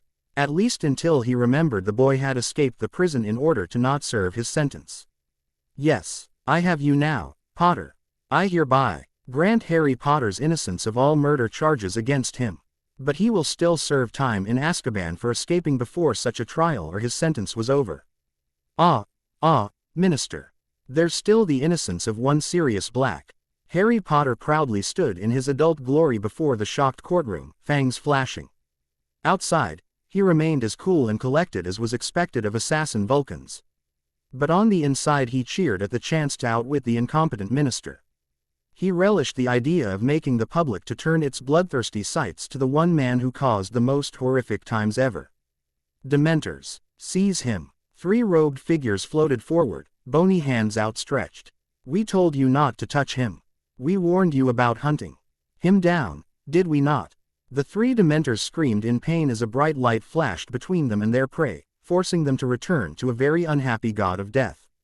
Harry laughed. Avians are much like a Patronus, only more powerful. He was enjoying himself, and that continued even more when Severus had successfully forced the rat to drink a potion, making Peter Pettigrew permanently change to his human form. The shocked courtroom remained frozen as a very familiar face grew from the body of a small gray rat. Peter Pettigrew. But he's dead. Several oars rushed forward, flinging spells. Impossible. But it is him. Another swiftly poured Veritaserum down the animagus throat, allowing the court to regain control of the pandemonium of its spectators as Fudge could only stare openly in shock. What is your name? Peter Pettigrew. Did Sirius Black kill you? No. I tricked everyone into believing that. Why? To keep others from knowing that I was the secret keeper and traitor while Sirius was simply a diversion to try and keep the Potters safe. Once the Dark Lord had tried to finish off the Potters, and failed, I knew Sirius would come for me. I panicked, allowing the Muggles to die and Sirius to take the blame while I used my animagus form to escape.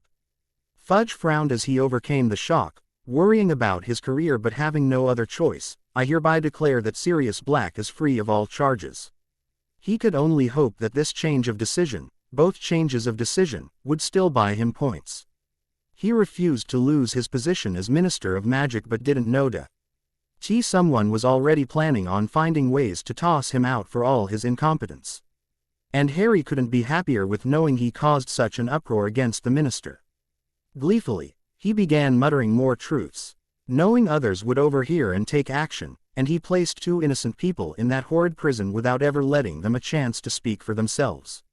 In return, Fammy, Lies had been torn apart and a vicious Dark Lord had continued his dark deeds, who Fudge knew returned long before the public did by accounts of one little boy, a well-placed spy, and accepted bribes. Harry took even more joy in the sudden scrambling of one well-known reporter and infamous gossiper, Rita Skeeter. His hearing could tell she was quoting word for word what he had said to others as she scrambled to their side. Gleefully, emerald eyes gazed about as the public turned as one, glaring heavily at the still-talking minister. As minister, I call this court-room to close due to pendant G of retribution to the recently freed Sirius Black and Harry Potter. Dismissed. All eyes watched as the few ministry employees fled the room, but the minister didn't get far, not when the mob that had suddenly formed rushed forward, blocking any escaped routes Fudge could have planned. As one they had raised their wands, making their demands known quite publicly as reporters desperately tried to capture all in words and pictures. Harry knew this could be the last day Fudge would ever see the wizarding world as a wizard, and quite possibly the last day he would ever see the world period, especially. E.C. Alley with the looks most were casting his direction as the man was unceremonially stripped of not only his title, riches, and pompous attitude but of his magic as well. Sooner or later, the man would bleed. If he even had a heart to bleed, this Harry knew. This Harry believed was an apology, an action to warm him to the public, to be the savior. Never again. With that, Harry turned away from the most amusing spectacle to find his way to those who truly believed and cared. While they were busy, Harry vanished, arriving to another place where a second amusing scene would undoubtedly happen. All he had to do was wait for the arrival of the key players. A weary Albus Dumbledore literally stumbled from his fireplace into his office. He would have met the unyielding floor had two hands not caught him in mid-fall. And here I always believed you had the grace to defy all things, gravity as well. Blue eyes blinked as he faced an amused Harry Potter. Harry. A lone hand waved aside the old man's grieving forgiveness. I've heard it all from my saviors. They kept a very close eye on the magical world, mainly to see to their contract with the Dementors. Though, I do believe a select few are already on their way for suitable punishment. He grimaced at the thought, and Lord Hades is not a very gentle man. And, Merlin was that an understatement? Harry had seen what Lord Hades could do in his anger and his calmness. There was nothing gentle about that man. Unless you caught him alone with his young bride, Lady Persephone. And here he shuddered, memories rushing back as he remembered the one time he had accidentally walked in on them in Lady Demeter's one shrine. Albus seemed slightly confused but said nothing. He was trying to figure out why Harry's aura vibrated familiarly with Hogwarts. Harry, cold emerald eyes suddenly locked onto the aged wizard, causing him to struggle with his sudden fear. I suggest calling your order. Albus. The way he hissed the name sent even more familiar vibes across aged skin. And find a way to bring those of Phoenix Summer Getaway to the castle. They are a major part in this world. After all, Voldemort does believe he murdered Lily and James Potter that tragic Halloween night, does he not? Shadow. Now Albus knew why the man before him suddenly seemed familiar. Harry smirked as all his glamours once again dropped, no longer caring to hide himself away. Bring them, Albus. This time your war ends, no sooner, no later. They tire of waiting. Very well, Shadow. Both men fell into their respective personas, especially since it as Vulcan Shadow that truly trusted the headmaster. But the headmaster had not missed the emphasis the younger man had placed upon his words, confusing him even further. Until then, Albus, Harry silently slipped out of the office and into his comfortable shadows. He lost himself in the memories and feelings that he had hastily locked away. The world had willingly turned their backs and now expected him to save them. Won't they be surprised when I refuse to be their pathetic little savior? Voldemort can rot on earth before I ever raise a defeating hand in his direction. I refuse to bow to the magical world again. Never be their pathetic molded pawn in this war. So lost in his thoughts he had forgotten about his trainers. Constant reminder, never lose sight of that around you. And Bacco, say of that in his little spat with the headmaster, he had failed to take in that more of Hogwarts faculty had flowed in mere moments after Albus. Nor did he see the Weasleys stare at him in shock. Wham! Harry cried out in surprise when something viciously slammed him into the nearest wall, knocking over a disgruntled armor suit. A vibrating growl echoed just behind the dazed Vulcan. Remus. W.'d emerald eyes turned to face glittering dark gold. He froze when a cold nose pressed against his neck, just below his left ear. And with the first long inhale, he tried to keep the desperate moan from leaking out. Remus had stayed behind at the ministry, awaiting Sirius. He watched with joy as his overexcited friend rushed a few ministry members, shocking them as he changed from a shaggy black K-dog to a strangely clean and healthy wizard. Wonders of having a competent potions master on your side. Severus, grudgingly, stayed at the werewolf's side as they waited for the overeager ex-convict to finish questioning the ministry. He wanted nothing more than to return to his cool dungeons, the further from this courtroom the better. Siri. The dark-eyed wizard grinned happily as he bounded over to his longtime friend.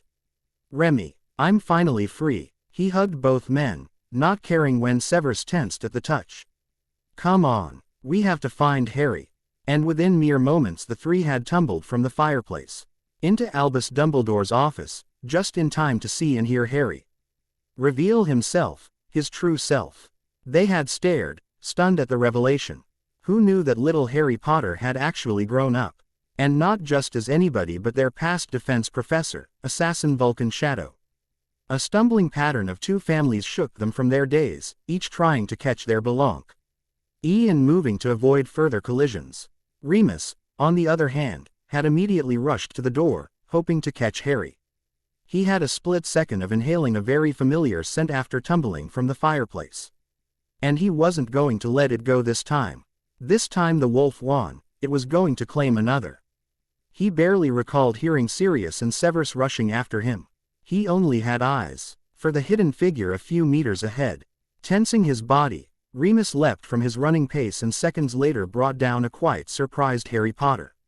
He snarled viciously as the scent drove him wild.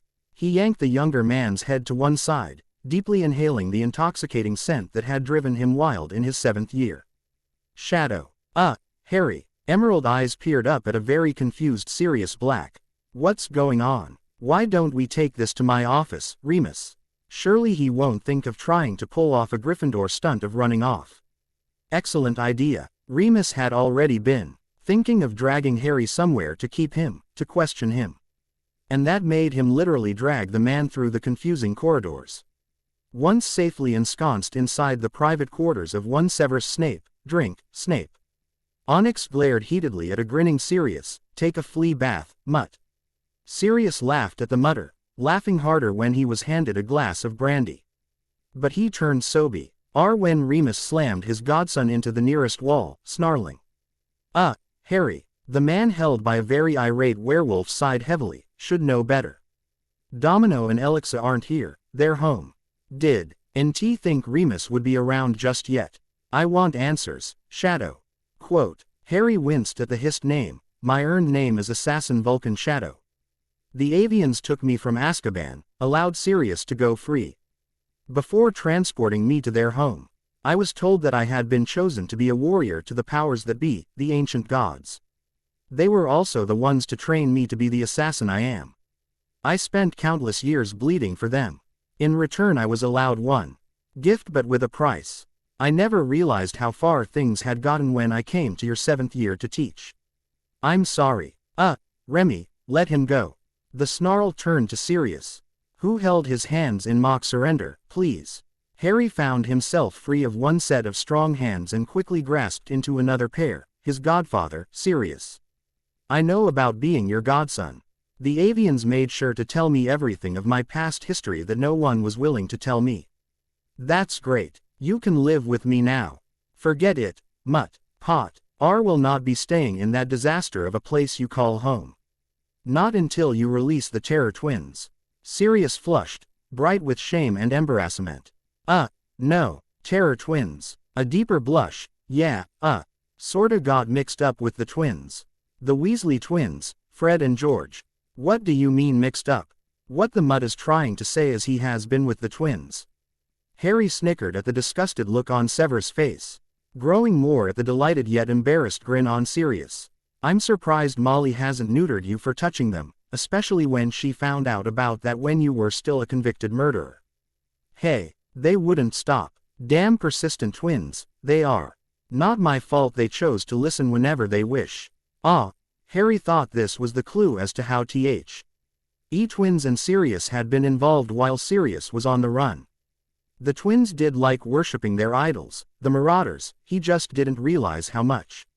Severus immediately grabbed the man, forcing him closer to the now opening door. Then go be persistent with them. Serves you right for letting them corner you on the third floor when you shouldn't have left Lupin's rooms.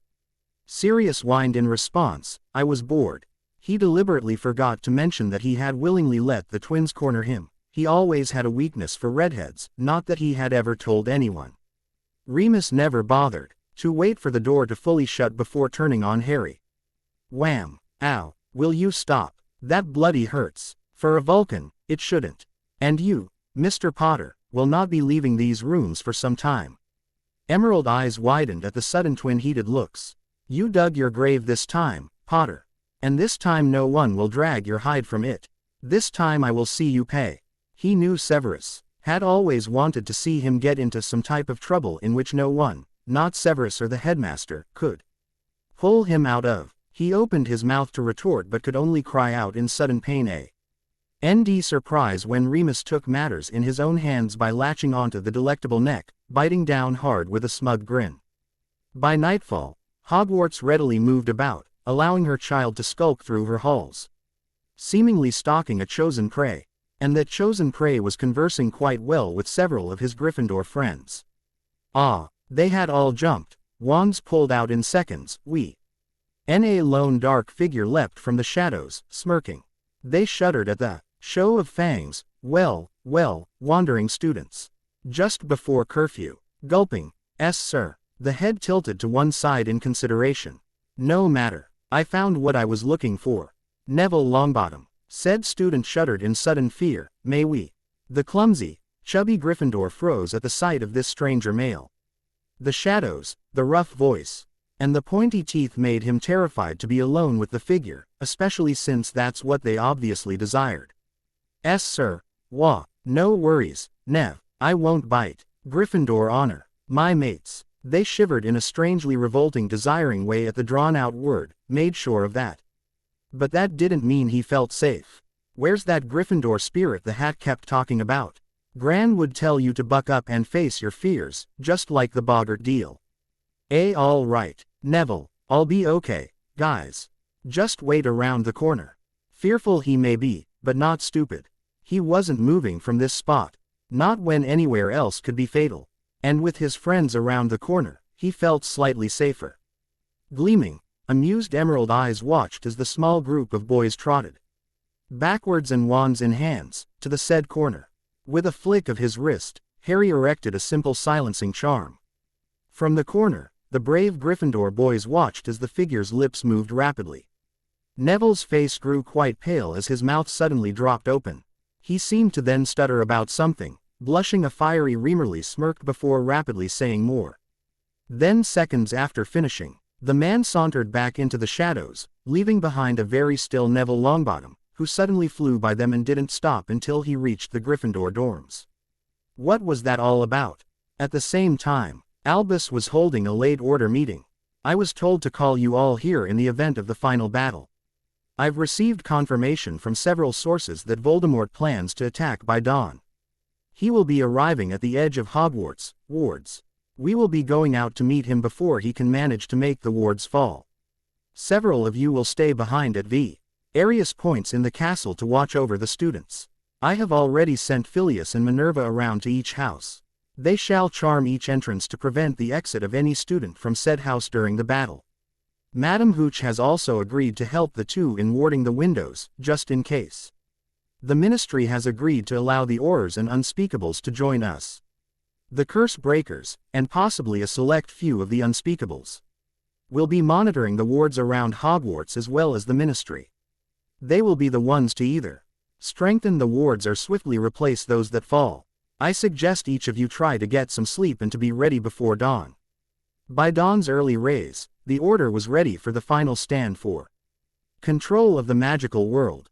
They would die trying to keep it out of Voldemort's hands, all the while hoping their savior would be the one to cast the final blow against the Dark Lord. What they didn't know was that Harry had already made several plans to, not only distract the Dark Lord, but to destroy Voldemort without being the savior. No longer would anyone try to call him the boy who lived or soon the boy who saved us all. Oh no, I couldn't dream of answering their little hopes. They don't deserve having me as their savior. Their punishment for daring to turn their backs on an innocent child, let alone their supposed savior. No longer will I dare to hold that title, and silently say, I shall be your hero. Well, well, Albus Dumbledore. Come to greet your new master. Voldemort hissed at his enemy.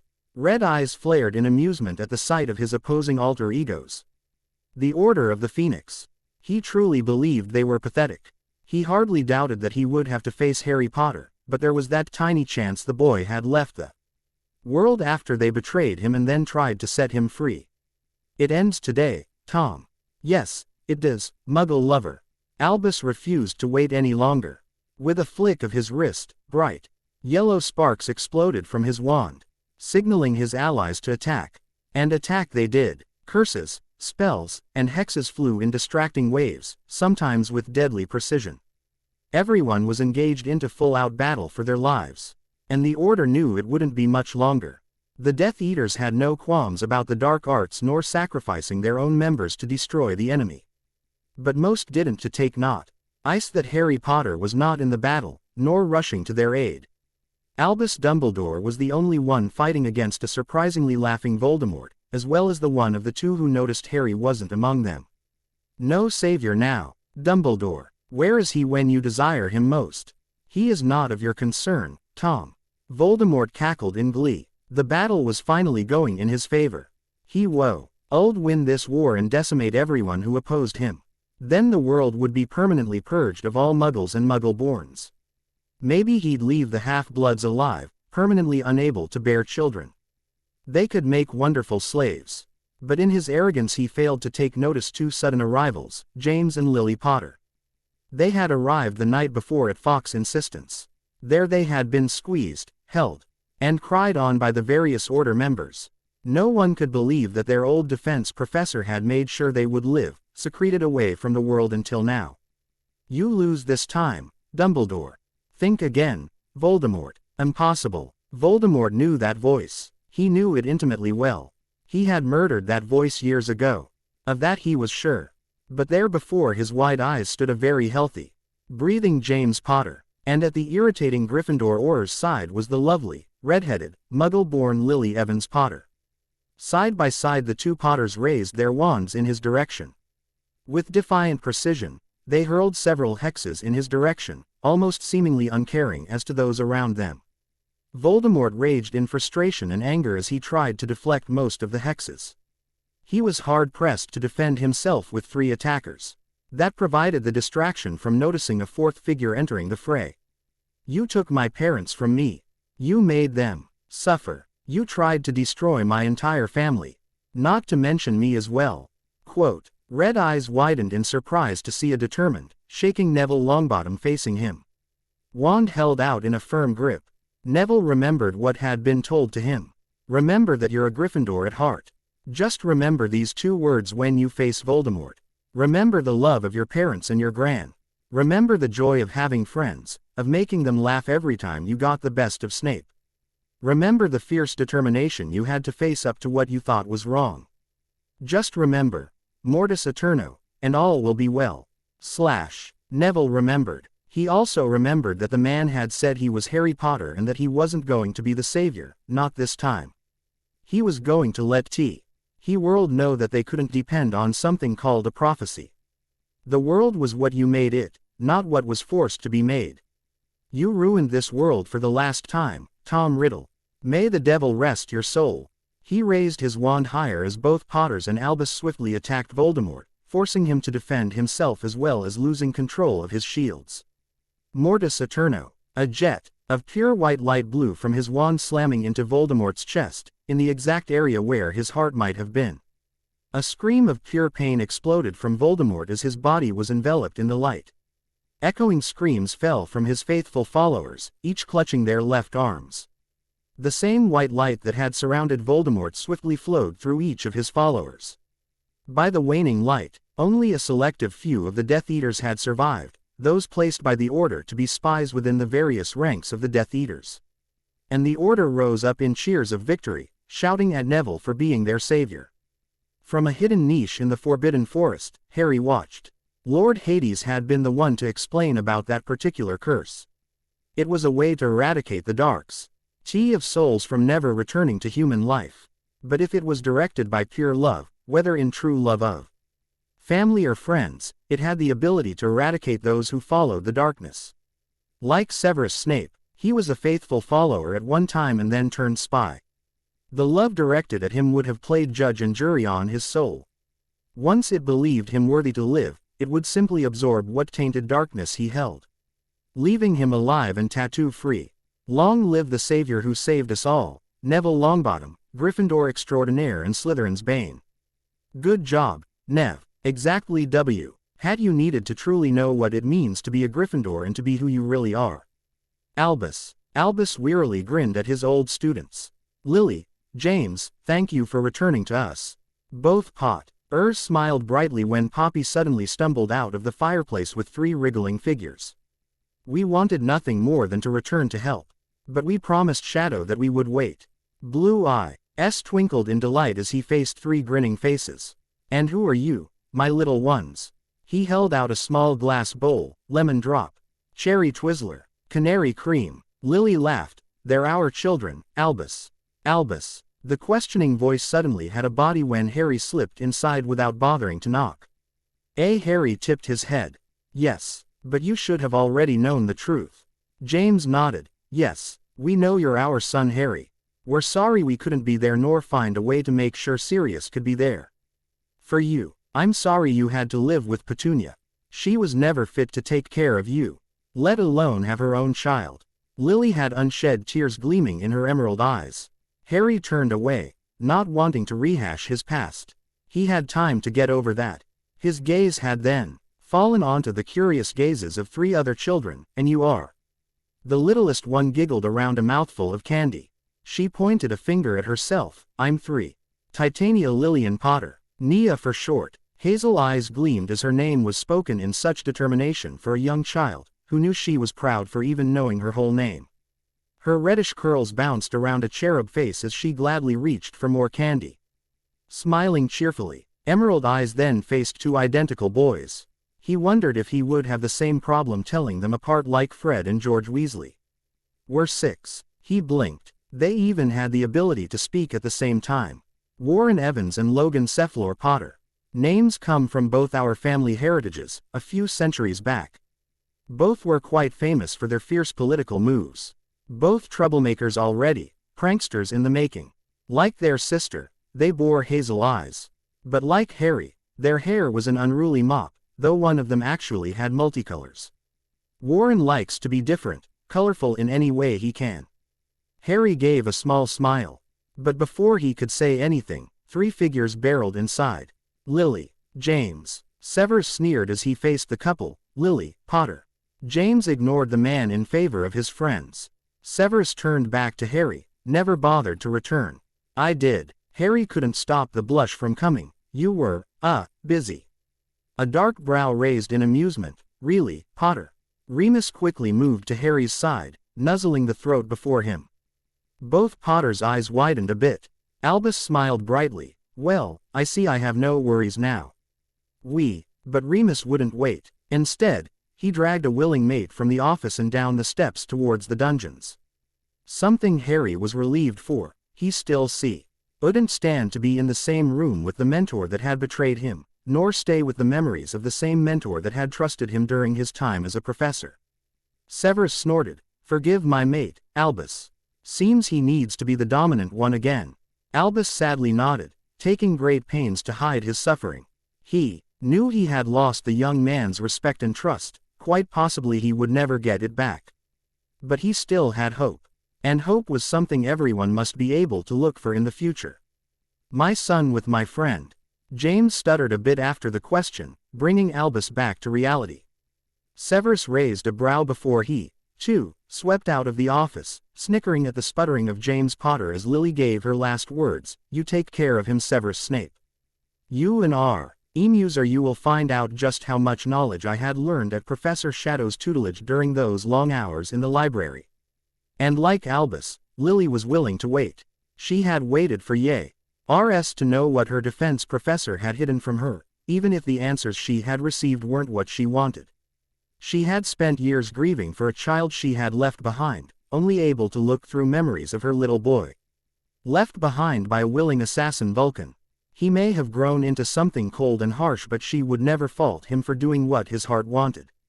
She decided to do everything in her power to close what terrible gap her little boy had with the world around him, even if it meant building an impenetrable wall to keep him from hurting.